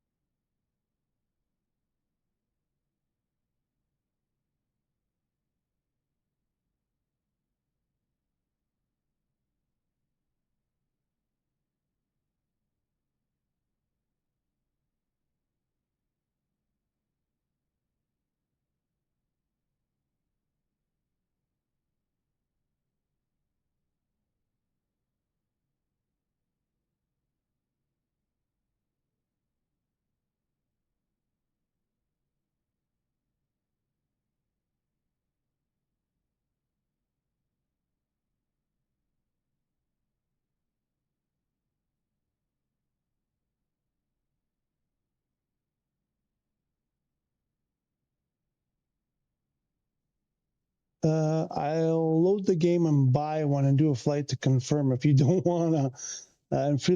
In free flight, I love the PC-24. Easy, my favorite jet. A lot of people say that, Jim.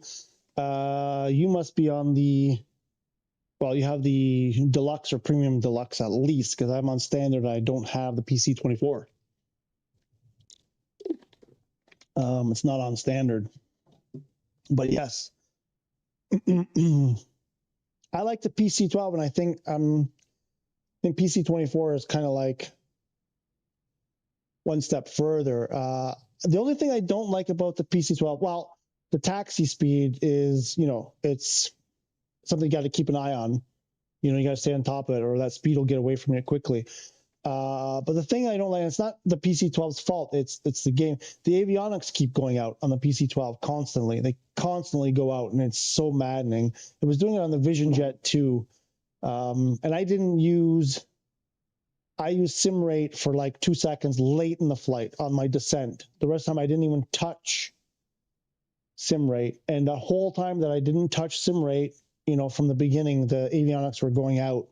And I don't like that at all. That is a legitimate complaint. So I wish they would, there's some features that don't need to be in the game.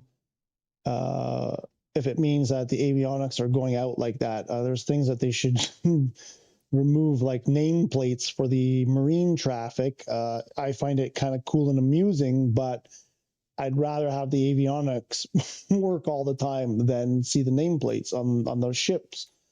Oh wait, because Should I buy it now? What was the price? I'm going to have to spend. Okay, you know what? I'm going to let Aaron do a flight and confirm. Yes, I think it's the sim itself because I seem to see the avionics issue on many aircraft. Yeah, no, for sure. Definitely. And for a long time, I thought it was because I wasn't maintaining, because I was playing like almost exclusively career mode in the beginning. And I thought, oh, I'm not maintaining my aircraft. And so I'd go in there and spend money on all the electronics, all the electrical stuff, and it didn't make any change. I wasted so much money on repairing things that didn't need to be repaired. And I thought, you know, classic. It's not me, it's you. All right, what do we got here? We got looking for the big payers here. No, spring water. KCMX. That's like almost like the American Montreal. It's like very similar to the code for Montreal, but the American version. That's kind of cool. 224, 228. Nope.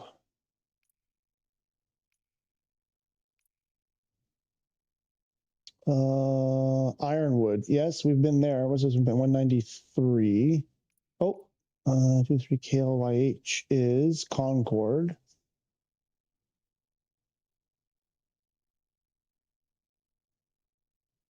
So these red ones then, 6 knots. So that's like real-time weather.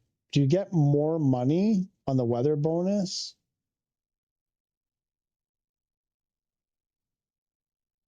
Oh, and I wanted to do something. I want to do a bit of a test. Is it under assistances? I want to see something with this.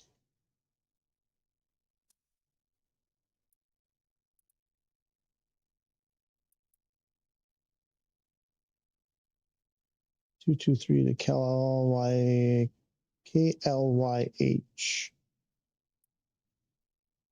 Which is this one. Oh yeah. Oh, that's a short runway. This one is what is that? That's going to be 200, maybe 10. Can we see it? 22, and what's this? 4.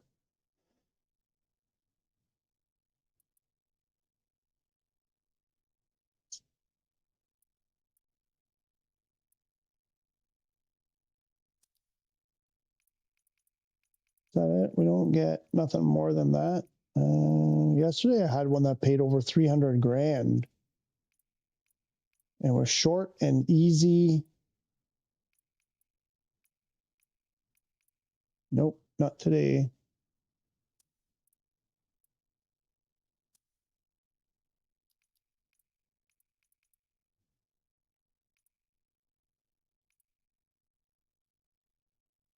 Teterboro, I did Teterboro the other day.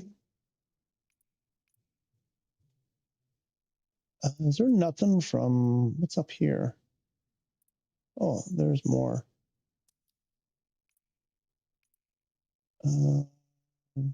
Teterboro 201. And this one is, oh, also Teterboro, but it pays even more. There's 20 grand and it won't cost. It's this one. Yeah, I don't want that one. I think I'm going to take this one. Let's go to Teterboro. Teterboro. Let's see what that looks like.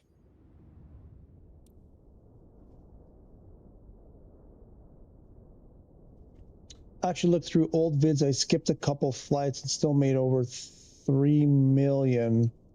20 minutes. So you do the math on not skipping. Interesting. Okay. Thanks, Aaron. Jim says, I have seen it so much in free flight that I usually just do 1 hour or less hop so I can hand fly when it breaks out of the AP. I hear you. You would unlock more missions with a night and multi-engine certs. Yep. Okay. I don't want to fly at night. I'm not ready for that. And what was the other one? Oh, the multi-mission. I don't own any multi-engine, so it doesn't...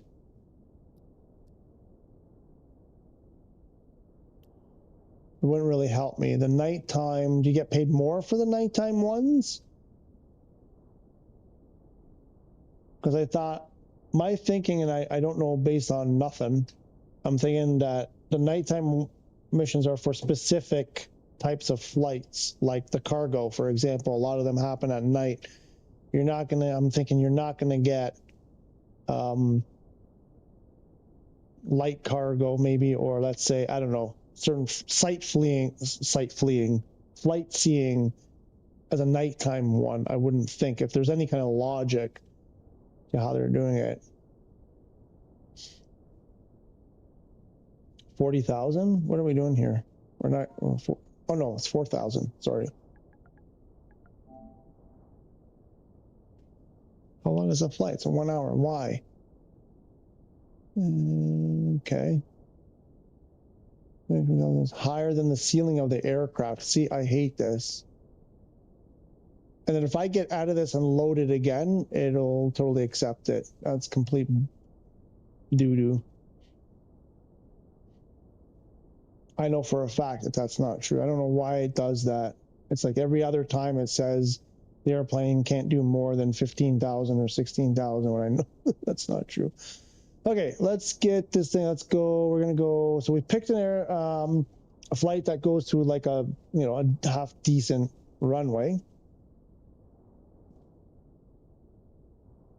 We're leaving 10 knots at 10, variable at 4 knots, and we've got at 10.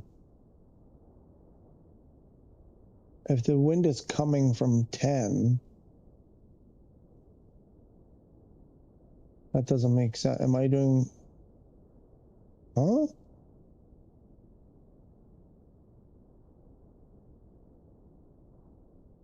The wind is coming from 10 degrees, wouldn't, oh, 170, sorry, never mind. I was thinking it's 17 degrees, right, 170, yep, never mind.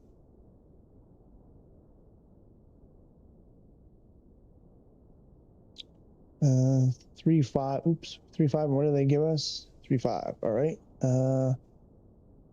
We'll do a direct out.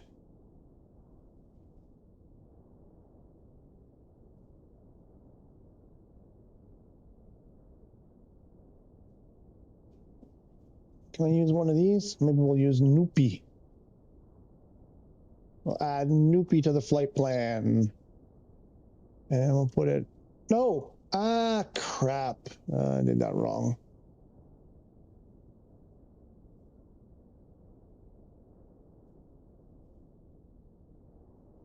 The waypoint, I meant to hit this first and then this. And then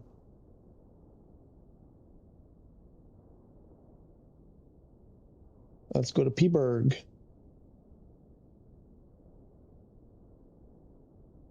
After Noopy. There we go. There's our turn. And that is our departure.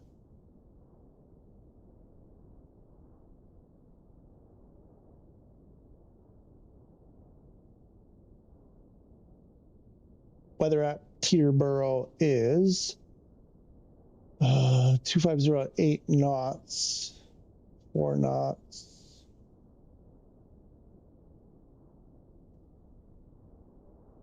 260 at 7, 260 at 7. 260 at 7. What was the other one? Wait, it said something different here. This said 250, 260. Okay. More or less that. So we're going to do a runway 24 is 6,000 feet versus 7,000 feet. So we'll take 24. and they gave us 19.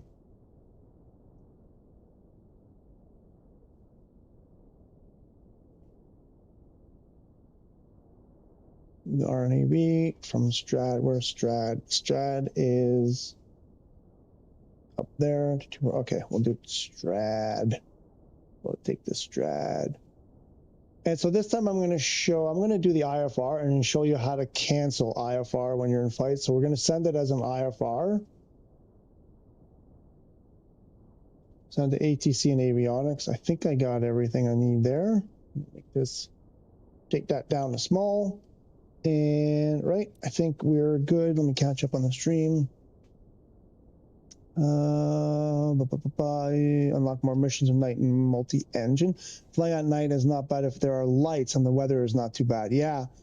No, I appreciate that, and I will get there. I just feel like I got to do it at my pace. I got to stay within my envelope, and then I slowly grow that envelope.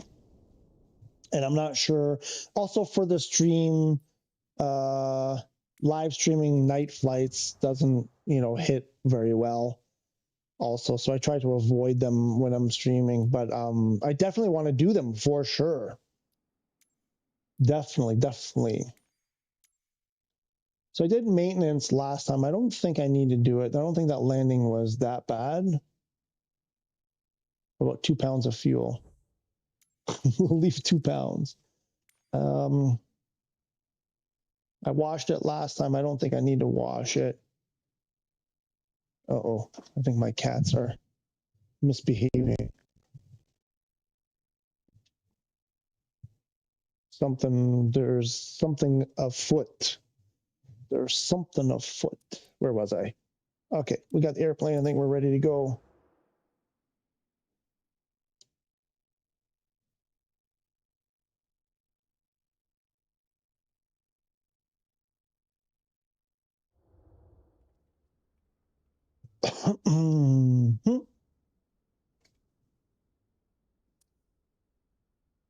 Woo, we got a lot of people here. A lot of workers today. Oops, wrong button.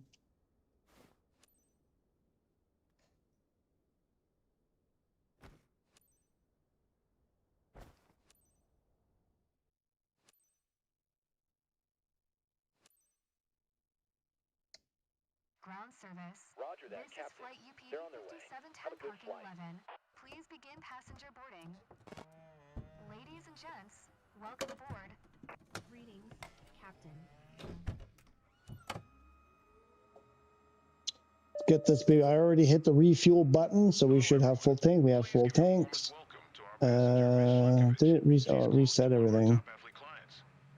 Oh no, I didn't hit those yet. I think we're good there. Yeah, that pitch takeoff trim.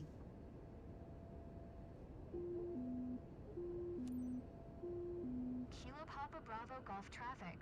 Clown Uniform Papa Delta 5710 is taxiing to runway 35. Kilo Papa Bravo Golf. We'll accept that. We'll throw the map up there. We'll make it a larg. The flight plan here. And I want to check the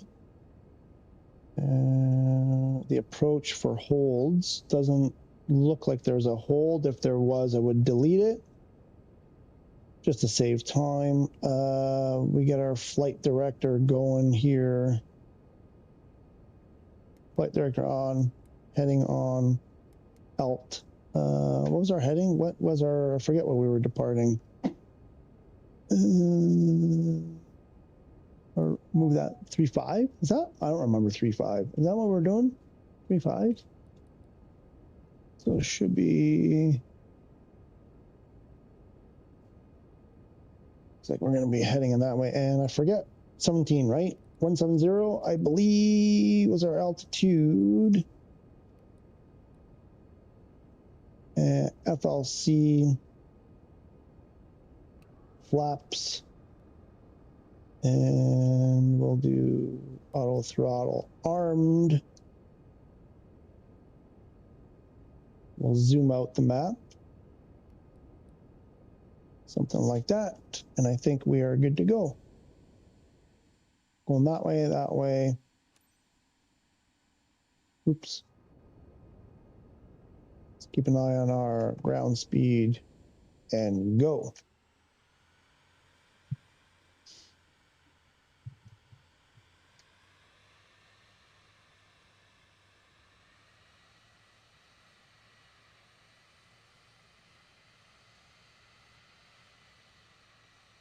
Watch out, folks. Watch out.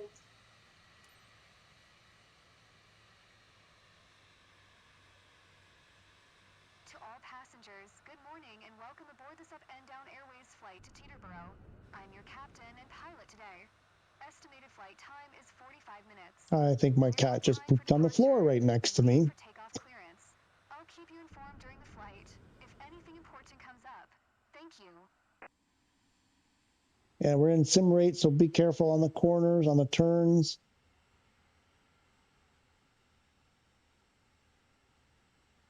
You don't want to be going too fast on those corners.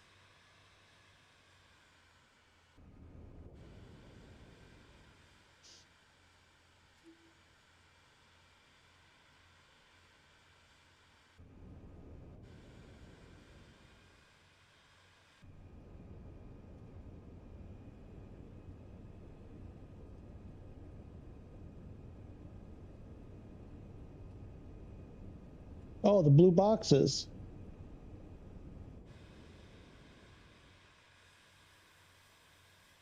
I turned the blue boxes on. They're not here. Uh-oh, uh-oh. Uh-oh, uh-oh.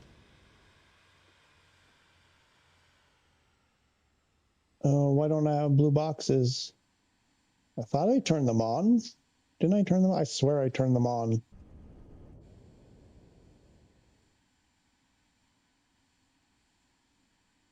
Or am I just not seeing them against the... Are they just blending in with the background? I could swear.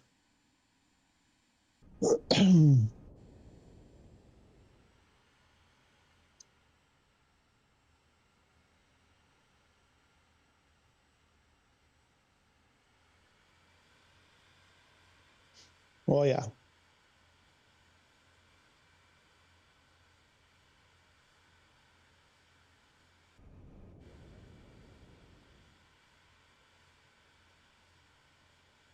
Again, take it easy as you approach the hold short. It's a very small window before you pass it and get dinged with a penalty. So you'll want to bring your sim rate down and really watch your speed.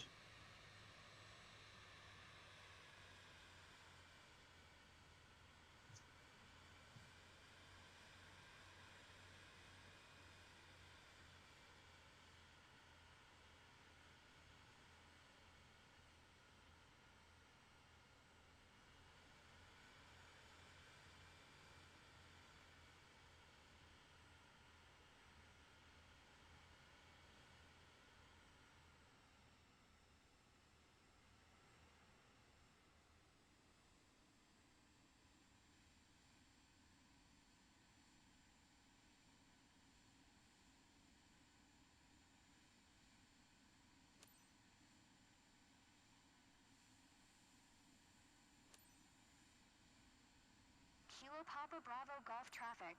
Clown Uniform Papa Delta 5710. Taking off runway Tree 5. North departure. Kilo Papa Bravo Golf.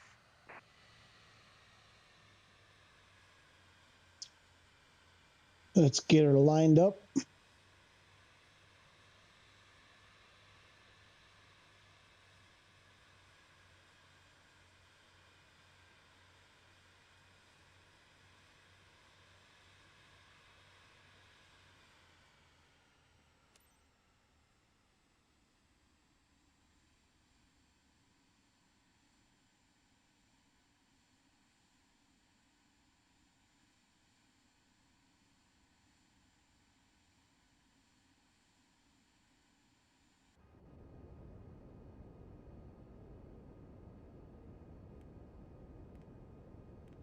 That heading bug aligned, and what else? Is that it? I think we're good to go. Just double check flight director is still Everything looks good there. We've got our takeoff flaps. Our takeoff trim is still good. We can hit that auto throttle. Oh, it's on. It's armed, ready to go. I don't think we're going to need full throttle here. I think it's a fairly long runway. We don't have those trees like we did last time. Let's see if we can do with a bit less. Save that engine.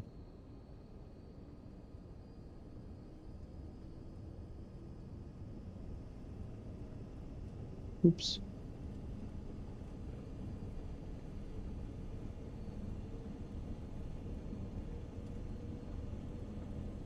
Really pulling to the right.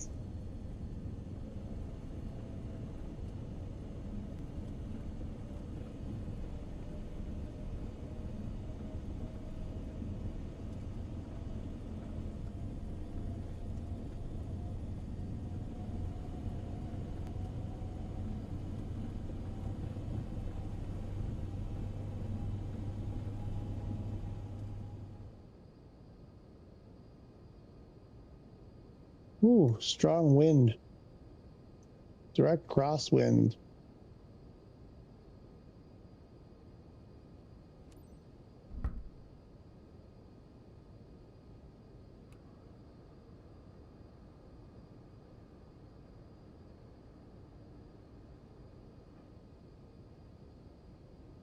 Burlington approach. Clown Uniform Papa Delta 5710 is type aircraft. ATC Nissan 0.0. TDS aircraft. ATC underscore model UNIFA 50.0. TDS. 1 miles north of Kilo Papa Bravo Golf. 500. And we'll throw the Request autopilot flight following. on. Clown Uniform And Papa nav. Delta 5710, Burlington approach. Squawk 6364. So this is it. So we're going to do the cancel IFR. So I filed an IFR plan, so we'll have to do, there's a bunch of back and forth. And then we'll get the option to cancel it, and then they won't bother us. There's another way you can leave it on, and then when they tell you to change frequencies, Roger. Clown Uniform Papa Delta 5710. let me, so we're making a turn. I want to realign my heading bug, so we'll go and press on that. And here we're requesting IFR clearance, because if you don't, you'll get a penalty for missing a communication. I learned that mistake. You can't just wait that one out, because it was a mission objective. 3000. Request IFR to Teterboro. Ready to copy.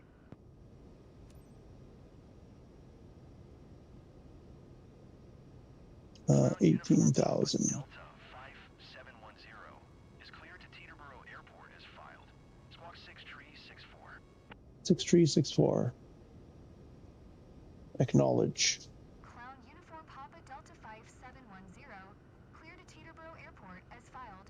Squawk 6364. And before they get a chance to tell me to go to some height or some ridiculous instruction, I want to try to cancel it as soon as possible. It's probably going to be number 4 Read back correct. Radar contact 4800. from the keyboard. 0982 turn left heading 190. Resume own navigation. Climb. I'll have to acknowledge that first. Acknowledge that. And there. So number 4 should be cancel IFR. And as soon as I get control of the ATC again, I'm going to press number 4 to get rid of IFR. Papa Delta 5710. And there. Burlington approach. And that's how you do it. Then they don't bother you anymore. 5710. Cancel IFR at this time.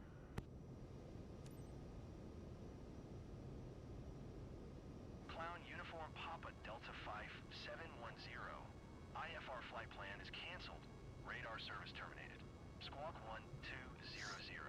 Thank you for your service, sir. Frequency change approved. Good day. Good day. And we'll put that away. But I think if you exceed 25 degrees bank, it lowers pass. Really? Oh, wait, 25 degrees. Yeah, okay, I could see that. I could see that. So basically, what is this? I think this is 10 and 20 or 15 and 30, usually something like that. So basically I try not to do more than the second bar, but that was all autopilot doing that. So I don't know what it did. But I think the second line here is kind of like anything more than that, and you're doing a lot. I have seen that, you know, actually the passengers start commenting once you get in this zone, they start grunting and stuff. They're clearly not happy when that happens. But I could see that. I could see definitely taking too much bank and losing score. Yeah, definitely.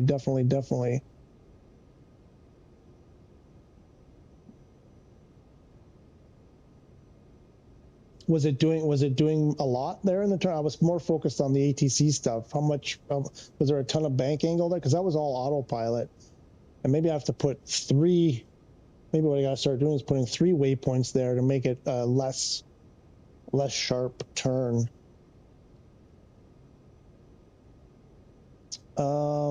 So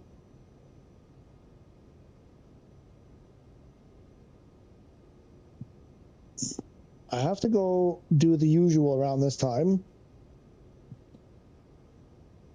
Well, this thing, let's hope it doesn't crash my plane. I'm gonna go. I'm kind of like, maybe I should wait till we get to cruise, because it'll be a good, probably about a half an hour at cruise, so I'll have plenty of time to go do what I have to do.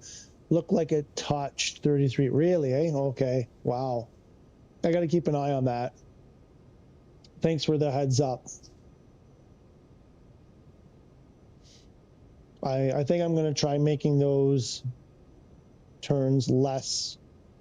Yeah, I think I'm going to add a 3rd waypoint in there. Maybe see if that.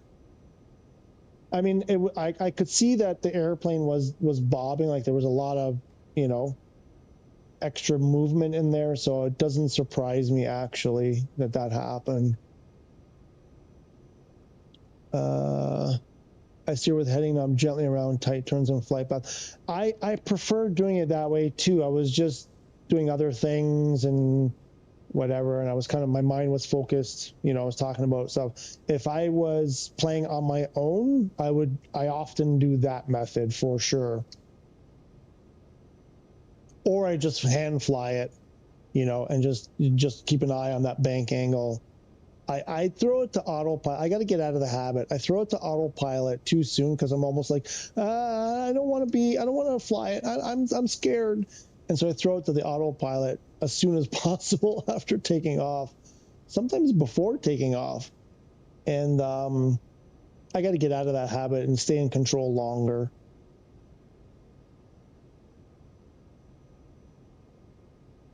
But again, because I'm streaming, I'm talking, I'm thinking about other stuff or whatever. This is not the way I would normally play when I'm just playing for myself.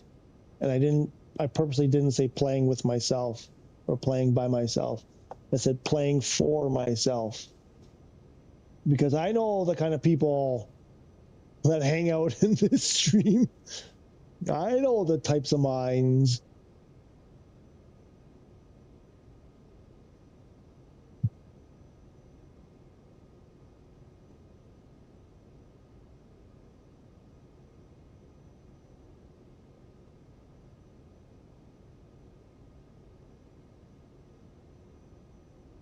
Oh.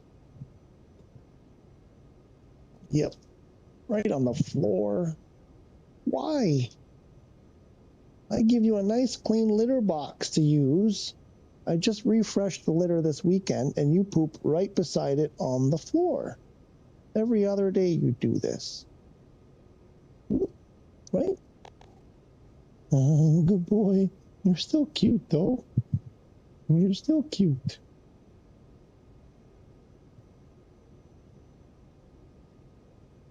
And you? Are you ready to eat? She said yes. She's like, I was ready half an hour ago.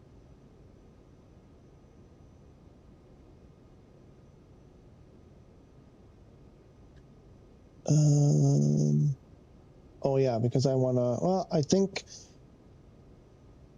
it's one thing I didn't go over last time. I talked about how you don't want to keep your cruise speed too close to overspeeding. So you can go in VNav here, and you can control some stuff in here, right?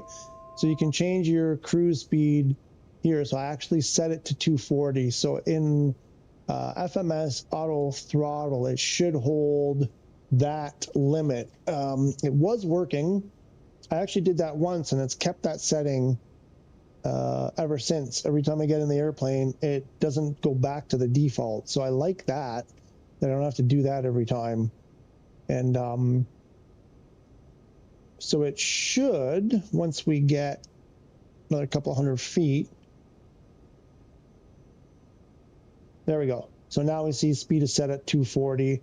Should be good as long as auto throttle doesn't go out. And I'm going to go take care of what I have to take care of. I will be back in a bit.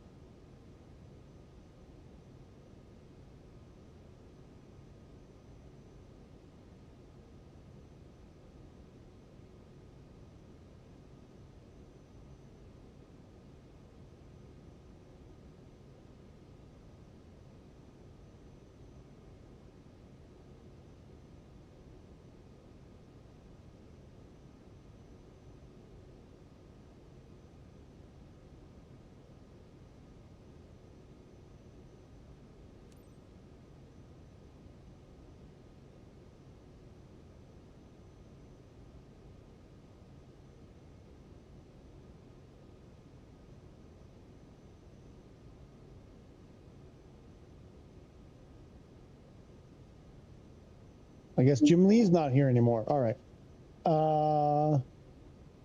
Sorry, almost there. And oh, don't be like that. You're not that AFK. Is that a joke? Sarcasm? I'm not sure. That's a joke.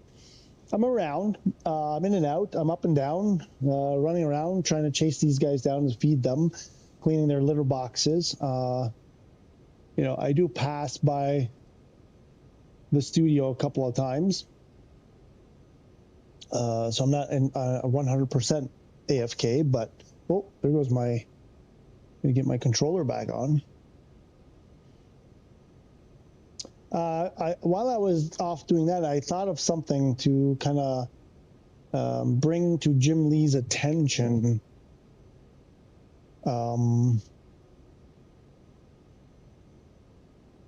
If I do this, if he's on, if he's signed in or whatever, if I do, what was his, I don't remember, it was, I think it was,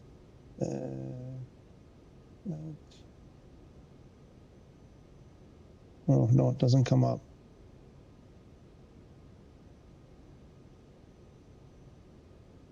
Why doesn't it come up when I type at? He must be logged out, I guess.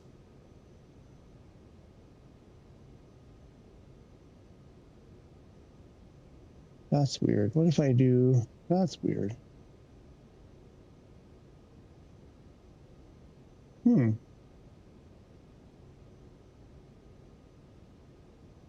not getting, okay. I'm trying to do the at and then get the username. I thought it would pop up the username and then you just select it. You don't have to write the whole thing out there.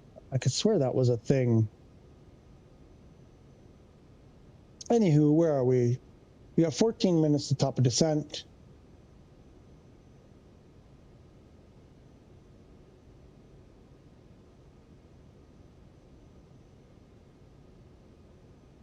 Plugging along through our flight plan.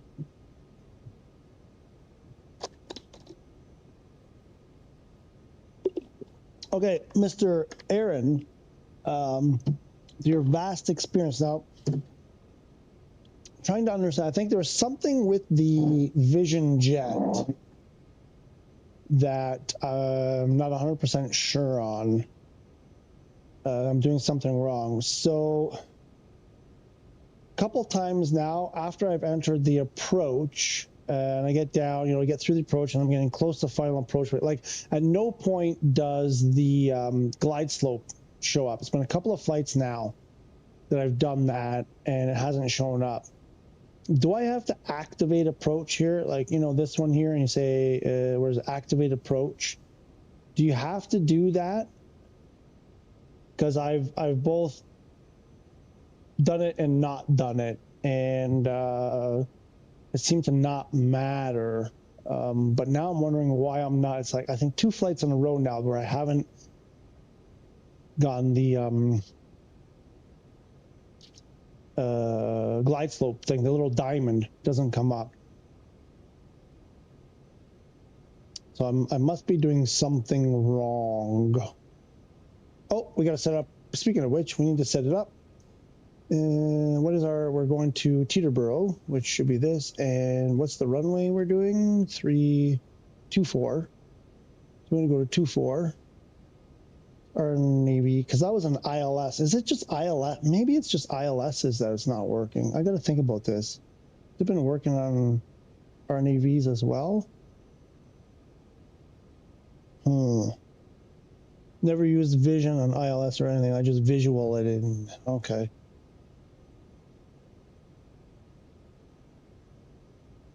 Okay. So at 2000.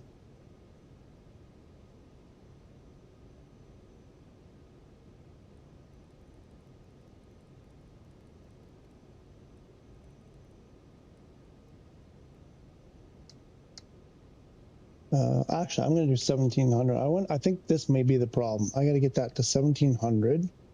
There should be, what are we coming at? What is our Strad, Scooby, Nippy, Scooby? There's a Scooby, Nippy. Looks like 2600, 2200, 2000, 2000, not lower. So we'll have altitude restriction here at Shrew. That'll hold us up, and then we should continue on down to 1700 and hopefully grab that. There's a minimum decision altitude. Oh, there's an obstruction. This is an obstructed approach. This should be fun. I think. I'm not. I'm guessing that's what that means. Obstruction below MDA. At eminent 410. Oh, that's the missed approach. Never mind.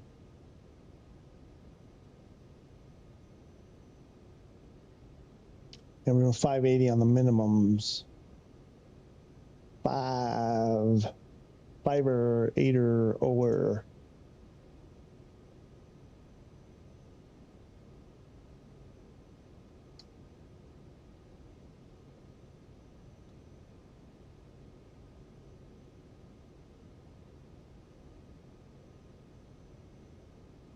Runway or airport elevation is 5 feet. I like it. I like that. And then we got to press the VNAV. So if you don't do any of that, you said you don't do, never use ILS, right? You don't do, wait, but you do VNAV, right, for the descent? Because how would you know when to, do you do like a rough calculation to start descending? Or like, do you just wing it entire? Like, do you not plan your descent either? There are a lot of runways with trees on approach. Yeah, I bet. I've heard stories. No, but that's why you refer to the chart, right? So you know what you're getting into. Because again, as newer players, I'm starting to learn this kind of stuff, but brand new players would be shocked. And I got to say, when I first heard these, I've seen reports from actual pilots say, yeah, there's sometimes we're dodging buildings and trees and whatever. The trees get outgrown, they don't cut them back in time, and you got to watch out. But as new players, I think they just assume that's not a thing. So that's why you have to, that's what the charts are for. Don't need to descend when you skip, right? Of course. Of course. I forgot that tiny bit. All right, I'm gonna, oh, no, what happened there? Oh, I'm in, I was in cursor mode. Do I need to do anything here? We can tune Boston. I'm not hearing any other traffic. Why do I turn it on if there's not going to be any other traffic? That's weird. And I'm going to do 4 times sim rate here just to get things going a little bit.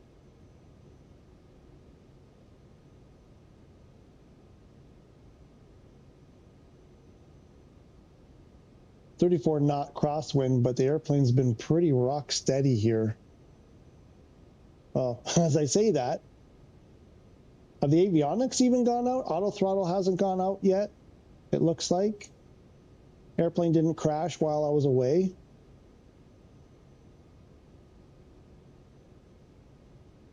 Five minutes, there we go. Now, what the hell was that?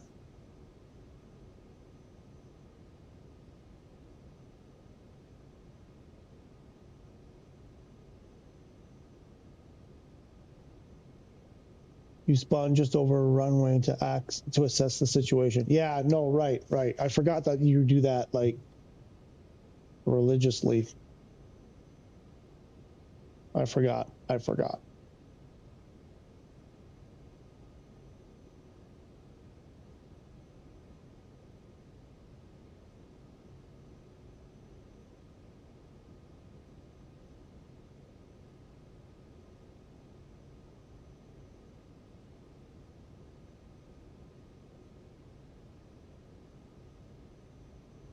I think there was a turn there.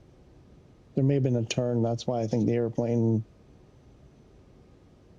made that violent maneuver. 4-time sim.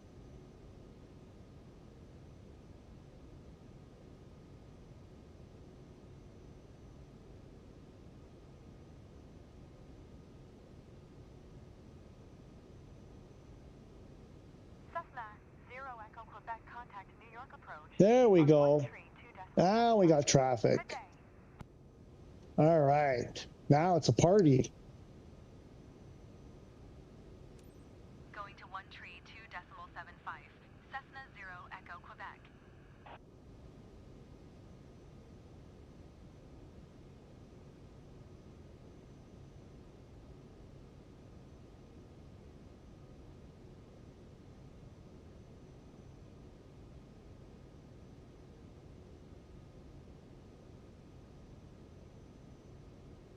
Vertical track. There we go. Is that possible? Like, do I? There's no way I need if I do it now. No. I'm trying to think. What? Oh, no. Never mind. What am I doing differently? I'm trying to think. What am I doing differently that I'm not getting the glide slope? Pretty sure I'm doing everything the same. I am getting these less straightforward approaches here where they're steps down and stuff. I have a feeling there's something going on here that I'm doing something wrong and not dealing with them properly. So I'm going to try, I think we lowered it to 1700. Yeah, so I'm going to 1700 to see if that, I even want to do this actually. I want to go even more, going to 1500.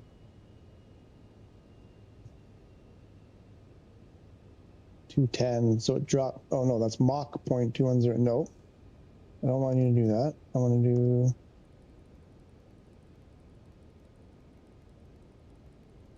keep going, bro. Keep going. Go fast. I want to get there as soon as possible. My passengers are impatient.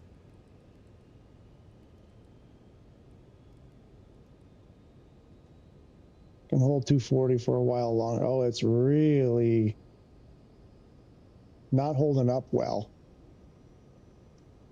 I got to do an internet speed test. I think my internet people, well, they're not my internet people. They're the backbone people. I think they broke something. If you want to fly at high simmer, use heading knob and use at 0 to hold. Yeah, I've tried that. Mixed success, I gotta tell you. Sometimes it doesn't help. Right, you're talking about the vertical smooth. Oh wait, you use heading knob and vertical. Oh wait, I know about the vertical speed at 0, but I don't know the heading knob. Maybe I saw this one time and I've forgotten it. Sounds vaguely familiar. So instead of nav, or you actually like click on it and hold it. Is that the trick?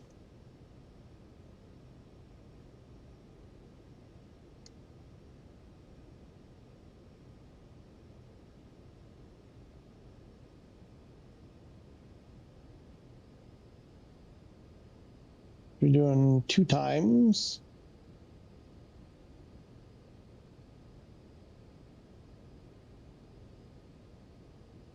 Yeah, I've tried the vertical speed thing, and I found sometimes it works really well, and sometimes it doesn't work at all.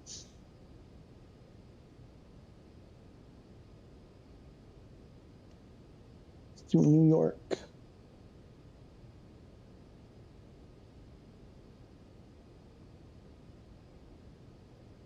Oof, I gotta turn the fan on. It's really hot in here. It's a humid one today. Not sure why it's so humid today.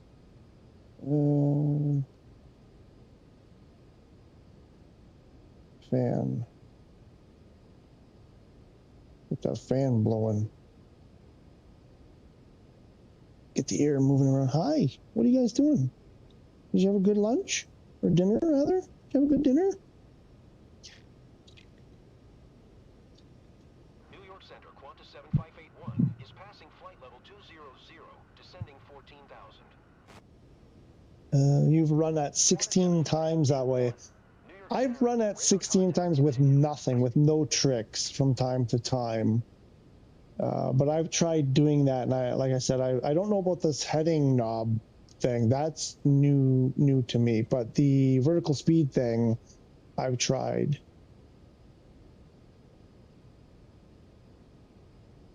And depends on if there's a lot of but I also had my turbulence set to realistic. I wonder if that was causing issues. Why is it blowing hot air? And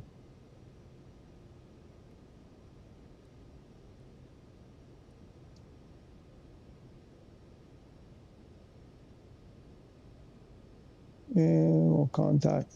No, we're not going to contact the town. To contact a rival tower and request a full stop landing. Yeah, okay. Want to do that. Qantas Why? 7581, contact New York Center on 1.3.15. Good day.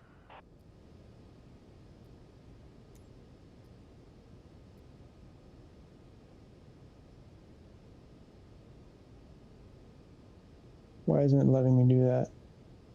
Oh crap. Okay, so this is what I don't like. Now I'm running into a problem here. What is it's GitHub. Okay, now I gotta do it manual. And that's the thing, it's sometimes it doesn't work from there. I think because I have this open back, how come I don't have further from me?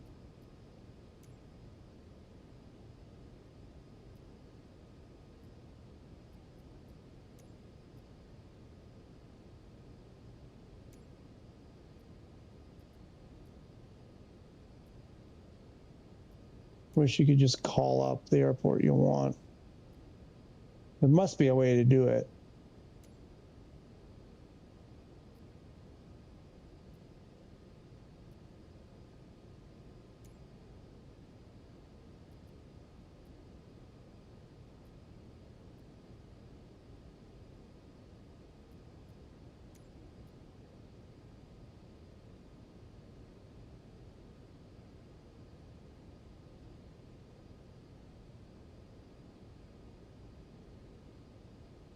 I don't know. I'm probably going to miss that.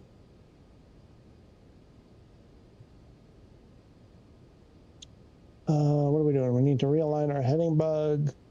We need to. Oh, there's my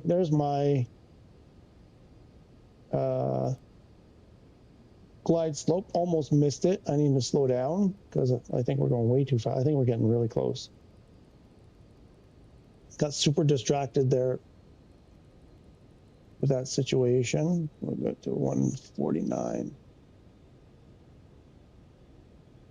And where are we? I guess we're just not close enough yet. What do we have? We have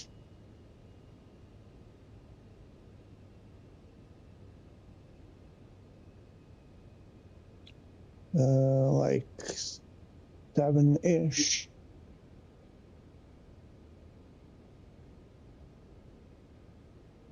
$17, $20, $20 miles or so to go.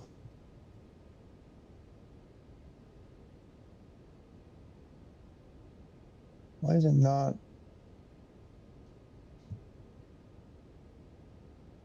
This bugs me.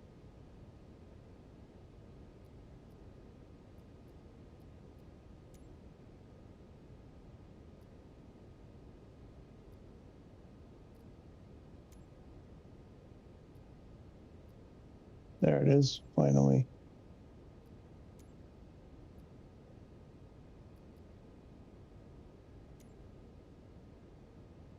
But sometimes you just have to do it manually. That's I have a feeling it's because I had the ATC open. I was playing around with that ATC thing, but I think it does get kind of stuck sometimes. Clown Uniform Papa Delta 5710, Teterboro Tower, altimeter 2988, enter left base runway 24. Enter left base runway 24. Clown Zulu X 2. No, we're not. We're UPD 1510 or something, 5710. Left base runway 24. Clown Uniform Papa Delta 5710. Left base. No, what? No, that's totally not. All right. Oh, no. Oh, no. We're in trouble.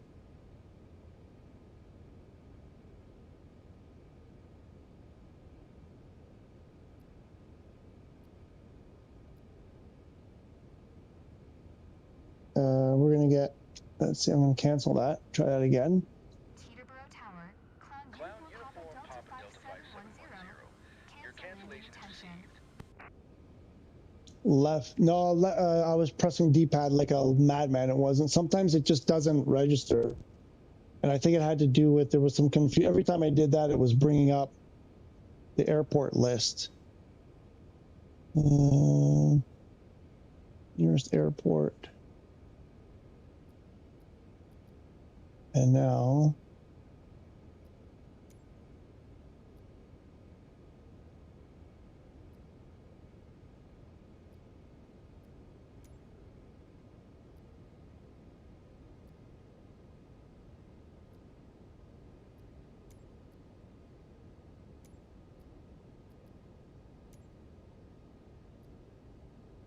I don't get to select. Clown Uniform Papa Delta 5710 is 12 miles north, 4600. What was there? To land. Clown Uniform Papa Delta 24. Straight in. There we go. That's better. Because left would have been, we would have had to cross over the runway and make a left turn. That I can acknowledge. I like that better. Make straight in runway 24. Clown Uniform Papa Delta 5710. Okay, where are we? Now it works. There we go. It may have just been that I wasn't close enough yet. Maybe that's why it wasn't working. Set up approach. It has not. No, my approach is set up. What do you mean? I'm in the approach. No. I'm in the approach. The EFB is not where you do it. It's the airplane. This is the approach. You have to do it. The airplane flies the avionics, not the EFB. Oh wait, because of them. I think it's because. So I do have it. I sent it already, but I canceled the IFR. I think that's why they're saying, you know, left and whatever, because it's there. Traffic. 1 o'clock. Same altitude. It's 2 here. miles.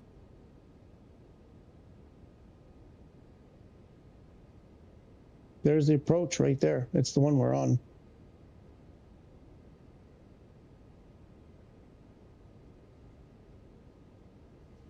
So where's that traffic? 2 miles. Okay. Anyway, we're getting close. Let's focus. Okay, what are we doing? What are we doing? What are we doing? I missed something. Final approach fix. Passing over final approach fix in 3.5 miles. We've got our glide path. This is looking better. We've got 3 miles there, and then another. Wait, what? Where's the runway?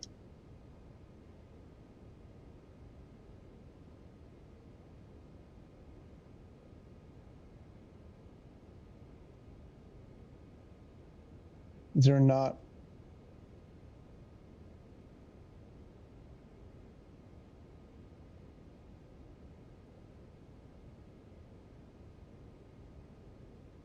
Where's the?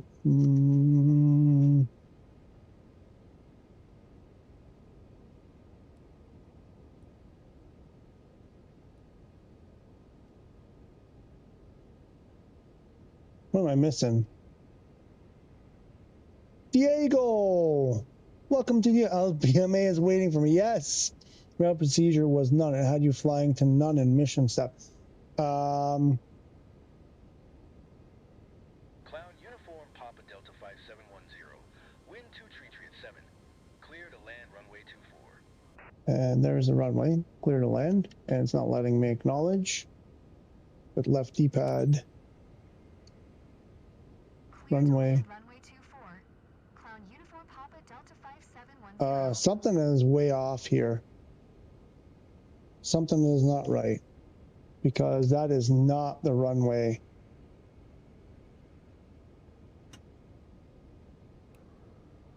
Oh shoot, I didn't slow down. Yeah, there's a lot of things went wrong here.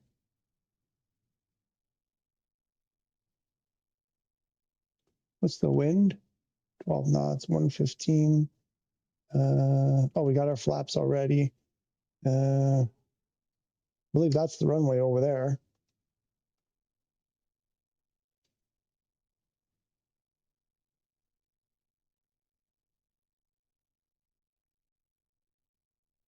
Runway. Oh, wait, that's where we left, I think.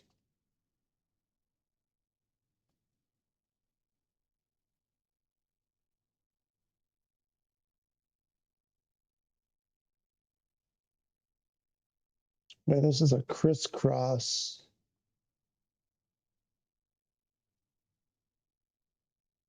Nope, it's got me aimed in the wrong spot. So I need to be, what's going on here? I'm coming from there, and it looks like the runway, where's the runway? Here.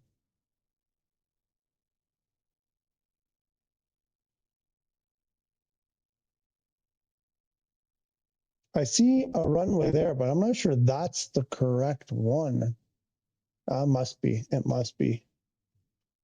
Let's get that going again.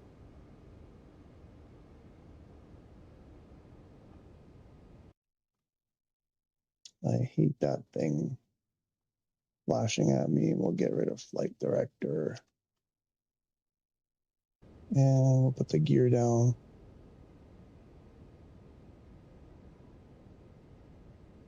Hope that's the correct runway.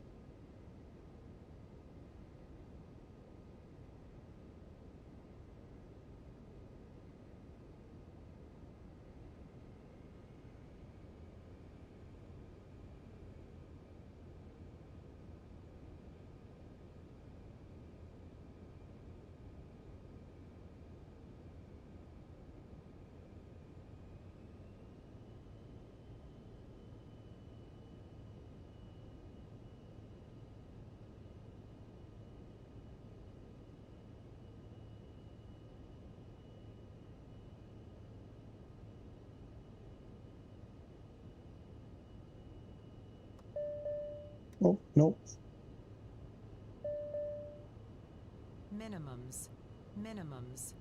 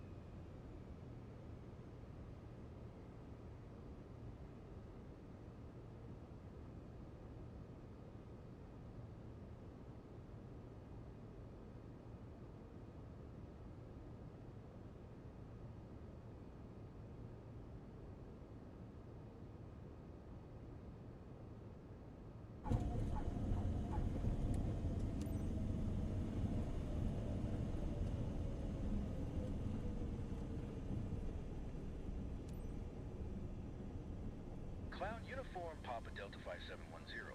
Exit runway when able.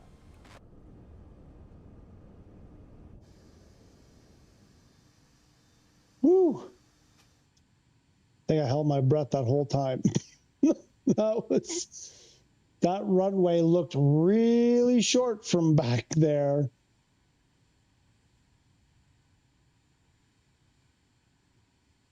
Clown Uniform Papa Delta 5710.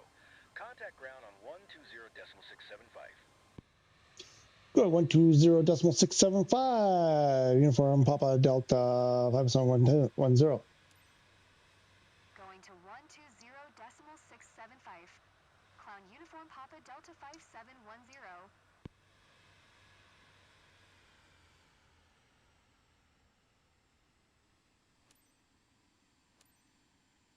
Teterboro ground. And we refuel Clown our Uniform tanks. Papa Delta 5710.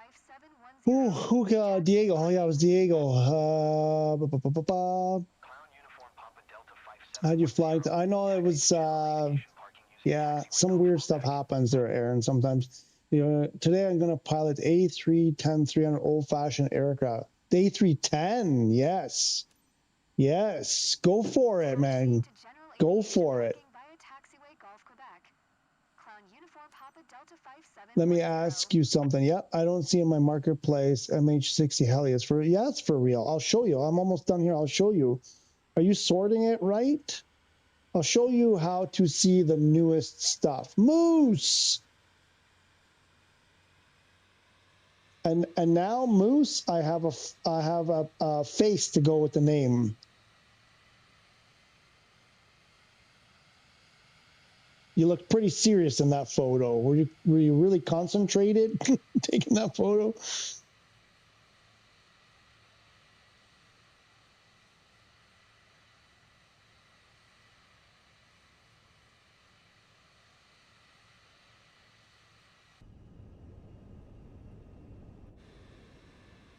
That wasn't bad. That was, I think that was pretty, I don't know what to expect. Was that smooth? Was that like, was that a butter? Did I butter that one? Was I even close to buttering? Where do you want me to go? That was, I thought that was pretty, I mean, if that wasn't gentle, I don't know, like if that wasn't gentle enough, I don't know what I have to do to make a gentler landing than that. I thought I touched down pretty, like, I think that's as best as I can do. I thought that was as soft of a touchdown as I'm possibly capable of making with people watching me and grading me.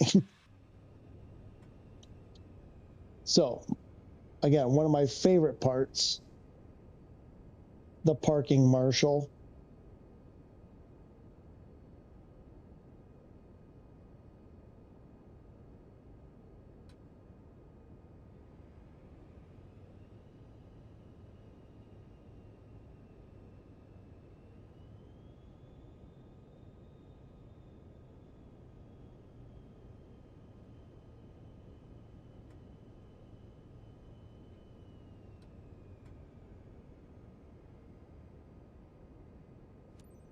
I think I went too far. I was too fast. I'm not going to get. I'm not going to get the arm across.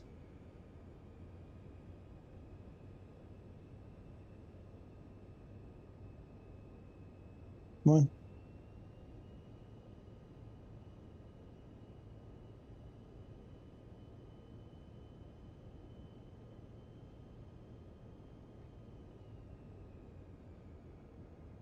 Oops. I don't think I did. I didn't do it right. They're not happy with me.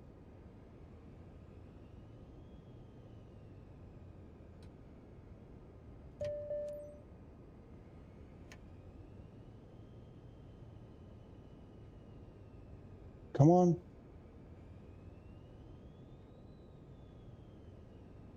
No. Refuel. I did something wrong. I'm not in the right spot. I must not be in the right spot. I goofed it. But anyway, we'll go. I'll show Diego. Right, Diego. Yeah, I'll show Diego the marketplace. I see it on PC for 26. I looked at it this morning. It's definitely there. Jim Lee read of that landing. It's okay. It's like, was it good? I don't know. Butter. I'm getting butter. Was that butter? It was a great landing. Did awesome. All right, Jim Lee. Something I wanted to tell you. I thought of a little while ago, just to add something. When you're buying, so you'll be buying used planes probably in the beginning, at least your first one. and then even the second one, whichever way you decide to go, because the used ones are cheaper. But bear in mind, they almost always, at least in my experience, every single time I've bought one, they require maintenance right off the bat. They're pretty much not flyable. Not bad. That's not bad. I'll take that. I'm not sure what else these guys wanted out of me to get only 82%. So just make sure you'll want to have some money set aside to be able to repair any used aircraft you buy. Just bear that in mind, because you buy an aircraft like this Vision Jet. I think I bought for 460,000. I probably had to put like another 100 grand right away to be able to fly it. And then each flight I did, I had to, because there's the stuff that's about to wear out. So you're constantly repairing things to bring it up to snuff. So just keep a little bit of extra money in the bank for repairs right off the get-go. I was holding my breath on that. I appreciate that. I appreciate that positive feedback. I was like, am I going to have to shove it down? I'm not making the money I was making. I was making well over 400 grand, close to 500 grand on the weekend. I don't know what's going on today. I'm making like almost half of what I was making on the weekend. Why are they paying so little? It's the weather bonus. Why am I getting so little? The weather is worse and I'm getting less. Enough. I don't get it. Okay, Diego. There we go. So go to here, marketplace. Well, you know this part. Go to marketplace. Then go full catalog. Diego, you there? Are you watching, Diego?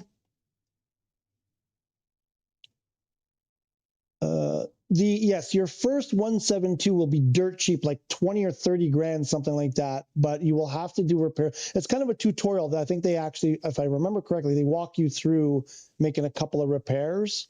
So it's kind of a tutorial to show you that, how to maintain an airplane.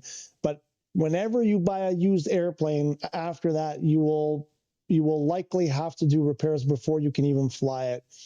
If Diego is still here, this is for you. You go full catalog, and then go here and change this. Why isn't it working? Hello, there we go. To newest, sort by newest. And then it'll always show you what's new. I mean, it happens to, you're on PS5, right, Diego? What do you want? I don't remember what you're playing. Oops, what did I just do there? Sorry, Diego, I don't remember what you're playing on.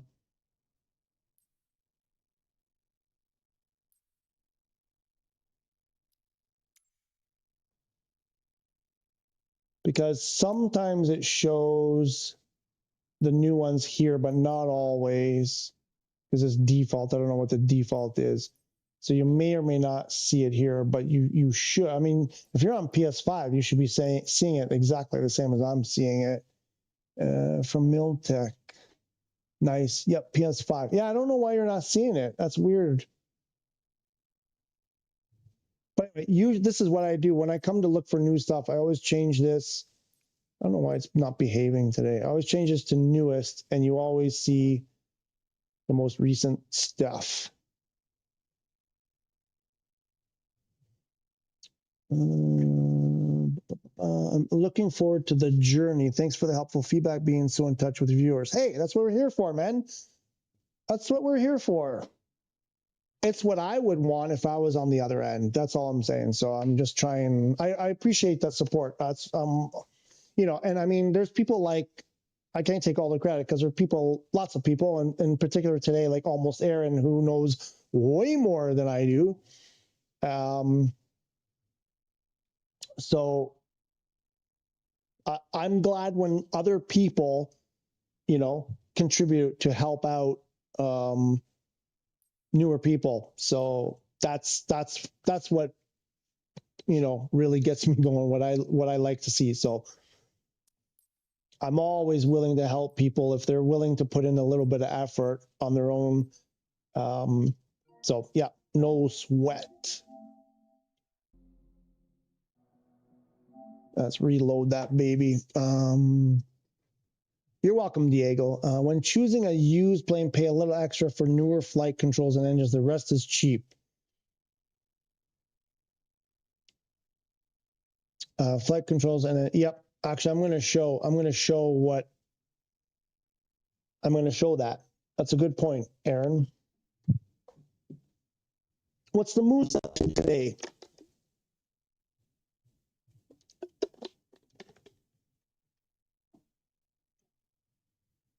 I think I need a snack while this loads. I'll be right back.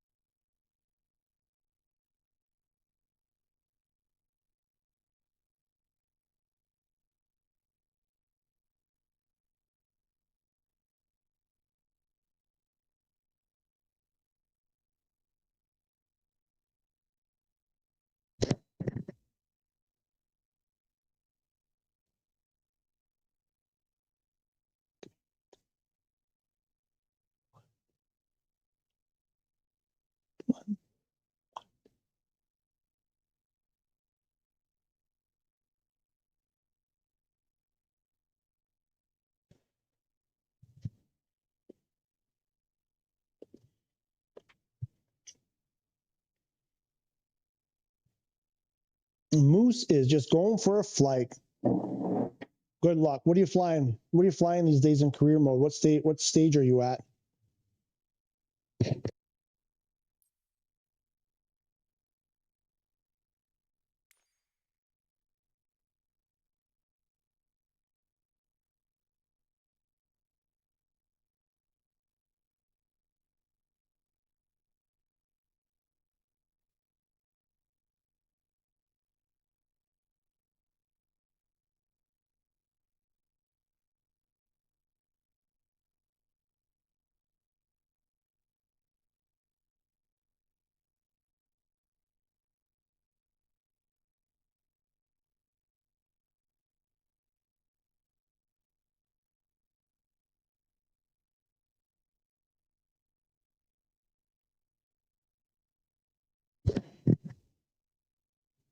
Shoot, I just realized I have my Italian flight shirt on. Maybe I'll throw the camera on. I'm really proud of this shirt.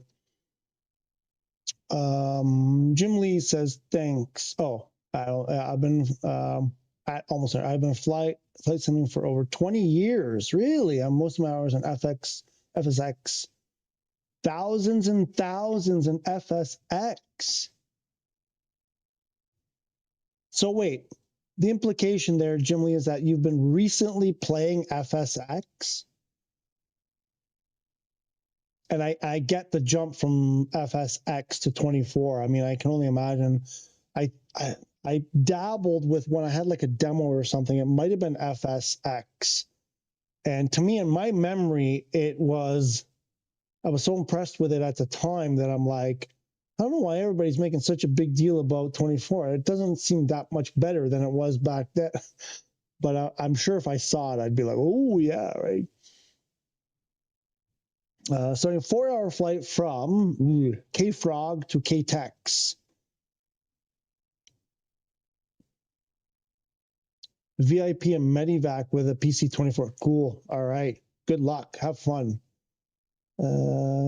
You upgraded to 24 when you came on the PS5. So you've been playing FSX until recently. Wow.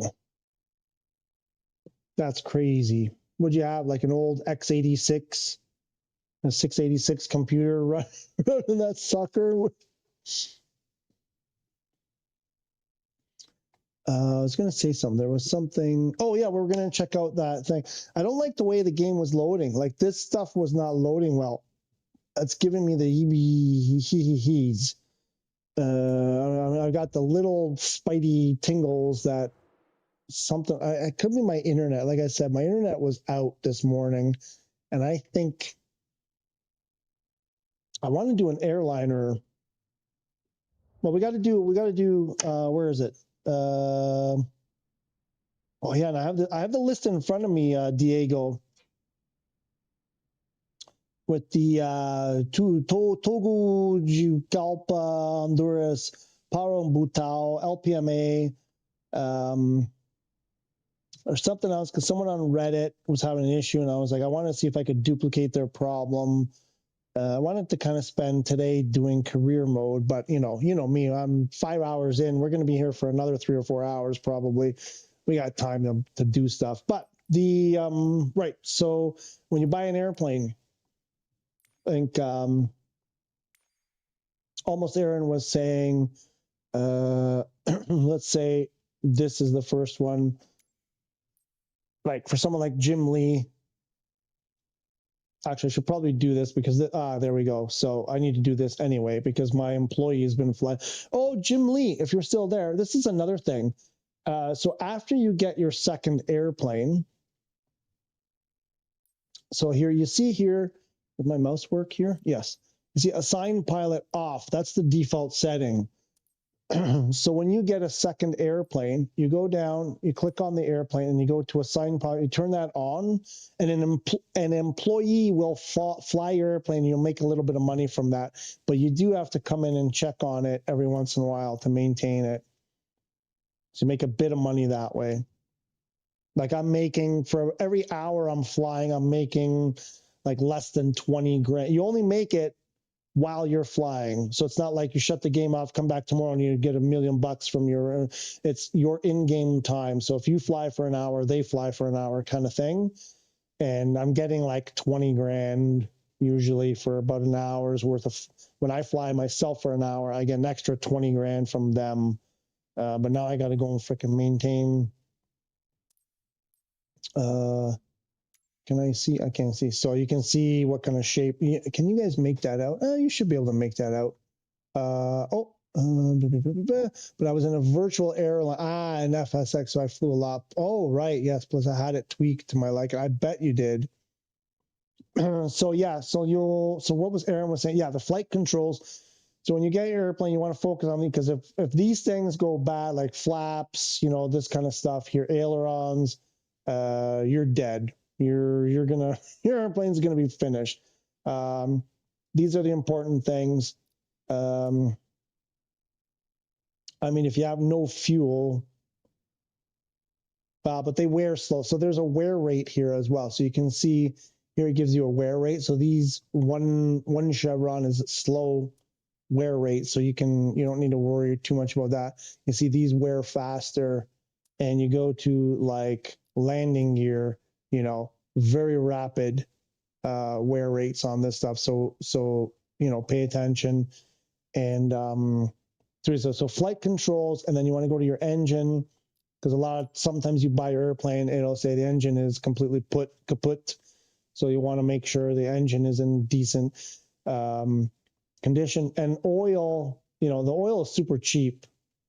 Oil is like, I think on the Vision Jet, it's like $90. So I usually change it prematurely, but I don't know if it's realistic there. Because that's what I do in real life. I change my oil in my car like early. Everybody laughs at me. I'm like, it's the cheapest, easiest thing you can do to extend the life of your engine. So I do it in video games too. But you can see here, I'm getting this to maintain. So there's issues here. We need to do this. I got to spend a bunch of money on this freaking airplane. I hate doing it. It's the second time I had to spend that money. This is going to I really don't want to do that. Aaron, what happens here? If I don't maintain this stuff, let's say I leave this and aileron fails, does that airplane crash and then I get like a big bill? Or does it just stop flying when it gets to a certain point?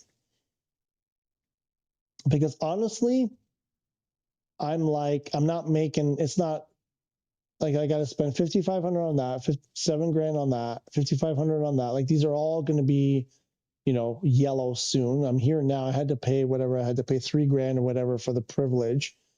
So I'm kind of thinking I should probably do that. And then, you know, these are the things. Okay, those I could leave because they wear slowly. Then I got alternator, no battery, you're not flying. So there's like 1,500. There's, yeah, it's cheap. You got, you know, this $5,000, another battery for 400. Might as well just change that. Honestly, God, I think I'd rather just sell this airplane because it was my first one. So I'll make more money from selling it than I'm making from having an employee. Oops, I didn't mean to do that one. I wanted to do this one because it's cheap. And landing here, my employee has, oh my God, look at what they did. Look at what they did.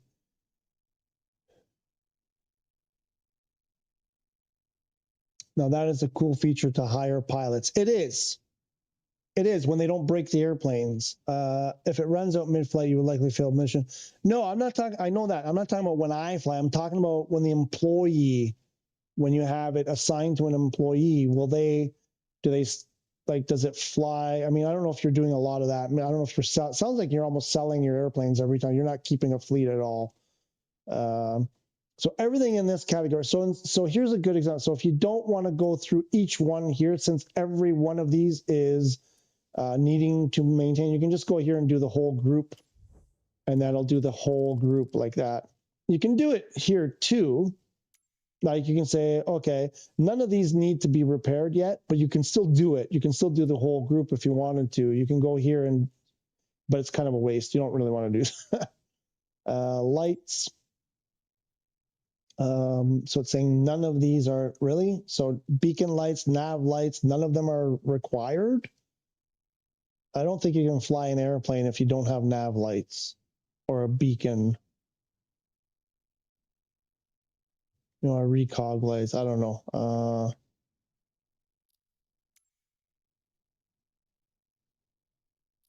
Another 600. That's a cheap one. I don't mind that. That's cheap. Where that was hydraulics, right?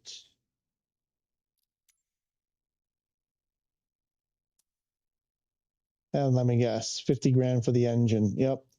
So 17. Oh, cool. It's a bargain. So it'll take 10 hours of me flying to earn that money back. I really don't. People are like, oh, you make so much money from the Cessna. I'm like, no, I bought this plane for nothing, for like 20 or 30 grand, and I'm not really making money on it. I'm not. Honestly, I kind of don't want to sell it until I know for sure, but I kind of feel like I should sell it.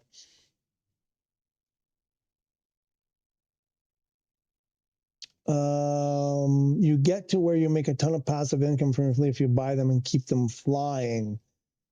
Yeah, but the problem is, I mean, I know the theory there, and I've read that there are people who have like 100 172s, and I'm like, you got to go in there and maintain.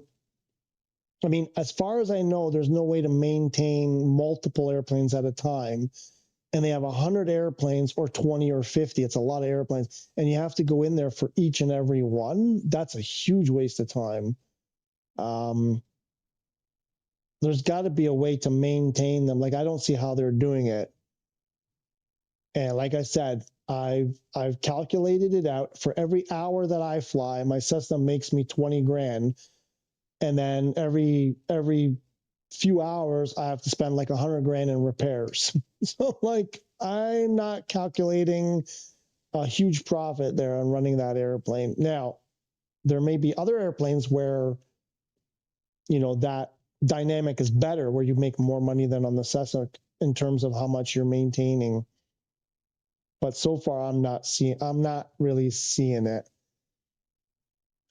on this particular one, at least as a, what is this, light cargo anyway.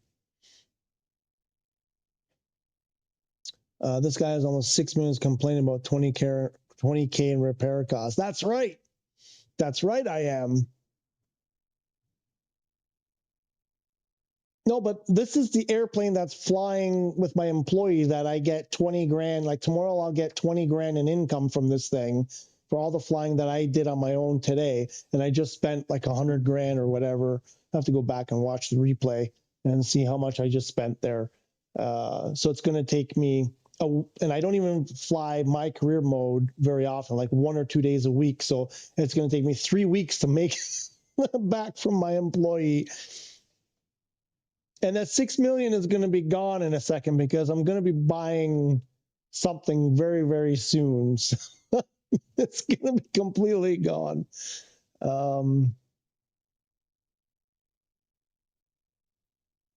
If plane is not flight worthy, assigned pilots will be grounded. Yeah, not really the answer to the question. I'm saying, what if it's flight worthy when they take off, but then it goes bad while they're flying? Does it even have, like, is it ever possible that you go in there and say, oh, your employee crashed your airplane for whatever reason? Really, is the question. For any reason, I think is what I'm trying to ask. Can employees destroy your airplanes ever? Okay, what now? Should we do this? Because he's on my case. I'm only kidding with you. I know. It seems like there should be better planes to assign, like you said, instead of 100 172s. Yeah, I mean, they're cheap, so I get why people were doing it. They're like, oh, they're cheap to buy, so you just buy a whole bunch of them. And yeah, if you have 100 and you're making 20 grand on 20 grand times 100, sure. But I'm like, how much time are you going to spend going through there to maintain each one? That's why I wouldn't. My hesitation is if I got it, like I find that super boring. And I think some people enjoy that, going in there and maintaining their airplanes, and or they just wait until the airplanes are completely grounded and they just do like the repair all. And I don't know. I've asked the question. Other people have asked the question. I've never heard a proper answer from these people who have 100 Cessnas, how they're maintaining. They're just like, oh yeah, you just go in there and it takes 2 seconds. I'm like, no, not from what I'm, again, how are you doing it? Because from what I'm seeing, it doesn't take 2 seconds to maintain 100 airplanes. Oh, yes. And Aaron, you made a comment before we were talking about going 8 times, 16 times. You said, get the CJ, you'll see in the CJ4.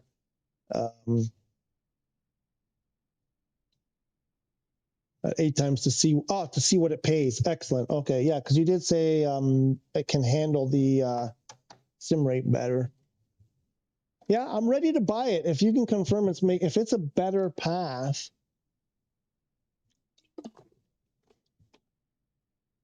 You know what? I have some notes here. Let me see if I have something here about the CJ4. Let me double check.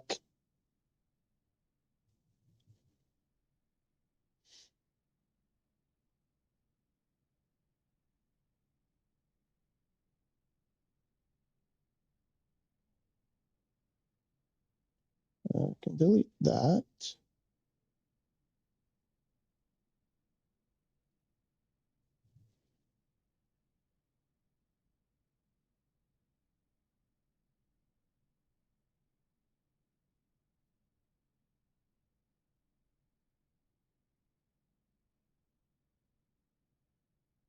Ooh, where did it go?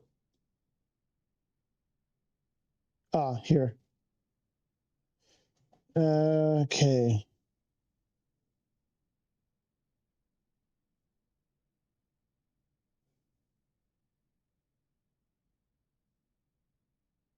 Okay, so here, so Vision Jet. So everything so far, whatever, 172, then the Vision Jet for charter private, then something like a PC-12 or for medium cargo, and later can do PC-24 for medium and or PC-24 CJ4 for VIP now. Then you need 90 to 100 million for a 737. Blah blah blah blah, buggy missions, and this was from a long time ago though. So there is a mention of the CJ4, but this must have been, like you said, Aaron, when I guess you couldn't buy them used, so that would make a big difference. This mission says it pays 3.4.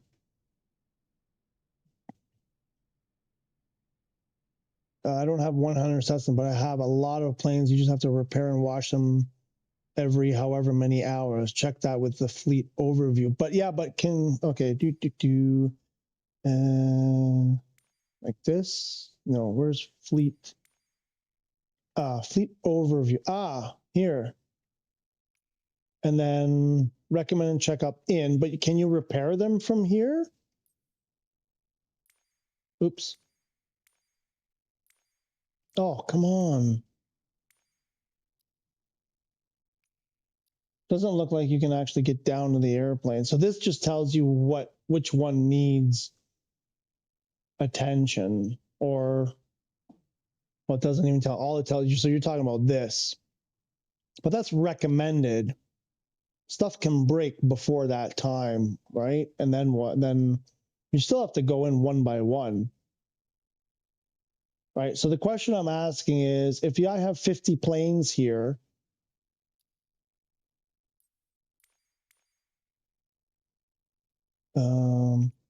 oops, I went the wrong one. If I have 50 planes, I still have to go to the company and then go here, and there's going to be, 10 airplanes here. I have to go to each one to maintain them, right? I got to go in here to be able to maintain it. You still got to go into each and every one. And I left this at premium because I was afraid my employee is going to crash my plane. Do I just put it down to the minimum?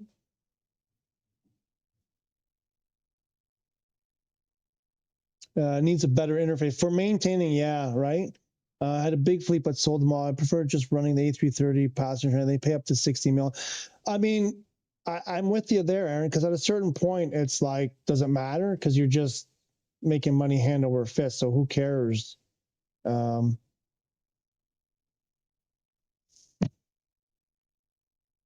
I'm with you on that. Like at a certain point, you're making so much money, especially if you're doing your method where you do 40 million in 15 minutes. Why have the fleet if you're just doing it for money? So you're telling me get rid of it, right? Insurance is only for you. Okay. I wonder how much maybe I'm missing out. Wait, so are you telling me if I'm netting 20 grand like today? No, I can't see it. Okay. So if I got paid 20 grand for my employee today, that I lost 17 grand of that to insurance every time I've been. Why is that not in the manual? Could someone not have told me this a month ago? Month and a half ago? They can't crash. Really? For real?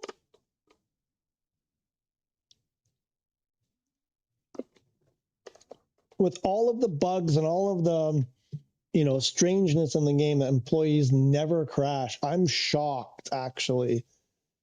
And I kind of still don't trust it. I believe you guys. I don't trust the game, but I'm going to leave it like that. So maybe I should start making some decent money from that airplane. So I've been paying 16, 17 grand every hour in insurance that airplane flies. Or no, because you're saying, wait a minute. No, sorry, hang on. Because this insurance thing always got me kind of, you only pay the insurance 16,000 per hour for the hours that I fly. So I wasn't paying it for the employee. Is that right? You are in charge insurance only in planes. So the 20 grand, so it doesn't matter what that's set to then, because the 20 grand I'm getting from my employee, I'm still going to get only 20 grand. It doesn't, there's no insurance in there. So it doesn't really matter what you set that at, I guess. Is that, do I have that right, or am I still confused? They don't, but you'll go to flyer plane, check it up, and the landing gear is jacked up.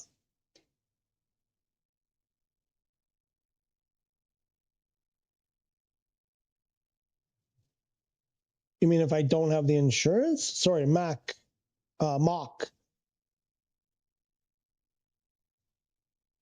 Right. So I think what you're saying there is they don't crash, but you'll go to your flyer plane and, air the gear, which is what I just did. Keep it in basic. Okay, yeah. Kind of doesn't make sense to have it. I mean, unless you're going to fly it. And you know what? I'm a pro now. I'm a pro. I don't need that. You know what?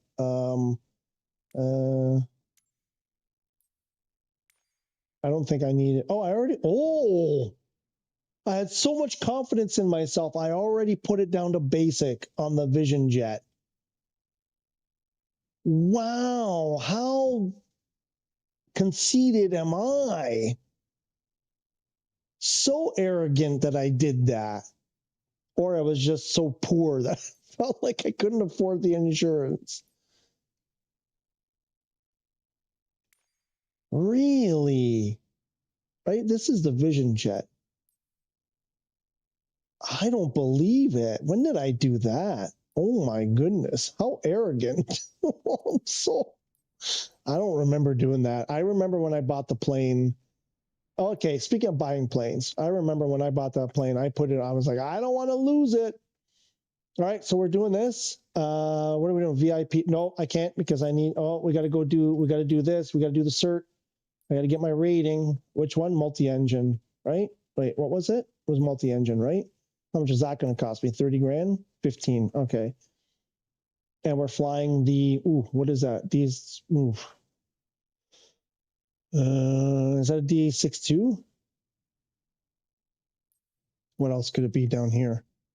Doesn't look like a King Air. Or is it? Is it a King Air? I don't think that's a King Air. It looks more like a DA62.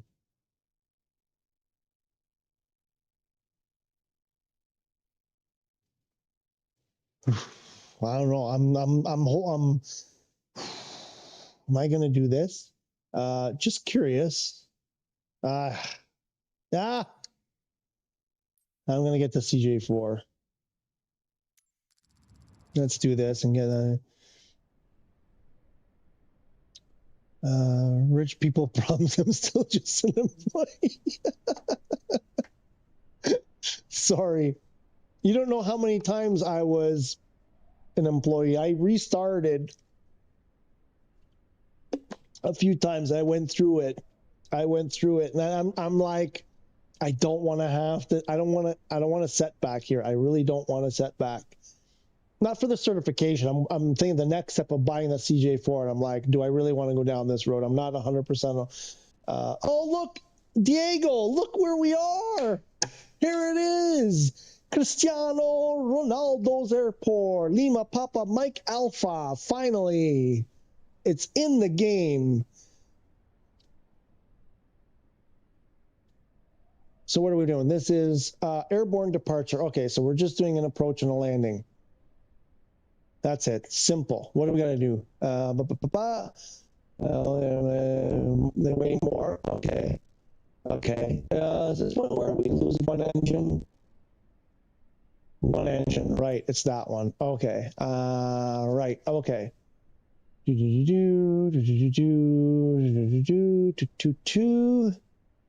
to overuse ailerons. Okay. It's gonna be a lot of rudder. Extra drag. Yep. So a lot of opposite rudder. Features an auto feather. Reduce. Okay. We'll start the maneuver. We're going at 50. Runway 2 tree.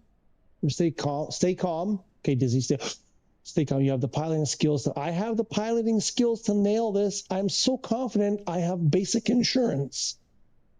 Okay, I think if I got this, we're initial heading of 50, landing at 2 tree. That doesn't sound right.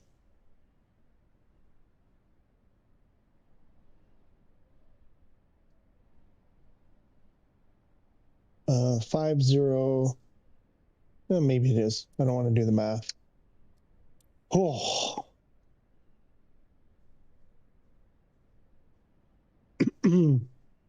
Halfway through the flight, Ronaldo, the donkey? Ronaldo, I can't see. It's so tiny. It looks like a donkey.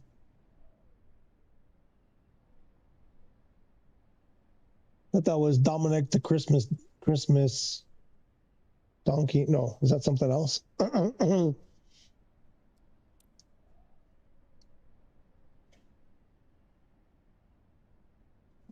Okay. 50 up to 2 tree. We're going to making a left turn. One engine. I don't think insurance matters for. No. I wasn't. No. I wasn't implying that. I mean, at the bottom there, it said you have the skills to do this, and I was talking about. I have so much confidence in myself that apparently on the Vision Jet, I've bought basic insurance. That's how confident I am. Apparently, so I didn't even know that. I'm certain insurance doesn't matter for certs. That wasn't what I was trying to say. Obviously I said it wrong. You've flown great so far. Just the approach and landing are left. The last part of this exam will feature something a little bit more involved.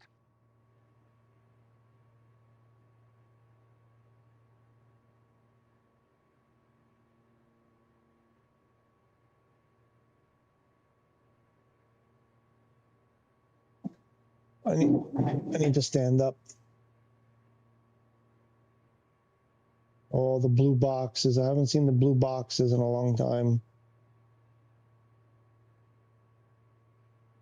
It's quiet inside this thing.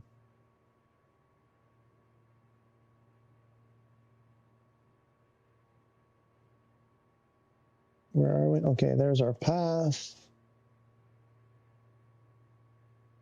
Pilots should be able to fly and land safely even in emergency situations. We're going to simulate a left engine failure. You'll have to follow your flight plan and land with only one functioning engine. Turning off the left engine in 3, 2, 1. Left, so the right engine is gonna push. Mayday, mayday, mayday. Clear to land runway 2 tree. Diamond X-ray Golf Sierra. Pitot heat off. What's our temperature? Temperature is 24 degrees. We don't need pitot. Low volts.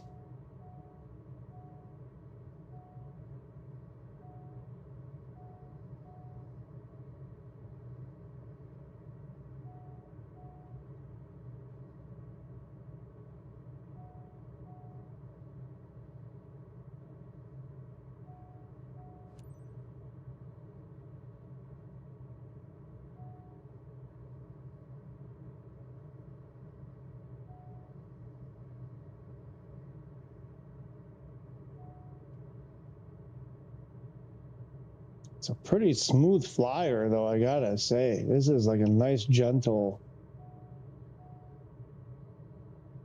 I'm liking how it flies.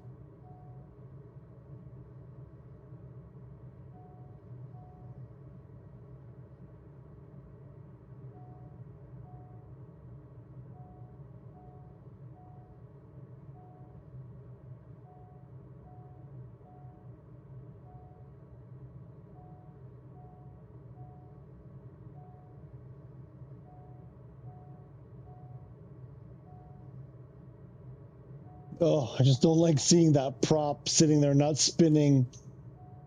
Oh, it's an unsettling. I got to do this in VR. Oh, look at that. Oof. Heavy bank.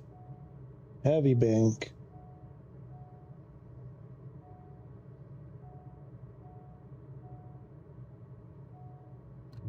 Gear down.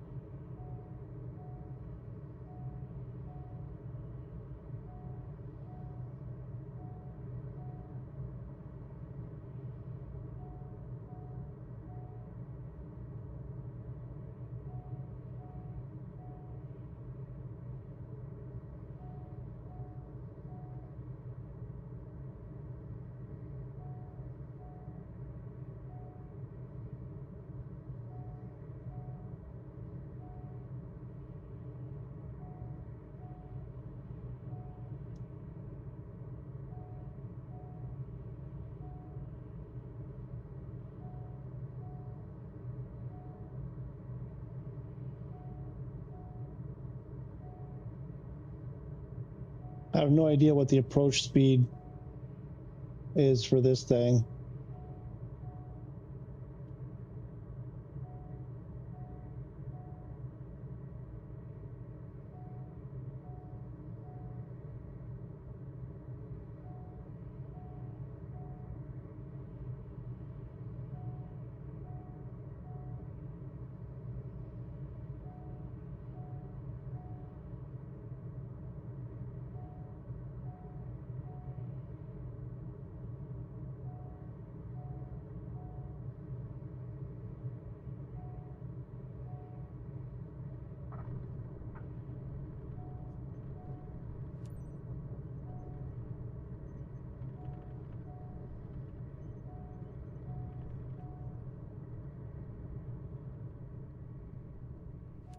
Diamond X-ray Golf Sierra.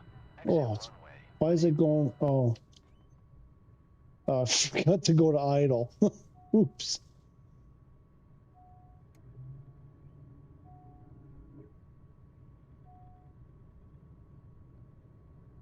Yeah, it's pretty hard to make a right turn when you got only the right engine.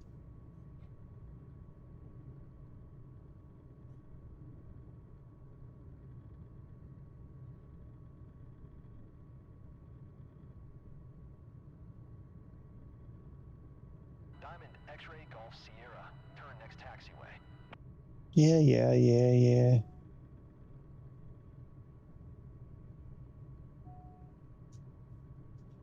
So what did you guys told me on the runway you can go basically as fast as you want. You don't have to abide by the 30 knot rule. Let's test it out.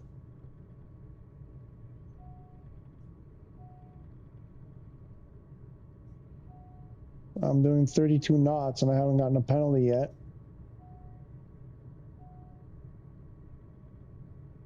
Diamond X-ray Golf Sierra. Turn next taxiway.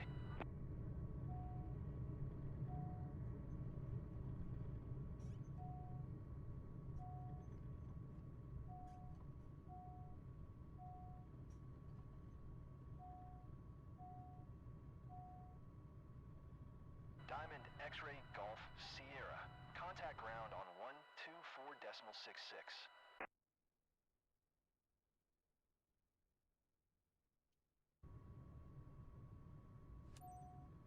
124.66 for Diamond Is there a way X-ray to Golf silence Sierra. that alarm?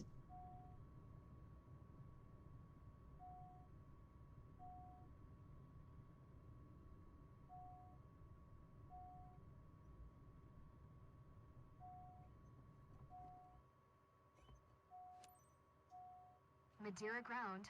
Diamond Alpha Sierra X-ray Golf Sierra. Request taxi to the gate. Gotta be a way to Diamond Alpha shush Sierra that X-ray thing. Golf Sierra. Taxi to gate Alpha 16 using taxiway Alpha. Taxiing to gate Alpha 16 using taxiway Should I just skip Alpha. it?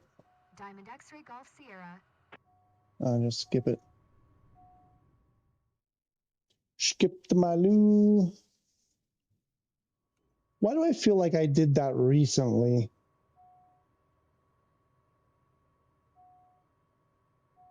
I didn't get to use you, bro. I didn't get to do it.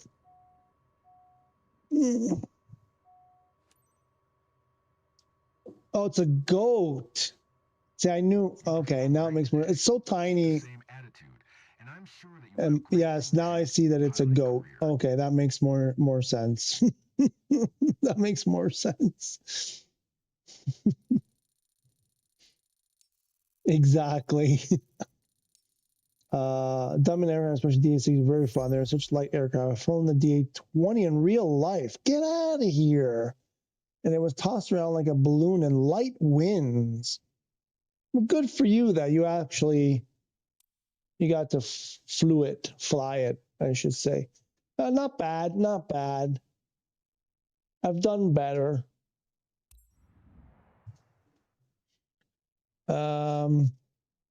Looks like a basic landing insurance to me. Thanks for that vote of confidence. That was not bad. Speeds during taxiing, right? So the part on the because you're still, it's sort of right. It's not considered a taxi.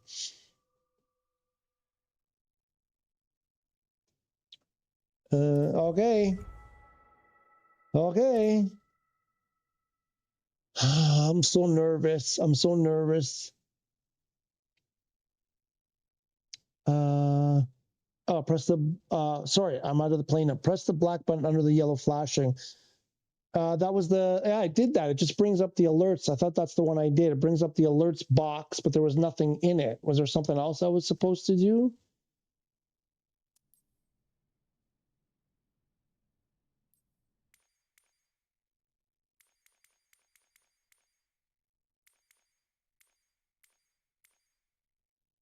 And now we can do, okay, so I've got all of my prerequisites. I've got the thing. Now I just got to buy the plane.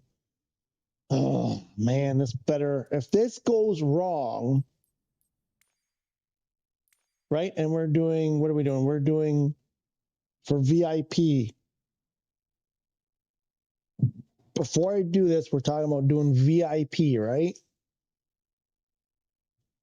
Because I guess that's what else you're going to do in a CJ4, right? Is there a cargo variant of a CJ4? I don't think so. That was, I like the DA40 as well, but it's a bit wonky in the game. It taxis too fast, like on landing on short runways. Like you press the brakes, it just won't slow down. So I kind of avoided it, but I guess on longer runways, I don't know if they've addressed that in SU5. I'm not sure. I haven't spent a ton of time in that one. Yeah, I did press the soft key there in the bottom right corner below where it said was flashing caution, and it just brought up a box, but there was nothing in the box. So I thought that's where it would be. There's got to be a way to quiet that. Anyway, so we're doing this, right?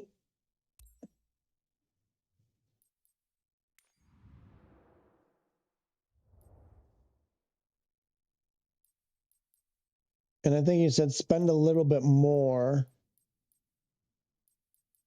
to not get the totally broken one. Well, I can't afford that one. And the difference between these two is it really worth this one? Or am I just overpaying?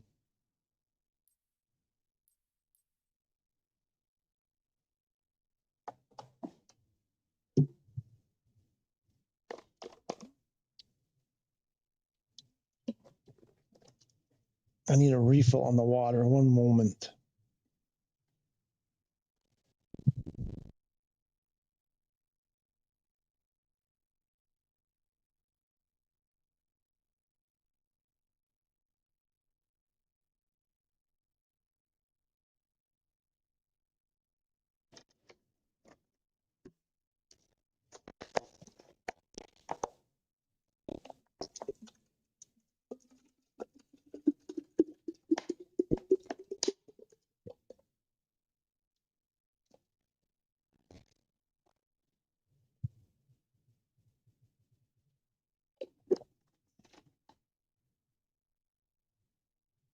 What's my controller battery situation? Oh, yeah. We're going to get a warning soon. I know it's a big money purchase. I mean, Aaron was harassing me and harassing me and harassing me. And now I'm like, so I haven't done a lot of buying airplanes. I did mess around a bit, and my gut is telling me get the cheaper one and then put money where I want to put it, because I could be paying more. I mean, the difference isn't that much, but I may be paying for stuff that isn't vital, and I'm gonna have to replace at least one engine, I figure, no matter what. So I'm kind of thinking the cheaper one. But I think Aaron has a ton of experience on this. I think you said earlier, buy the more expensive one. But then I might as well just save up a little bit more money and buy a brand new one. Like, I'm not that far off. Like, I'm getting close to a brand new PC-12.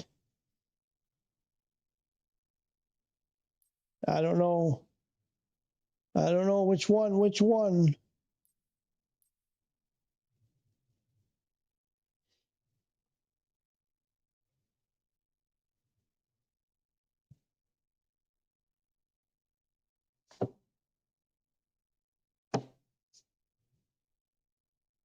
Nobody cares. You're like, just buy one. Just nobody cares. Just get one. Don't worry about it. Get. I don't know. Maybe I get this one instead.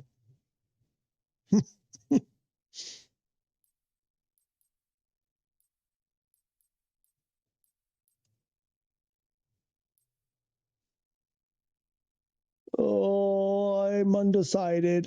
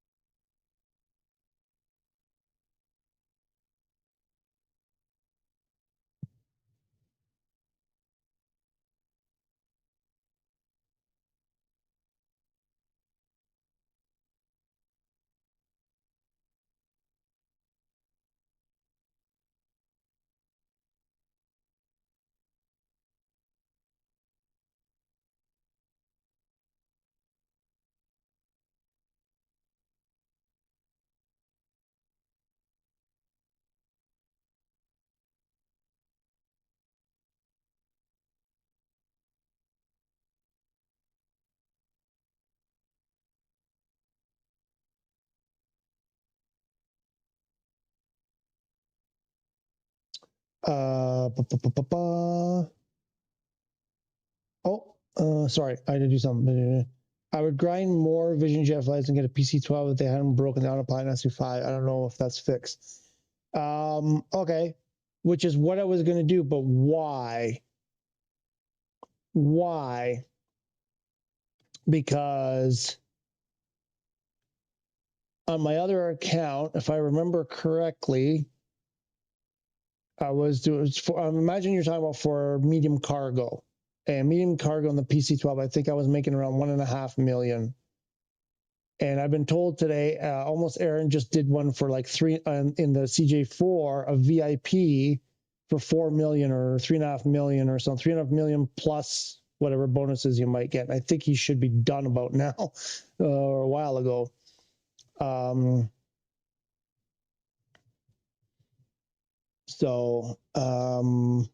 The issue, I was headed in that direction.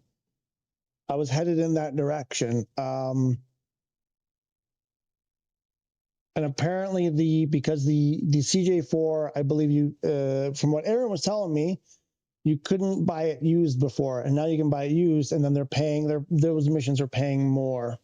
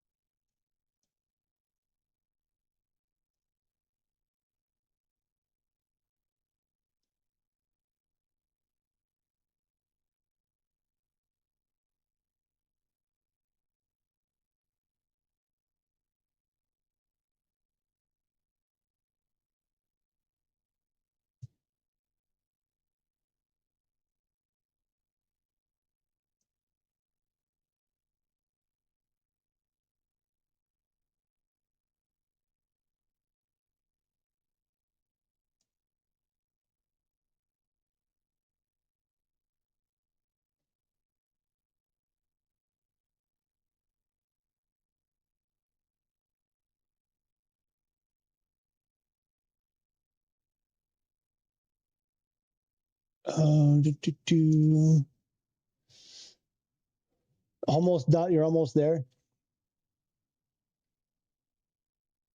I mean, is the CJ4 even flyable in the used condition after the early maintenance cost? Is it worth it? Right, I get what you're saying. You're going to end up paying almost what we're going to find out. We're going to be paying almost what a PC12 new is 7.2 or 7.4, but you're making more money per flight. This is the reason why I'm thinking, because apparently you're making 3 to 4, depending on the bonus, maybe 5 million per flight. And Aaron is almost done his flight. He's going to tell us how much he's making on this flight. And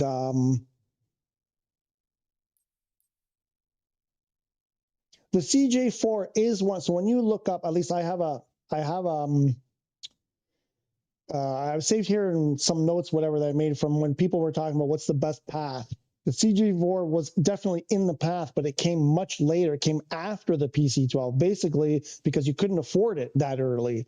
And I was talking to Aaron about this earlier on, about there's something about the CJ4, either some issue in the game or whatever that causes a lot of problems. There's something about it that I put it out of my mind for some reason. I have a feeling there's something particular about this plane or how this plane is misbehaving in the game or something like that, that I'm like, I'm not sure I want to do this. But, you know. So he did the flight. He got 3.4 million, no bonus. I'm glad you were testing this out, so when I get there one day, I can make the best choice. Absolutely. That's why we're doing it, Jim Lee. That's why we're doing it. I'm going to make the mistakes so other people, believe me, I made most of what I'm telling you is from mistakes that I've made. Be careful about the Grand Caravan. Go fly it in free flight first. It's a cheaper option to go for medium cargo, but it's not for everyone. It's a little bit trickier to fly. There's some issue with the throttle, the way they have the throttle and the throttle reversers or something. And I had the way the plane is balanced. Do they have one here? No, probably not for.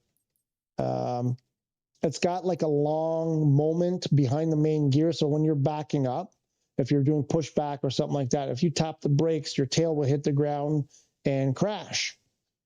You'll get the you crash your airplane.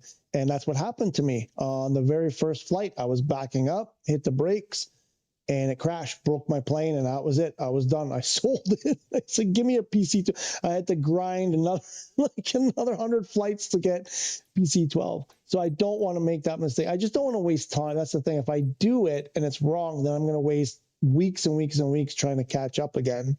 That's why I'm kind of hesitating. If the PC12 is broken right now, I agree. I don't think the PC12 is broken. I've flown it a lot. The only thing is the avionics go out. The same problem as a lot of planes. The avionics go out. Other than that, I've flown it quite a bit, and I don't mind it. It's actually a pretty cool plane to fly. I've learned the avionics to at least the point that I need to be able to do most of what I need to do. And so it pays for itself in 2 flights.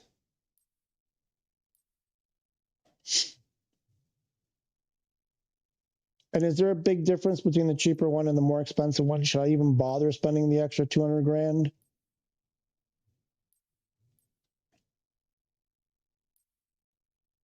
Forget, I'm buying this one. I'm buying this one. Let's go. Do I have to do this here and now? What do we need? Let's hope we get through a flight for that. That should be okay for a while. Alternator should be for 15 grand for an alternator. Directional gyro. Oh my God. So that's 35. That's almost finished. What's that worth? Ooh. Another 20 there. Gear for sure. What's gear worth?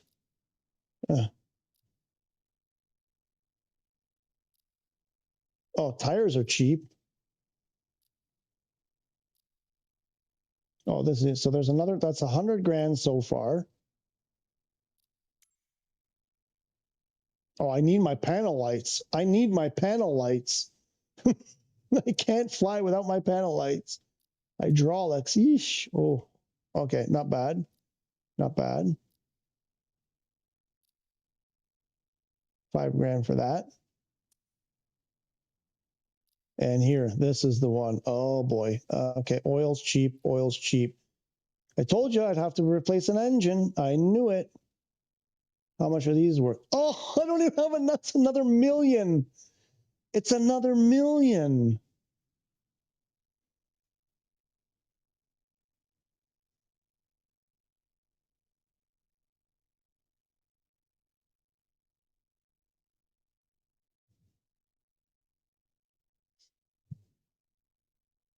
You don't have to replace it. You don't have to replace an engine that's in this state.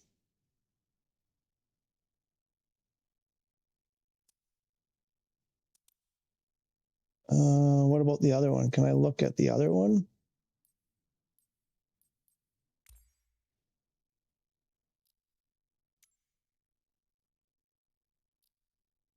$150 grand. 150 grand. Gear was cheap. A lot of this other stuff was cheap, right? It was not. Oh, 15 grand there. A bunch of stuff there. Hydraulics. This pump. There's 10 grand. Both of them. Both of them. Both of them. So definitely not worth it. You're better off to spend the extra 200 grand on the other one. And now it's locked up. It's broken. I'm never gonna. It's broken. Oh, there we go. Definitely worth it to get this one.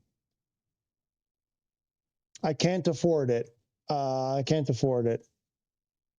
I can't afford new. That will last a good 4 flights as long as no pilots are assigned. Will I even be able to? I thought when it was orange like this, the plane was grounded. That's what I thought that meant.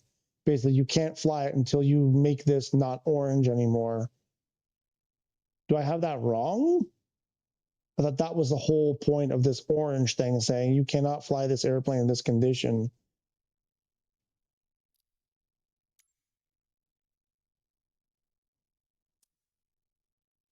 Can you imagine if airplanes were flying like if you had like, you know, if landing gear was in this kind of shape and planes were flying like with wheels that were about to burst?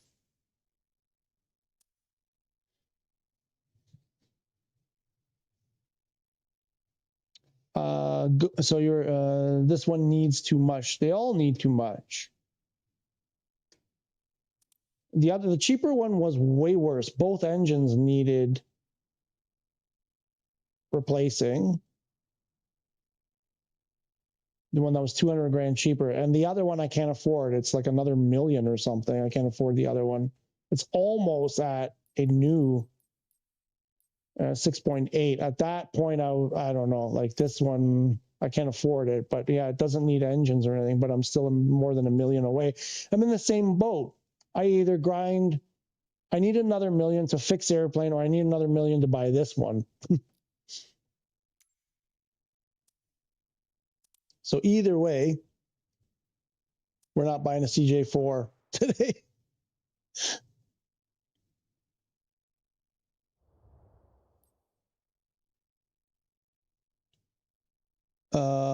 Moose is at 79 million. Okay. I mean, I agree with buying the new, but I'm kind of at a stage now where I'm like, I want to start making decent money. And I'm okay buying the used, but right now it doesn't make, I don't think it makes sense yet. Hopefully you don't have a single engine failure like Greg Biffle did. Sorry, I'm not sure who, but rest in peace. Obviously, not gonna let stuff wear out or you waste money. Yeah, but if you wear it out, you have failures, and failures cause crashes, and crashes are expensive.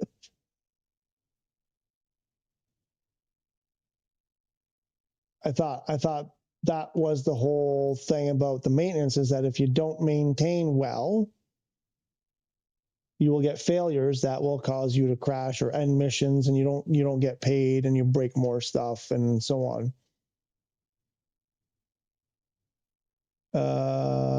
Didn't have engine fail. They forgot to turn on generator and lost battery power. That's even worse. That's even worse. Was this recent? Did this just happen? And I don't know who this person is. I'm sorry. I don't know who Greg Biffle is.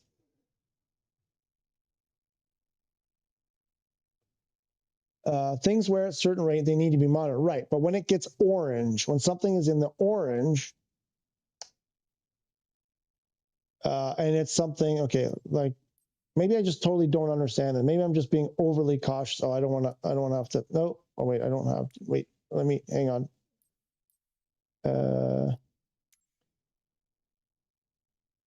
So not that here. There's the landing gear one is a good example. So this stuff that wears quickly. If this is in the orange, if it's saying to maintain and it's something that wears quickly, are you saying don't worry about it? Because I'm like, if it's orange, I'm about to be grounded. So I always replace stuff that's orange because I don't want accidents. That's my thinking. I'm like, I have enough trouble just when everything's working well. I don't need the added excitement of things, like losing an aileron or rudder. I don't need that excitement in my life right now. Orange is fine. Ex-NASCAR, a whole family died in North Carolina in a small jet crash. Was this happened recently?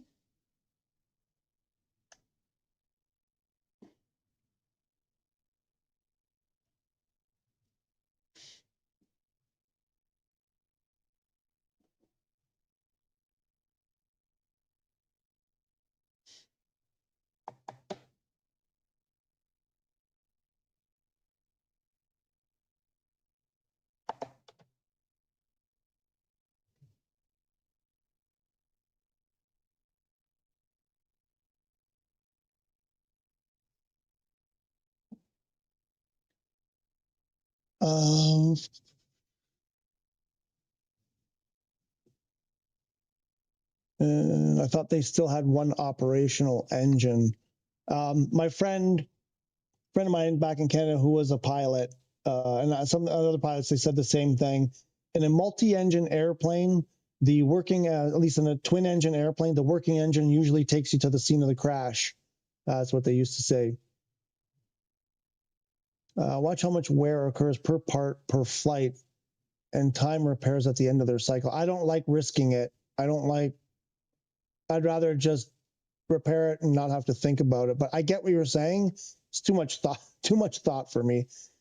Gives passive income. So you have a fleet flying with you every time you fly and just maintain it as needed. December 18th, so not long ago. C550. The worst part of that crash was they survived, but were engulfed in flame. Oh.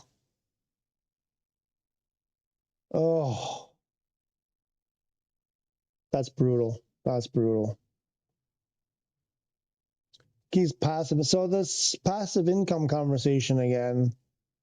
I don't know. I know a lot of people are saying that. I don't know that I'm buying it. I mean, because you gotta buy the planes, you gotta maintain them. You don't make a lot from them.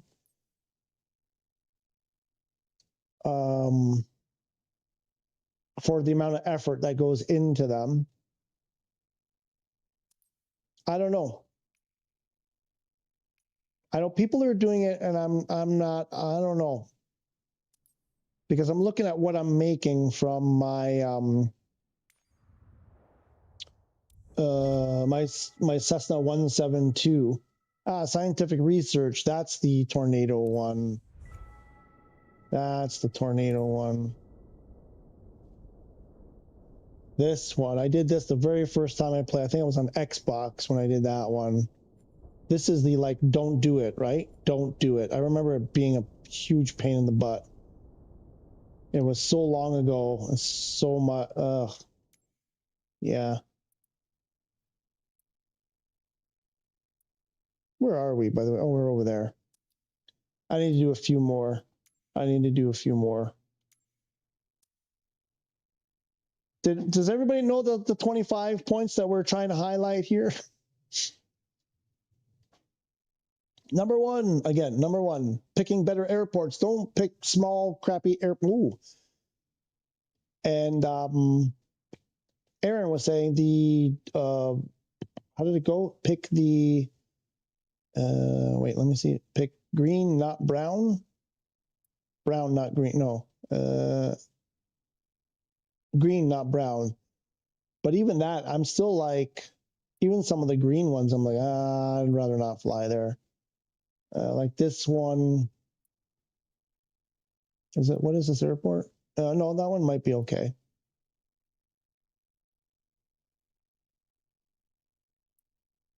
Yeah, that one would be okay. I look for the ones that are 4 letters because some of the ones, they may be green. I get what you're saying. They're better. Oh, wait, I think you said the green means they are lit. They're lit at night, if I understood correctly. But so I filtered for the charter stuff here. And then, so I want to find a good paying one, but that goes to like not one of these numbered things. Although this one, I think, it's in A3. Oh, it's Barry. Oh, cool. Let's go to Barry. We're going to see, what's his name? He hasn't been around in a while. Tyson.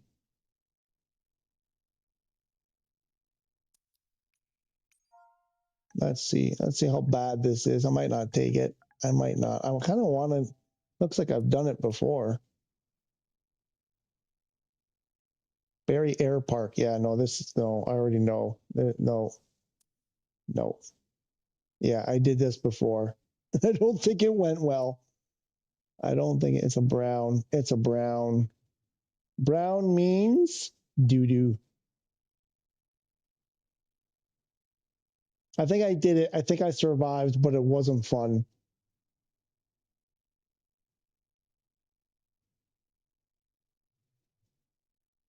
Green supports ILS. Brown, no ILS? Really? I didn't think all green airports had ILS kits. Some of them seem like pretty small airports. I'm surprised. I'm shocked if they all have ILS. Anyway, so this one was, no, we're not doing that one. I need a good paying one. Why are the jobs paying so little?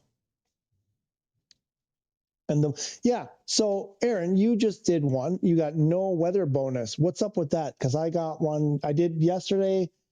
It was 300,000 base pay and 100,000 weather bonus. And today I got a $20,000 weather bonus.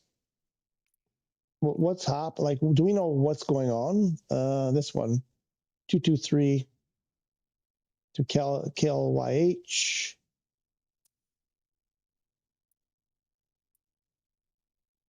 And it's one of these, KLY, this is KLYH right there. What's this one look like? Yeah. We do, I think we were looking at this one before. What is this? This is, I can't see it. Blinded by the sun. I can barely see that one. 12? No, 4. Oh, that's not 4 and 22. I think this is the one we looked at last time. We can do that one. Where this one? Let's do this one. Let's see if we can get a weather bonus.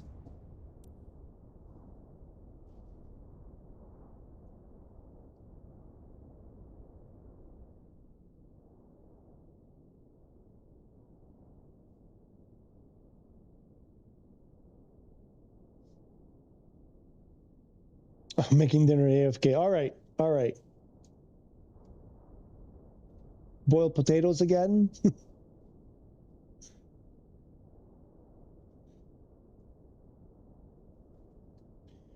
So then after picking a half decent airport, we want to do our flight plan, get a proper flight plan in here.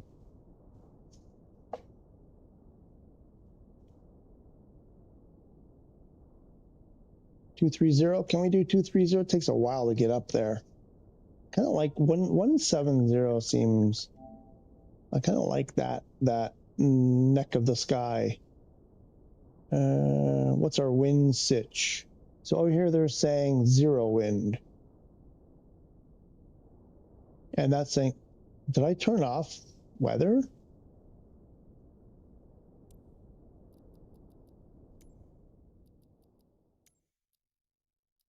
I didn't.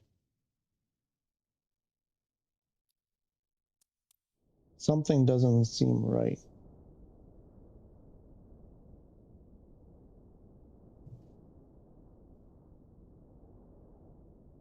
So then it doesn't matter. Doesn't matter what runway we're using. We can go straight out. Runway 13. Let's just head direct. 13 is going to be. We're going south. We're going. Which way are we going? We're going south. So that should be okay. We'll take 1 tree. ILS 4. All right, we can do an ILS landing. Hopefully we do it correctly this time. It hasn't been going well. And our wind here is 7 from 200, 6 from 240.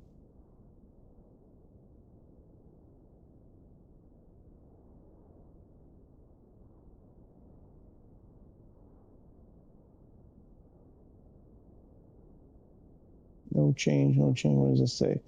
Coming from 240. So why would 35? Which one's a longer one? 3377. This one. We want 22. 22. Oops. Want 22. 4. Why are you giving me 4? See if we can add RNAV. Where are we going? Cliff. Can we do Cliff? I don't see any reason why Cliff wouldn't work. Let's go with Cliff.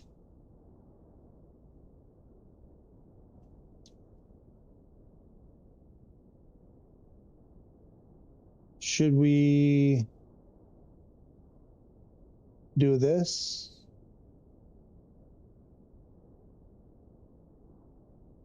Wait, I want to go this. Go IFR, send it to the avionics. Wait, what? Oh, crap, right.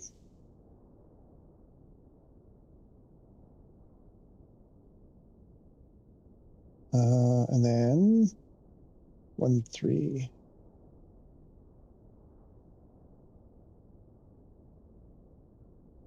I'll throw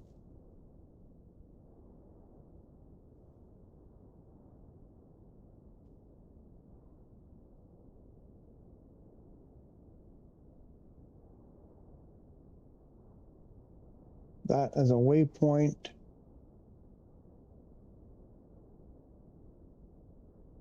Oh, actually, maybe I should have done this one instead.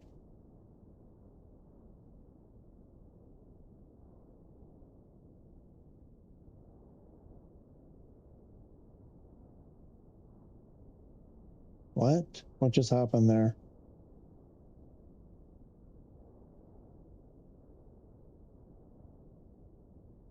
Add as waypoint before.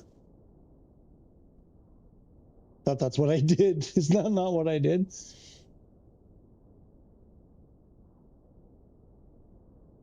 And now we'll send that to the avionics. And then we'll flip this to VFR and send that to ATC. And there we go. Hopefully.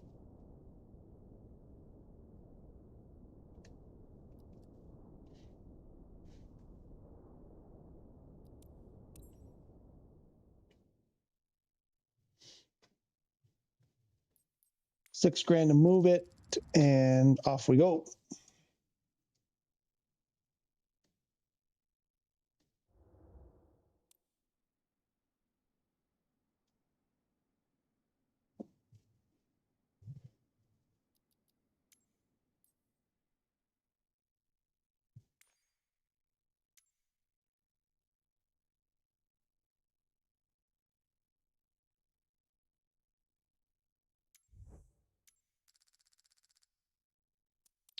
cash in the fuel, and oh, I could have washed it. I probably should have washed it.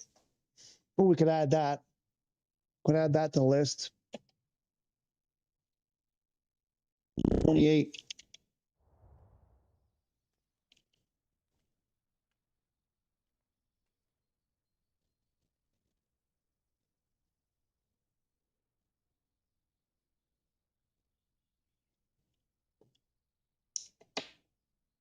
Bum, bum, bum, bum, bum, bum, bum.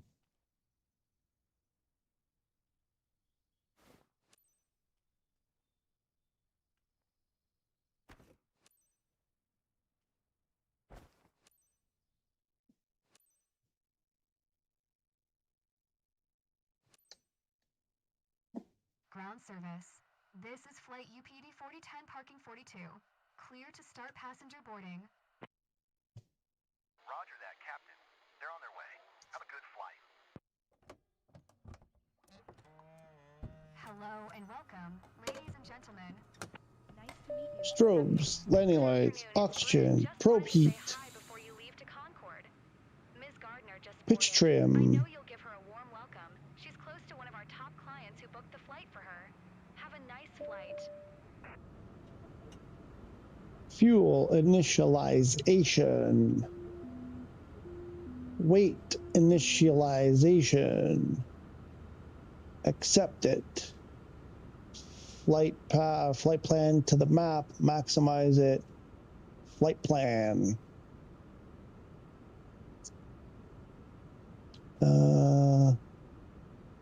Okay, there are no holds. I like to check to make sure there are no holds in the approach, and then I remove them if they're there. What else? We're going to throw our flight director on.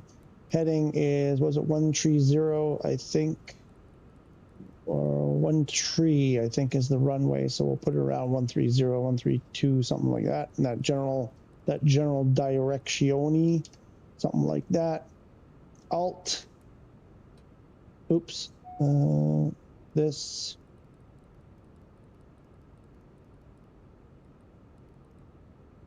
'17 FLC. Take off flaps. We'll arm the auto throttle, and I think we're done. Zoom out. Kilo Uniform Charlie Papa traffic. Clown Uniform Papa Delta Oops, going the wrong way. 4010 is taxiing to runway 13. We'll zoom out to Kilo 40. Uniform Charlie Papa. And then go outside and make sure there are no obstructions. We don't run into anything. Where? Oh, the hold short is right there.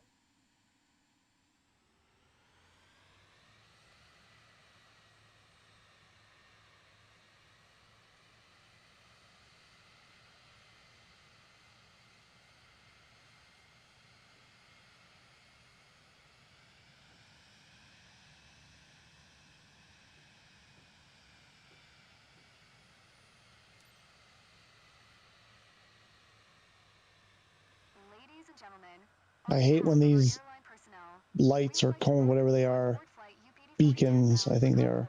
I hate when they're in the middle of the way like that. I'm always afraid I'm going to crash. And you don't want to overcook it. Got to slow down. Thank you.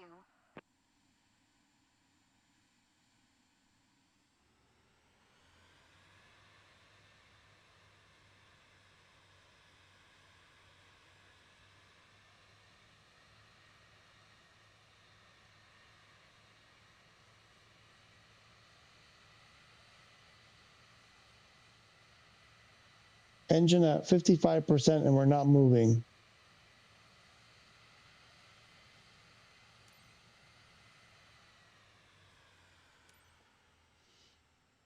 Where's the, where are we going?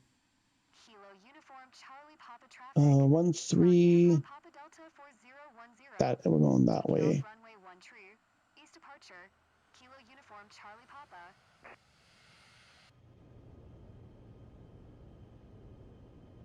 Ladies and gentlemen, to prepare for takeoff, please ensure your seatbelt is fastened tightly. Your seat is in the upright position, and your tray table is securely stored. Thank you. And get ready What for a is that in the flight. middle of the runway? Why are they there? Are they hittable? I don't like that.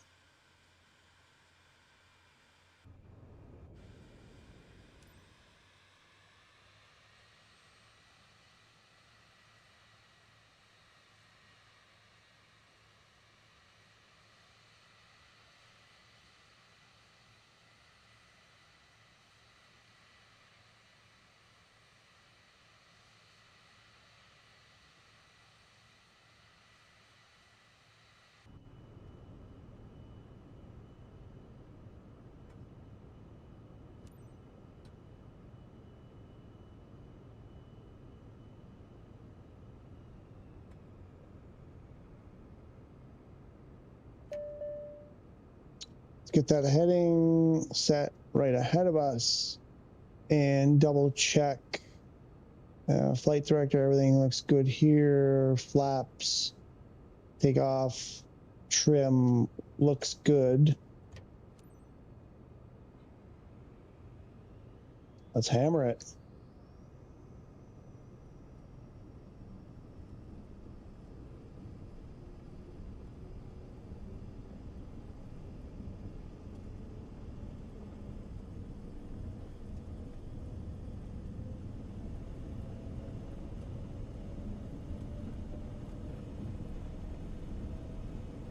Woo, end of the runway coming up fast.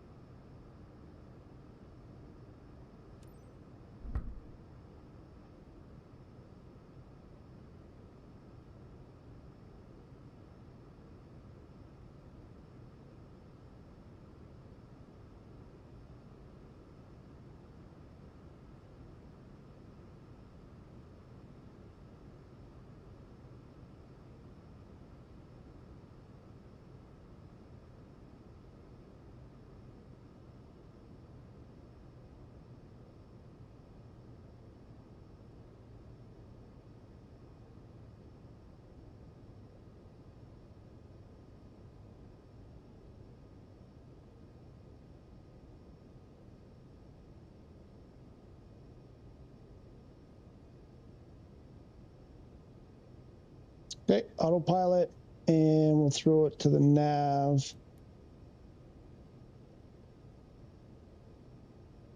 Get that hudding bug aligned.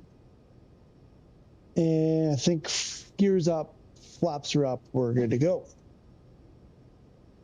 Has anyone tried to just U-turn, do a short field takeoff? Sometimes I want to try it before going all the way to the end.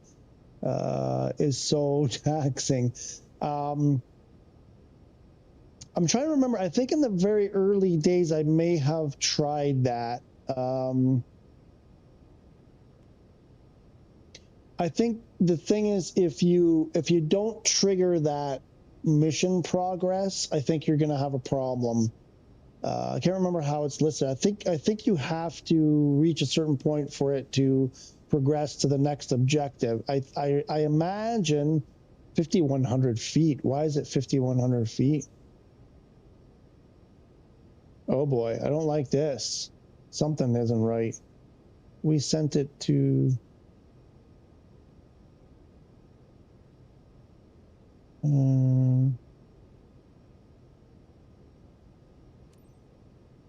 but I don't know. Don't understand. Yeah, I imagine if you don't trigger that objective of reaching the end of the runway, I'm trying to picture what it looks like, if it's an actual objective or if it's just sort of like, you know, not super important. This runway was too short. I could not have done it, but I can try it. I can try it on the next one and see.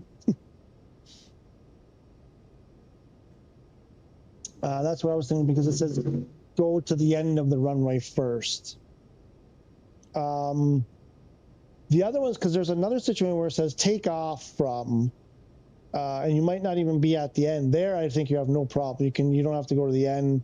as long as you have enough runway ahead of you. I'll tell you, some pilots that I knew, this was one of the sayings. He said, there's nothing worse than runway behind you, sky above you, and fuel on the ground. And I've never forgotten that. It's put more fuel. More fuel is better than not enough. More altitude is better than not enough. And start at the beginning of the runway, because you know, you don't want to run out of runway. So I've always said, I'm like, you know what? I'll start at the beginning of the runway. I don't care. You can sim rate it. You can even overspeed. Take the penalty for overspeeding. I understand what you're saying, though. Sometimes they're really long and you have to go all the way down there. And the ones that bother me actually the most are when there's only one taxiway that connects with the runway, and it's always you have to use the other runway every time. It's never the close one, it's always the far one. And I'm like, can't they just put another taxi? Because usually you have to, like, you're parked at the far end, you got to taxi all the way down to the end, get to the runway, and then taxi the entire length of the runway. So it's like you're doing the length of the runway twice.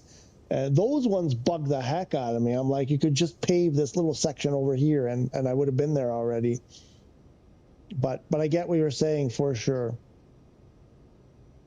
And I suspect that's what people are doing, and then they're having problems because they just can't be bothered to go to the end of the runway, and they run into problems, and then they say it's a glitch.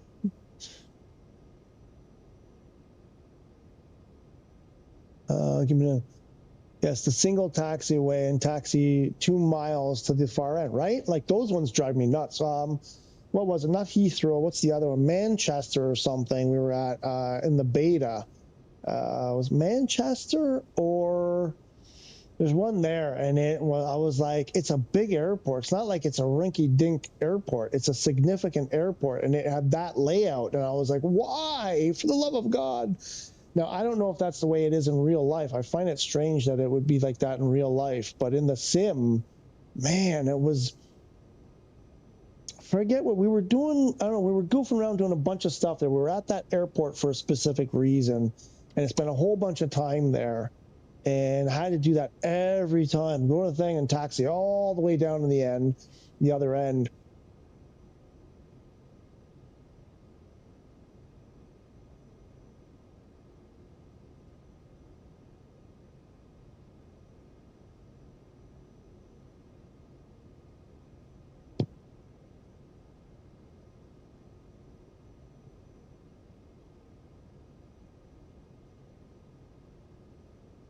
What's our wind? We got a tailwind, a bit of a tail. That's 11 knots. I don't know. My airplane seems to be moving around a lot for only 11 knots.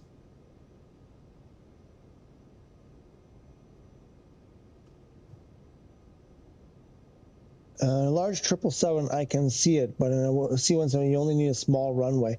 Yeah, I mean, I'm with you. I get you. Yep.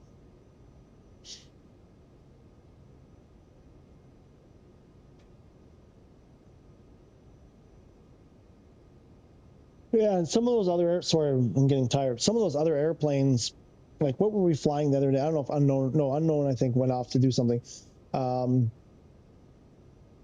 The Patey Draco X, that thing takes off in like 10 feet, and I'm pretty sure there are some missions you can do with it. I'm sure they're going to make you go all the way to the end of the runway when you only need, you could take off from the taxiway. That's how quick it jumps into the sky.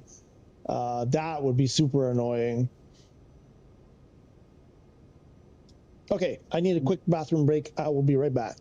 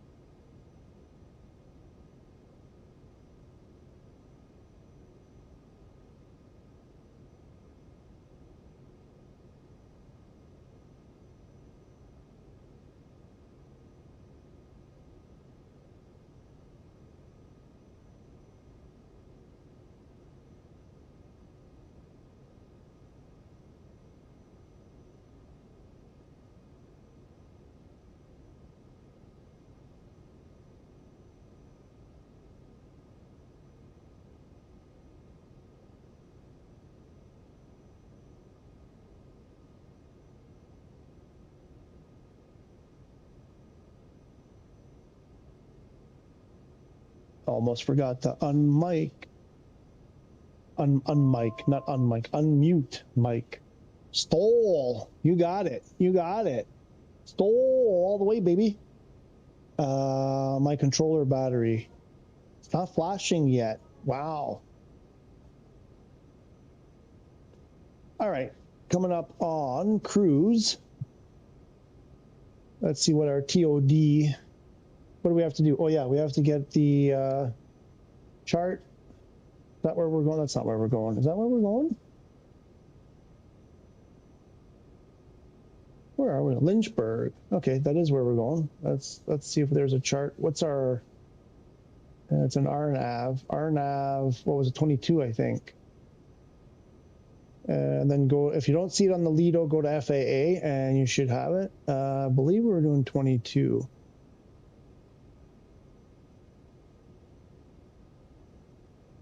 And 2500 is final approach fix. We want to be, I think I want to go lower actually. And then we can do 17,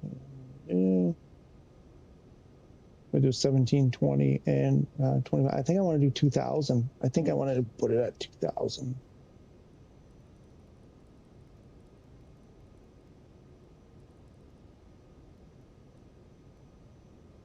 We're going to hit VNAV. 36 minutes. We'll have to do some time compression. 22 like that is a long one. And then what do we say? 1720 for the minimums. We'll go 17.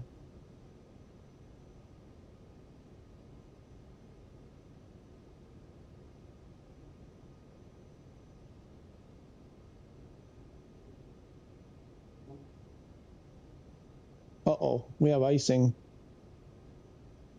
What's our temperature outside? -8. Uh-oh.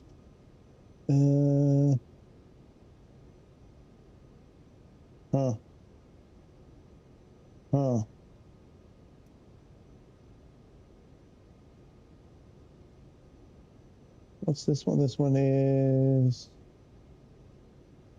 high. Windshield low. Wing stab. I lost my auto throttle.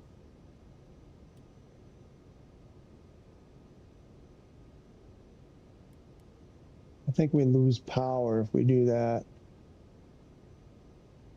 Oh, oh, right.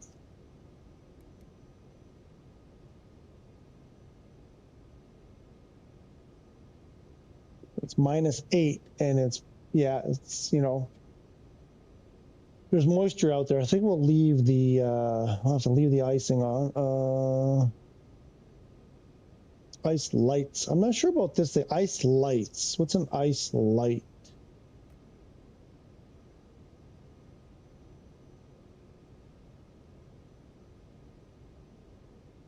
Looks like we cleared the ice on the windshield.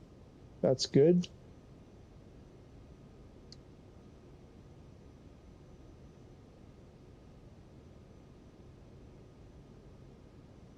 Go 2 times sim rate.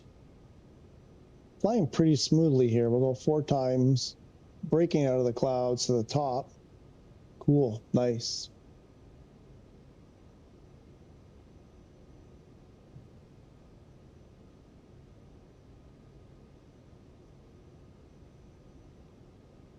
So again, some of the things I was going over before, it's like if you're in sim rate, I thought I had my, oh no, that was outside, out here.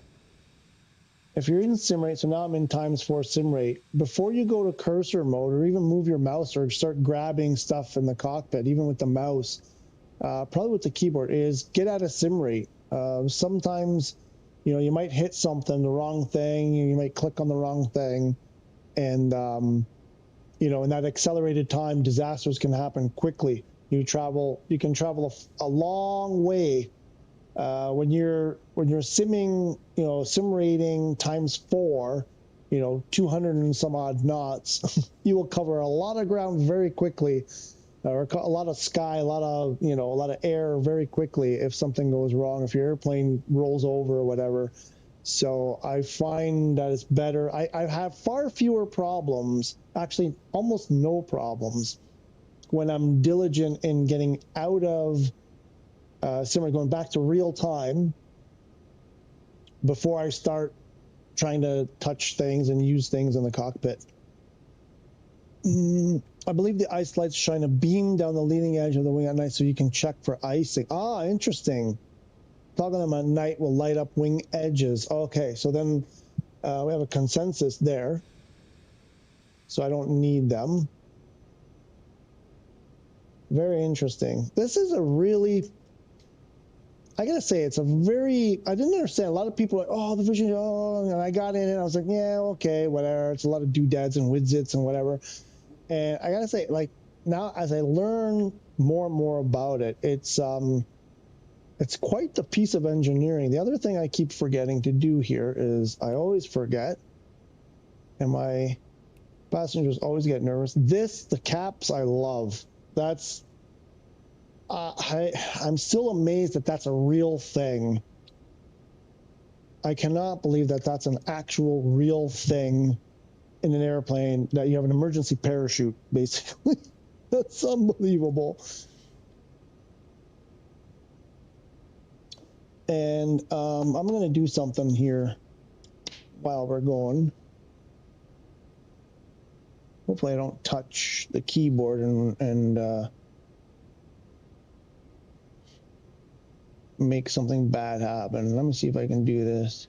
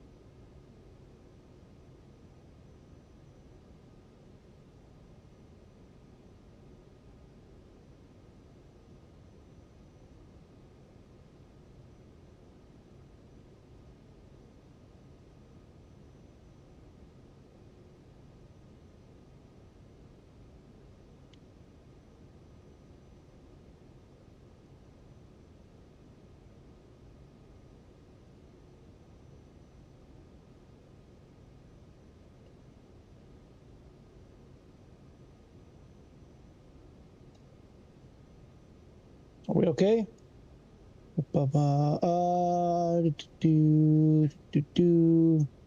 Have you tried it out in free flight? Wait, did I miss something here? What am I not trying? Toggle them on. We were talking about the wing icing and stuff, and then you said, have you tried it out in free flight? Did I miss something? Mac.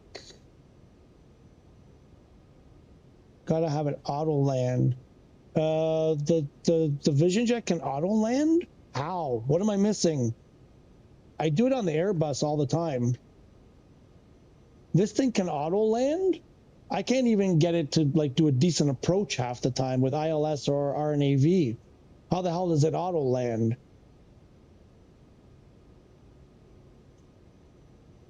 Oh, the parachute. Oh, yeah. No, I was saying I did it. I did it a bunch of times. I love it. I love it. Yeah, no, for sure. Yeah, that thing was so cool. Yes, absolutely. If you're talking about the parachute thing, of course. That's the first time as soon as I found out that was a thing, I got in here and I was like, how do you do it? For sure, man, of course. What happens if you do it during a mission? What if I did it right now? What if I did it right now? How badly would my career go? What would my rating? I'd be like an F rating if I did it right now.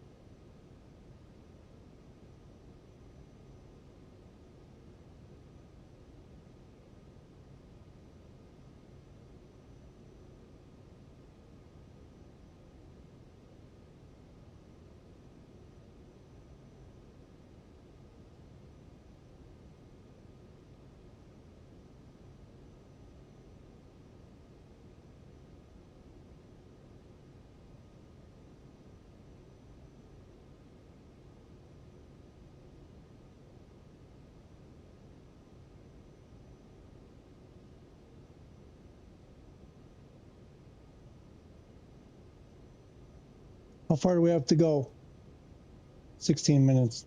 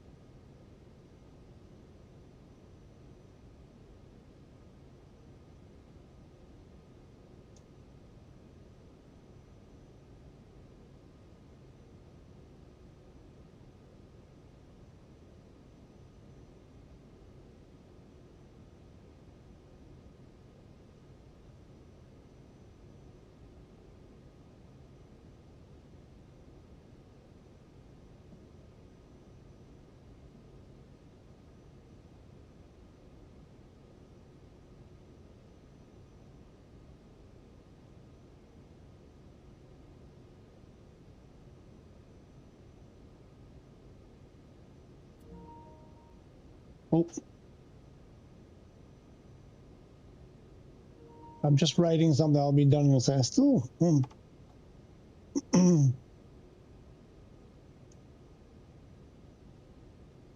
Oh, what just happened there?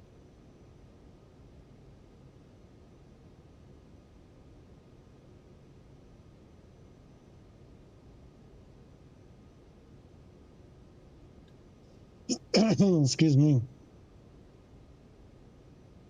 Oh, right. The parachute landing assistance. You will get the GTA if I wasted sign. There's a safe return, but yes, I remember this now. Thank you. Right. On the ceiling. Yes. I was talking to someone about that. They tried it and it didn't work. It was like it would say, give them an error saying there's no suitable airport or something. Right. Auto lands at nearest airport, something like that. Right. I remember reading about this. Contacts ATC and everything. Stops in the middle of the runway, but I don't know about in career mode. Wait until you're in the vicinity of the destination and push that button. Oh, you know I want to try it. You know I want to try it. I don't. Should we do it today? Should we do it? Maybe. What do we got? 14 minutes. Let me see if I can finish what I'm doing here in 14 minutes. I should be able to.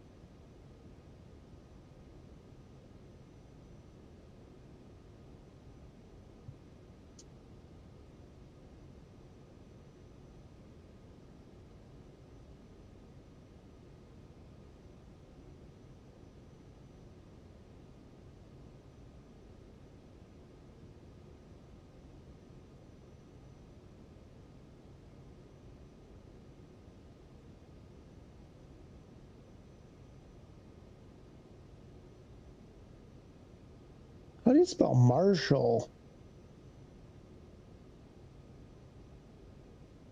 Isn't it two L's?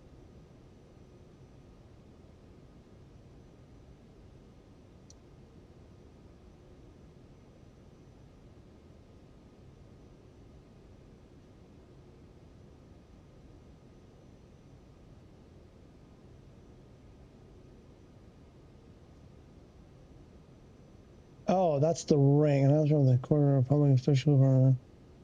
Oh, is it with one L? Like when you say like the parking marshal or the, the hall marshal, is it one L? Really? All this time I thought it was two L's.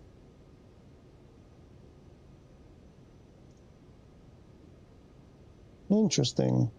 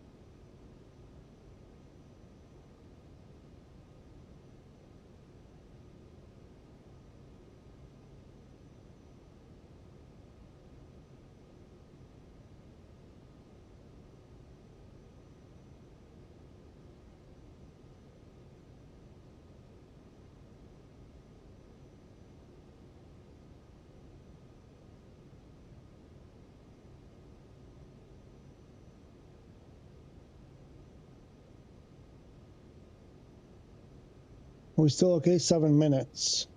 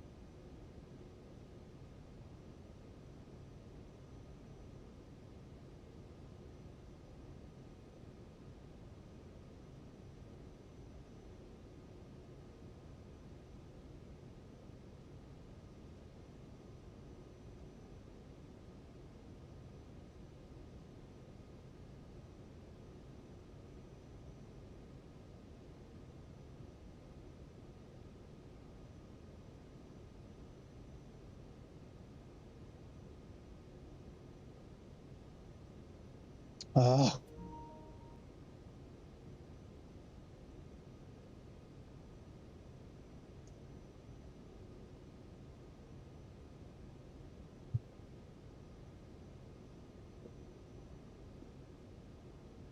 Okay. Sorry. What just happened? There was something bad happen? Oh, but we got terrain below us. Uh-oh. Are we gonna be all right?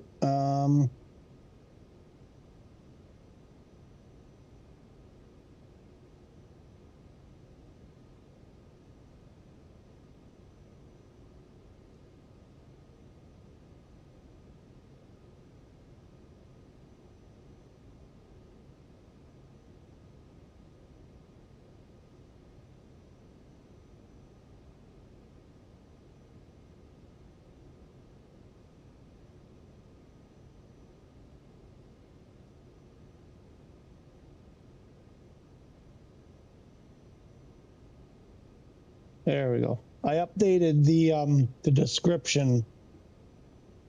Oh, who's all here? Who's all here? Oh, what's happening? Okay, you don't want to waste a long mission, but it would be entertaining. The whole point is to entertain. I don't know. Let's take a vote. Should I just push the button when we get close? Let's see. I'm feeling, you know, when I started doing this stuff, I was like, I got to do, this is what kind of what I want. I just wanted to get to the point where I had some money to burn, you know, to be able to do crazy stuff. I have no problem doing that kind of thing. It's just, I'm at the early stage of the career and I'm like, I don't want to waste a lot of time. When I have billions of dollars like Aaron, I'll do anything. But I feel like I'm comfortable enough. I've got 5 million something, whatever. The flight's only worth 200 grand. Even if we wreck the airplane, oh no, because I don't have the full insurance. I'm not going to do it. I'm gonna upgrade the insurance and then we'll try it. That's what I'm going to do, just in case. But I'm really curious to see what will happen. Or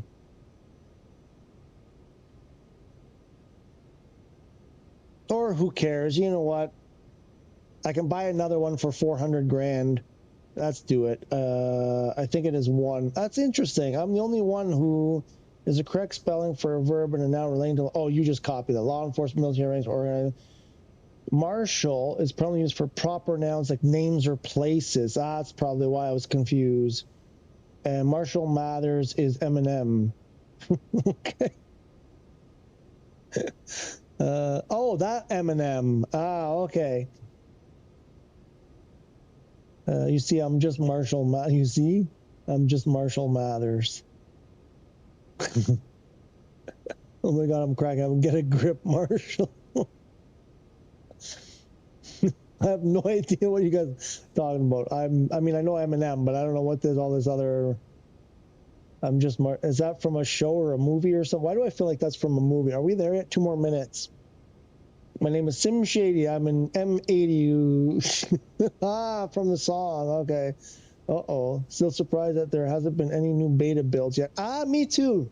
I've been hitting that check updates button and disappointed. I'm worried. I'm getting worried now because they came out with 5.1 really quickly. And I thought, wow, superb. This is going to go. And now it's been like nothing. And it's been, let me see, how long has it been when they posted that? Where's my, I think I still have it open here. Oh, no, I closed it. 14 days ago, they put that out.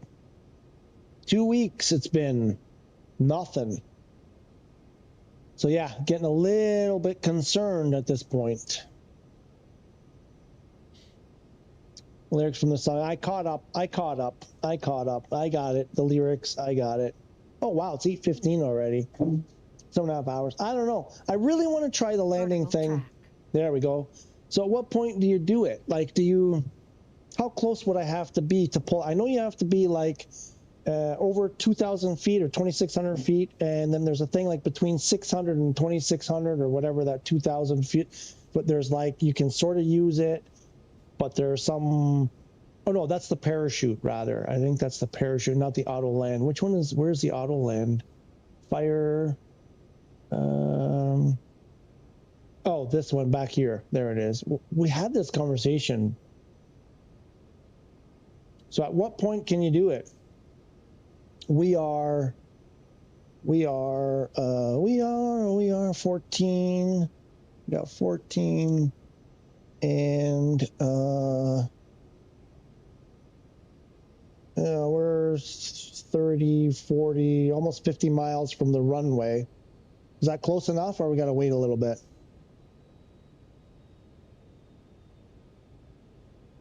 The only reason I switched to career mode is because I got tired of non-liveries in all of the airports. Still waiting for the livery update on PS5. Man, I know.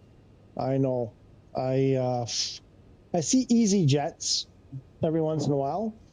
I'm not sure that I'm pretty sure it's a NPC livery, not another player. I saw one yesterday, I think it was. I'm pretty sure it wasn't a player. But yeah, that was one of the things that was super disappointing because when I was watching videos of people playing, and they were talking about the liveries, and they were at some airport. May have been our friend Hudson, actually, one of the early videos, a year and a half ago. I think when the pre-beta thing. Oh shit! You slowed my speed down. All right, you know what? I'll just let it play out. Like that's going to take us too long. If I do that, I got to take over. We got to put that speed back up. Is that going to slow down to 100 knots? Is that what it wanted to do? You pig. Way too early for 100 knots. We can at least do 200. And they were there obviously playing on PC, and I didn't know, right? I was green, and it's like all these cool liveries, and then I get the game Xbox originally when it first came out, and I was like, where's all this cool stuff? It's not there. And I was like, oh, PC. So I don't know. I think the stuff they have on PC, it's kind of cool, but every day I'm seeing people post on Reddit, it's not working. They spend countless hours chasing down problems, endless cash spent on add-ons and this and that and the other thing. And I'm like, oh, and the whatever, just all those little add-ons and chase plane and this and that and the other thing, sounds for extra sound. They spent $50 for sounds for one airplane or something like that. I don't know, $30 for the sounds for one airplane. I'm like, okay, I don't know. To each his own, but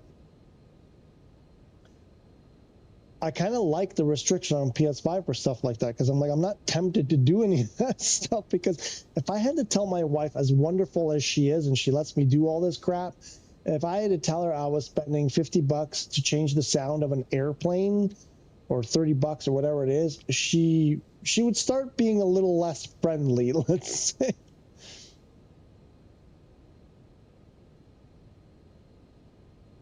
Okay, what are we doing here? I don't know. Am I close enough to do it? Oh, wait. I missed something here. I fly mostly in Asia, so it really is disappointing. Yeah, but I know it's coming, so I'll just stay busy in career mode for now. I get it. I hope it's going. Kiwi, how's Kiwi today? Air New Zealand has liveries in the original game, so I'm happy.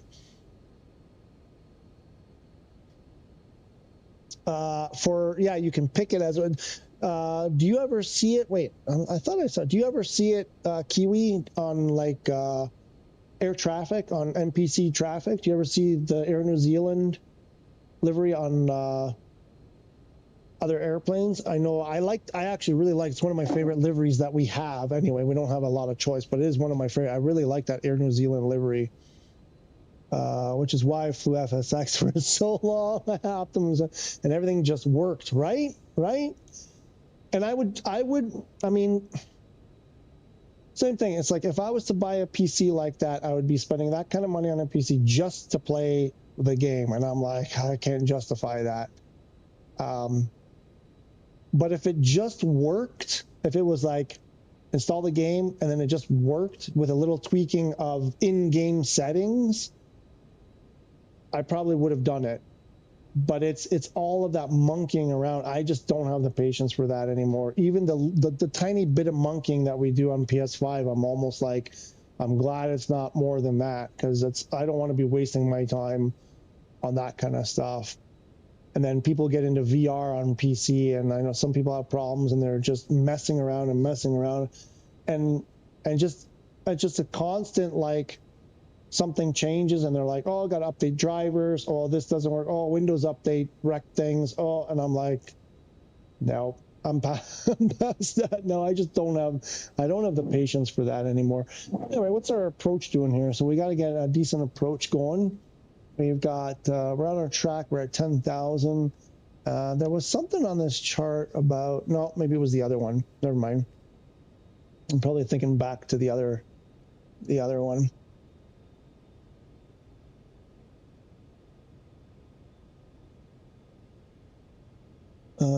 I've been at Auckland Airport on some occasion. Just about everything was New Zealand. Oh, wow.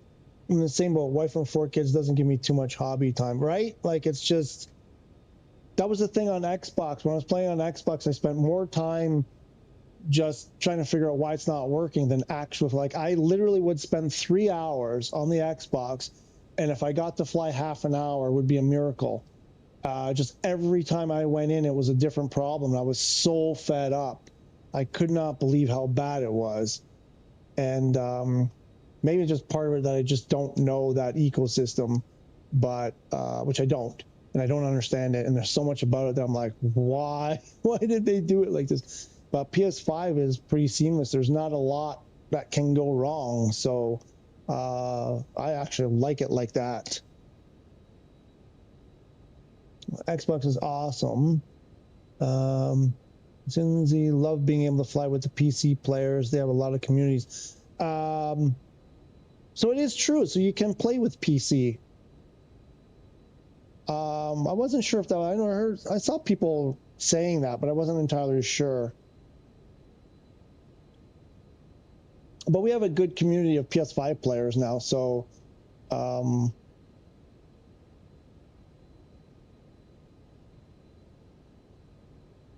I don't know. I wouldn't say Xbox is awesome because I struggled. Let me ask you this. Are you, I guess, wait, I think you're playing, didn't you say you're playing on PC now?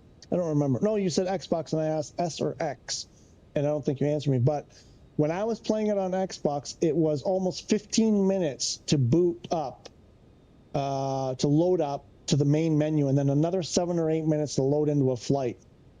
So 20 minutes to get into a flight, minimum. Not counting time you spend in the menu if you're changing settings or whatever. So 20 minutes to load before I could get into a flight every single time. And then every time loading into a flight, it would take 7 or 8 minutes to load. Is it still that bad? I haven't turned it on.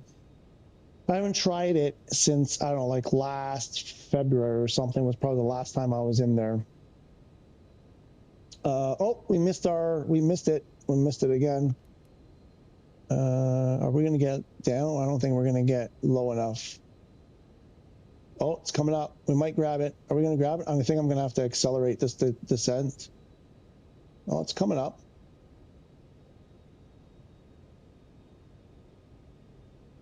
Ooh, we might grab it. We might grab. I should probably slow down though.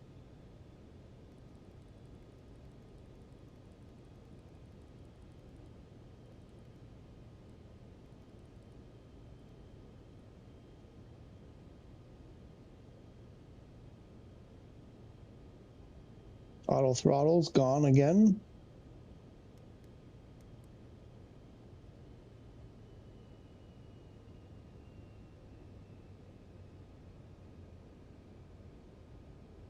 No, I think I have to take control here. I have to get this.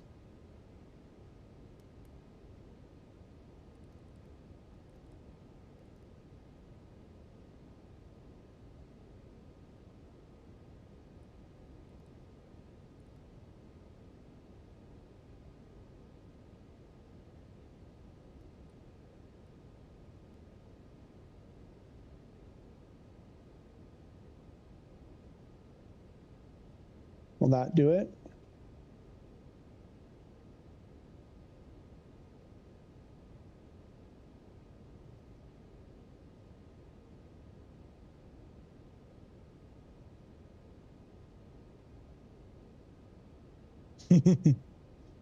Oh, you did say X. Oh, I'm sorry. Okay, sorry if I missed that. It's not bad. I've put in a ton of hours. I put in a ton of hours and I didn't make any progress whatsoever. I was so happy. The thing is, I bought the Xbox specifically for that, like the week before it came out. And I had a feel. I said to my wife, I said, "You watch. It's gonna come out on PS5." It's not grabbing the Why isn't it grabbing the glide slope? Oh, why did we level off at 4,300? No, get down. Get down.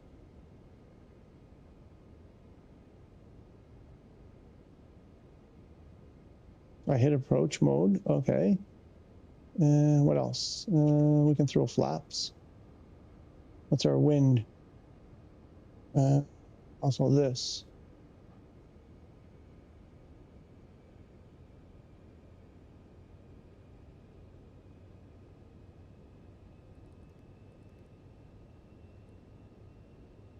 How far are we? Where are we? Oh, we're close. Still don't have the glide slope capture. Doesn't look like we're gonna get it. We're coming up on final approach fix.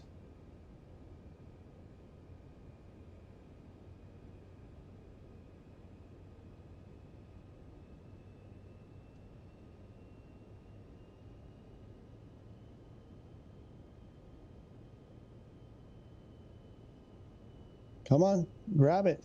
Why isn't it grabbing it? What am I missing here? What did I do wrong? I think probably because we came from the other direction.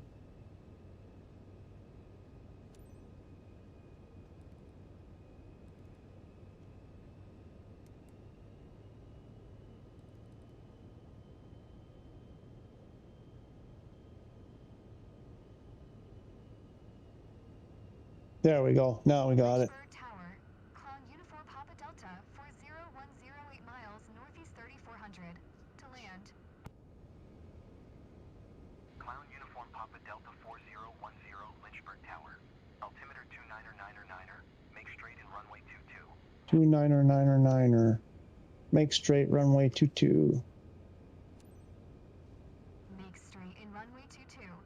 Clown Uniform Papa Delta 4010. Okay, we got to make this two in a row. We got to make it two in a row. What's the wind? What's he say? The wind? Well, he didn't give us Rin. Rin.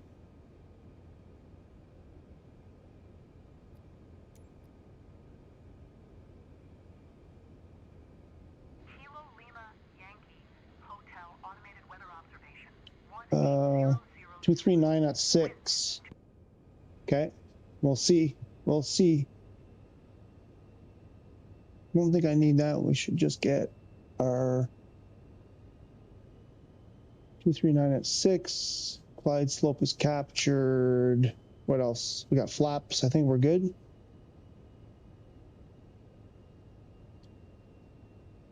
Clown Uniform Papa Delta 4010. Wind 239er at 6. Clear to land runway 22. Clear to land runway 22. Clown Uniform Delta Papa. Whatever, 5710 or something like that. I don't remember what our flight number is. I didn't put the gear down yet. 4010.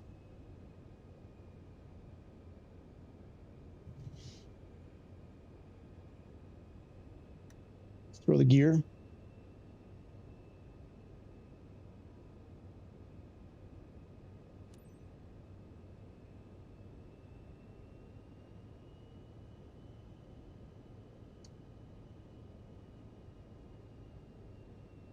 This.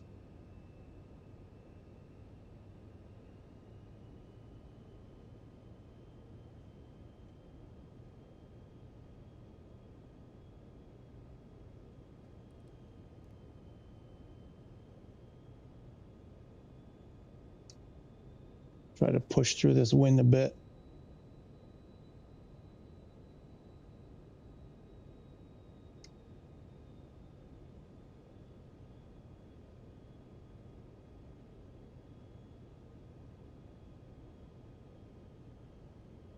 What was the altitude?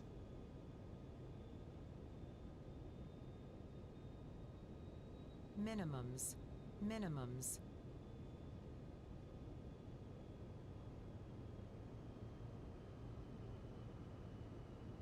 Wow, that runway does not look very long from this angle. Okay, wind is getting better. 10, 11 knots now, but it's still not what they called. 500.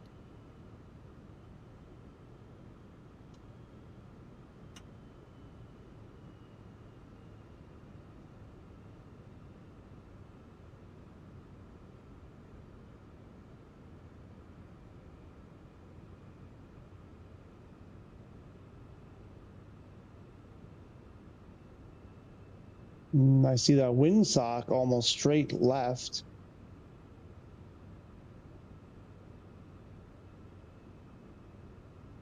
Whoa, whoa, whoa.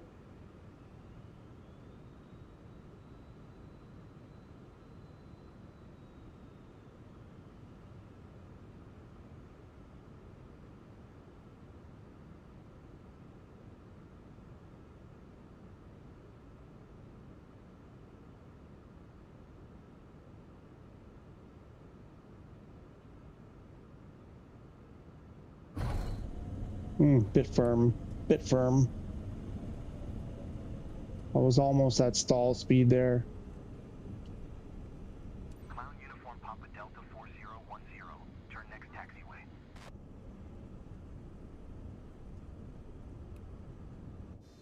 I think I broke something. Pulling hard to the right. I think that was a little bit too firm. Felt hard. That's what she said.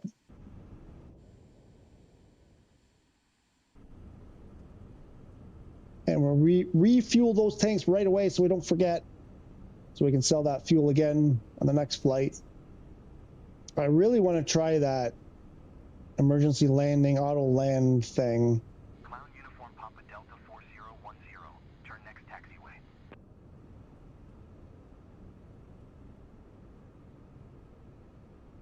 Clown Uniform Papa Delta 4010. Contact ground on 121.9er. Going 121.9er, Clown Uniform Papa Delta, Delta Papa 5700 or something like that. Don't remember. I forget. 121.9er for Clown Uniform Papa Delta 4010. 4010. Which way are we gonna have to go? Oh, probably this way. Hi.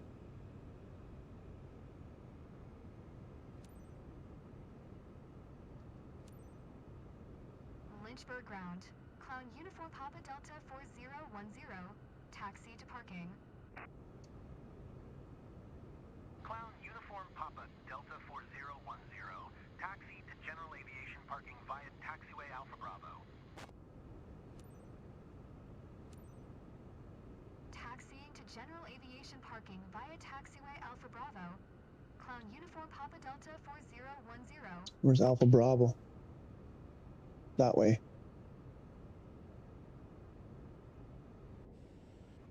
Ladies and gentlemen, welcome to Lynchburg RGNL/Preston Glen F. Local time is 2:36. For your safety, we recommend that you remain seated with your seatbelt fastened until we come to a complete stop and Come the on. seatbelt sign is turned off. Please make There sure we you go. take all your belongings with you when you get off. On behalf of the entire company, we would like to thank you for choosing Up and Down Airways. We look forward to seeing you again and wish you a pleasant stay in Concord. Oh, oh, oh, oh. Trying to do too many things on the control at the same time. Up and Down Airways. Up is optional. Down is mandatory. There's once you're in the air, you know, takeoffs are optional. Landings are mandatory.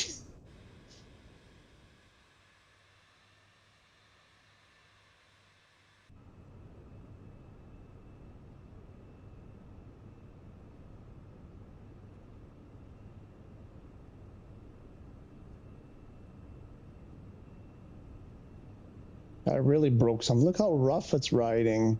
I really broke something. Something that she has broke. Jim, she cannot take anymore.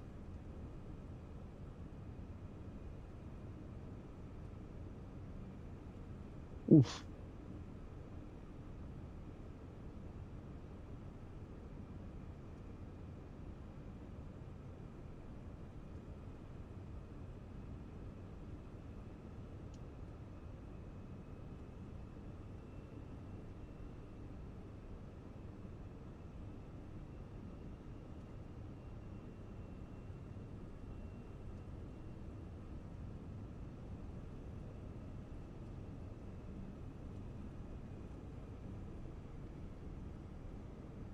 Where are we going? Oh no, we gotta go all the way around. Oh, we gotta go all the way over there.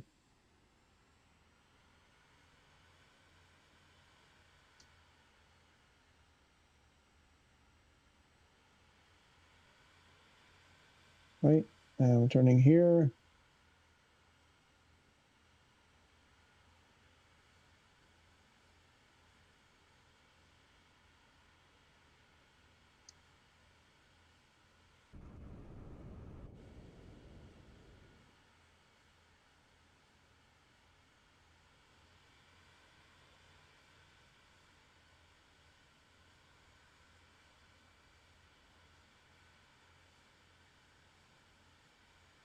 Where? Oh.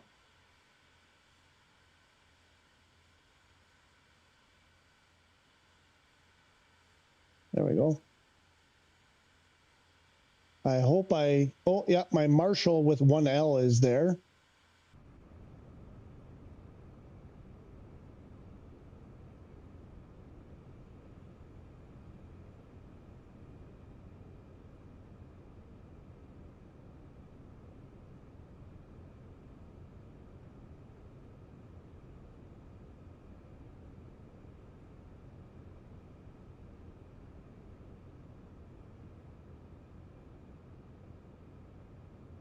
Oh, come on.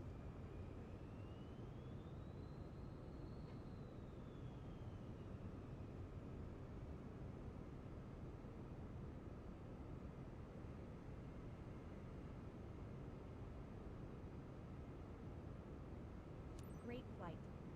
I'll fly with this airline again. We're not done, ma'am. We're not done. Come on. Come on. Come on.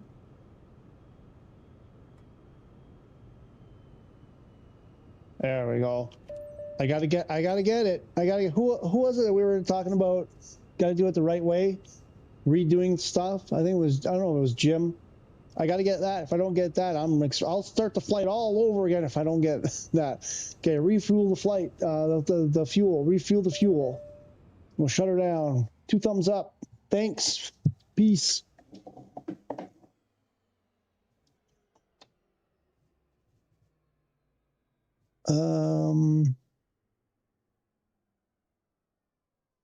Mock says, I'm level 460 or something, Korean. I've had a ton of free flight time flying multiplayer, and it says it's been a trooper.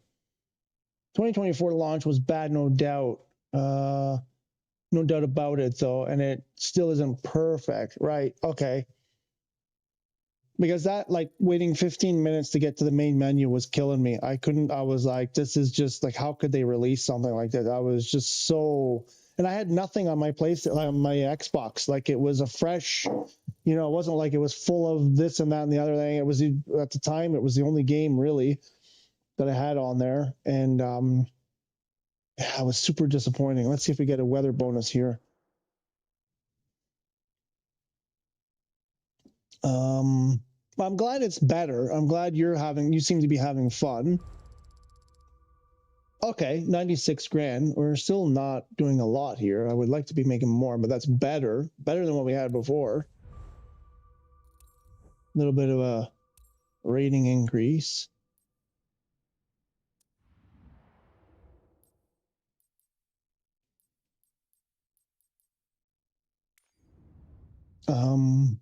Jim Lee says it's interesting that you can fly with PC players. I'm working on building my next sim PC so I can resume my virtual airline flying on the PC version of 24. Yeah.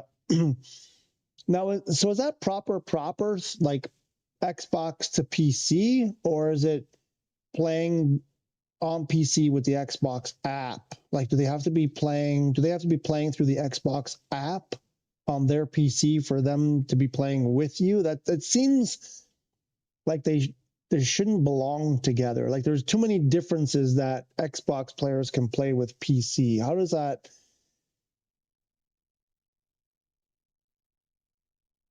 I'm kind of confused on how that could possibly work. It's a shame PS5 players can't play with us. Everyone was bummed out about it when it came out. That's what they were doing. Yeah, I'm not sure. I don't know the technology behind it to know why. There's very few games on PS5 that are cross-play. First Class is one that comes to mind. That game, First Class, that's not survival game. It's a what do you call that type of game?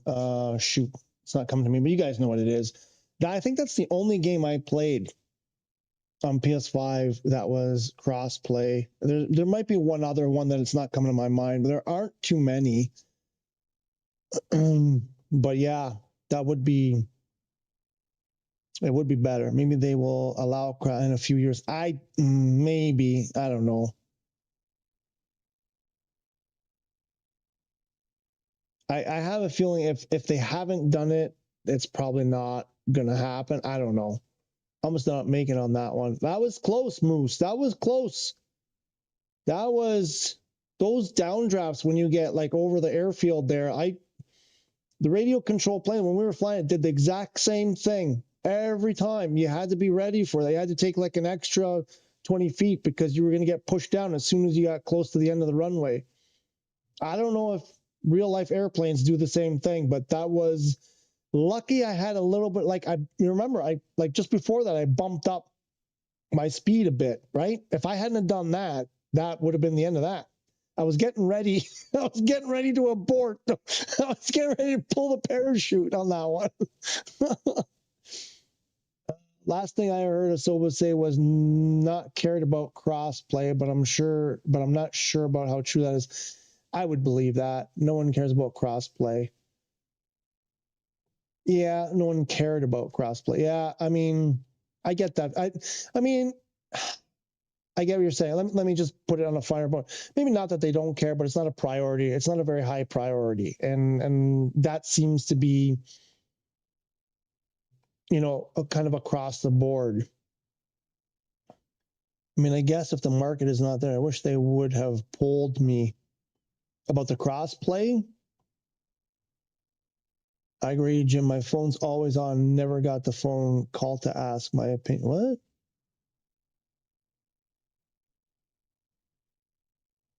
I missed it.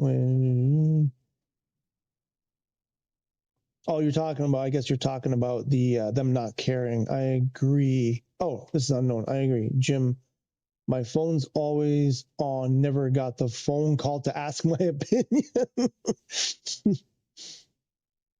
Oh, we went through this with Test Drive Unlimited Solar Crown. The freaking geniuses over there at NACON, because I don't think it was KT Racing who made this decision.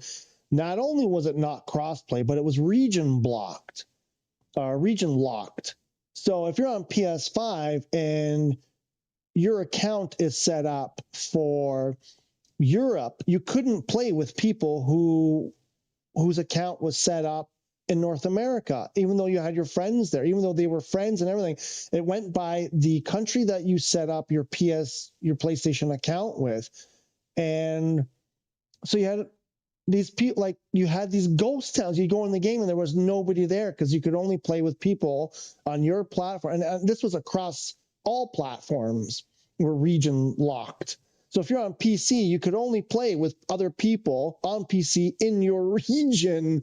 And on PC, there were some ways to get around it. But on PS5, the only way to get around it is to create another account, which I did. I have 5 PSN accounts, or 4 of them, I think 4 anyway, so that I could play with different people in different regions. That was the only way to get around it. It's so, I don't know what they were thinking. And then, how do you have a multiplayer online racing game and then divide it up by region and platform? It was completely insane. Same goes for the Leafs. They don't call you. They're not calling you to ask your opinion. I don't get it. How is that possible? They should be calling you.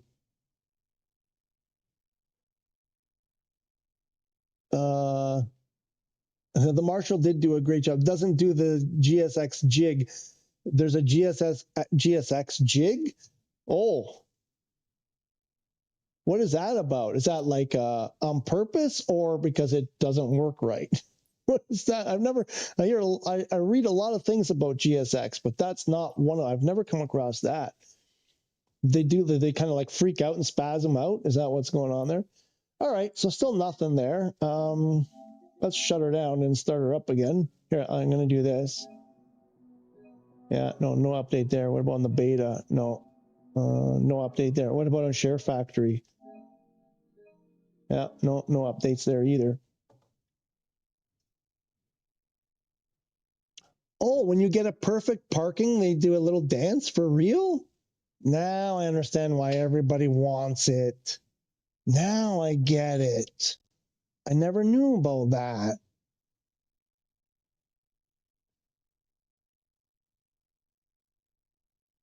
Makes so much sense now. I would buy it just to see the dance.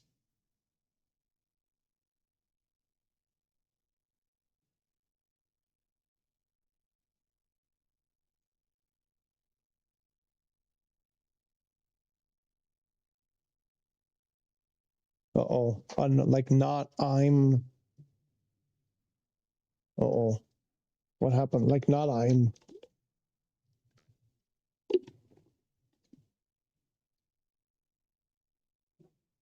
Eight hours, folks. It's been 8 hours. Oh, dinner is going to be arriving soon. I was a bad boy today, and I missed my lunch. Because of the problem with the internet being down, I was going to have lunch. I was just about to have my lunch, and then the internet came back on, and I was already a half hour late for the stream. And I was like, I'll take a break and scarf something down, and then I never did. I'm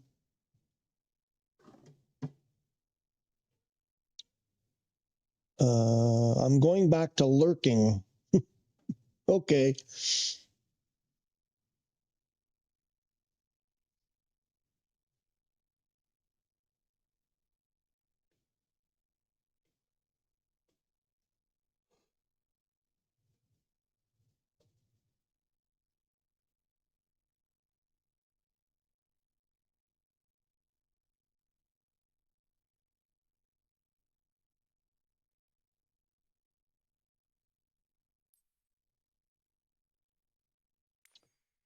Okay. I don't like how these images don't load. Oh, you know what? I got to do something. I'm going to throw the BRB. I got to do something that you guys cannot see. I'll be right back.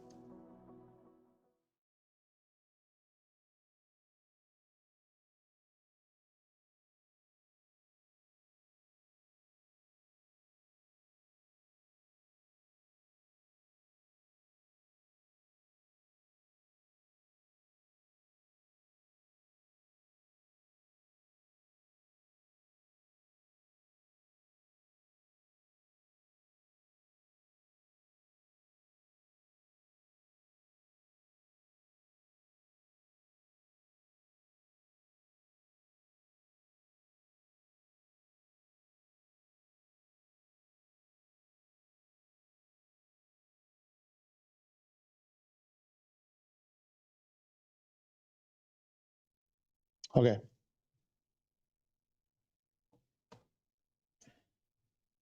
Oh yeah, I was going to show my shirt. I got this. I'm really proud about this. I don't know if I don't have my camera light. I'm not sure how this might not show up very well. You might not be able to see it. I don't know. Also, I didn't do my hair today, so I don't know what this is going to look like. Where's my, oops, this way. Don't know if you can see that. There we go. Maybe you can see it now. Oh, it's over here. It's on this side. Cool. I like this shirt.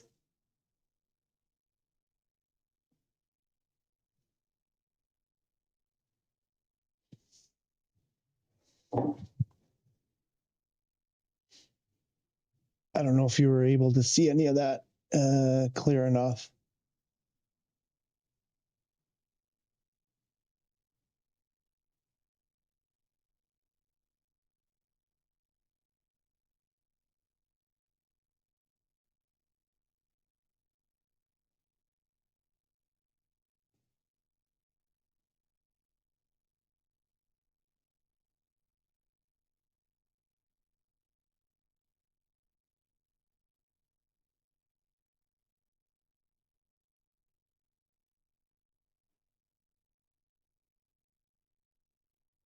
Just checked out the replay. I guess I should have turned my right shoulder closer to the camera. Anyway, it's a really cool shirt. I like it. It's kind of got like a flight. It's a fake Italian flight shirt. Looks cool. I like it. Like a lot. So I can kill the light. Oh, you pulled your fur again. Why do you keep pulling your fur out? You know, like the most wonderful fur.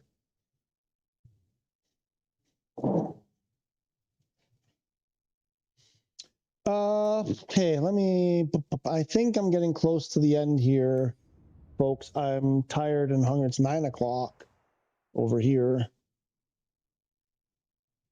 Coming up on 9 o'clock. Oh.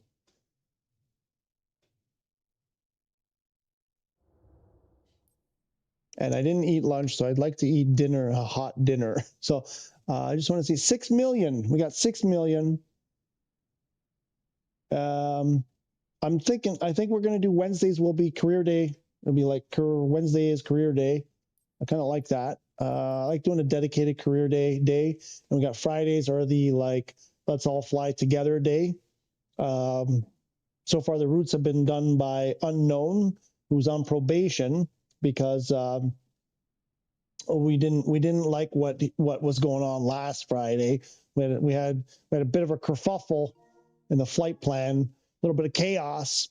7 a.m. tomorrow. It's already tomorrow for you in New Zealand. Are you in New Zealand right now or in Australia? Because I know you said like you spent time in Australia, you worked in Australia, whatever, and I wasn't clear on if you're currently in New Zealand or in Australia. But anyway, that part of the world, it's already tomorrow. You guys are so far ahead. So are you still up, Q? Are you still up from yesterday, or did you just get up? Like, did you just wake up recently? What was I saying? Yeah, so I think we'll do Wednesdays. I think I'm going to do Wednesdays or career day. Friday is going to be, let's fly together day. Unknown is on prohibition, not on prohibition, on probation. Prohibition also. Glenorchy, New Zealand, awesome. I got to visit there. That's a long flight from here. It's a super long flight from everywhere. You just woke up. All right.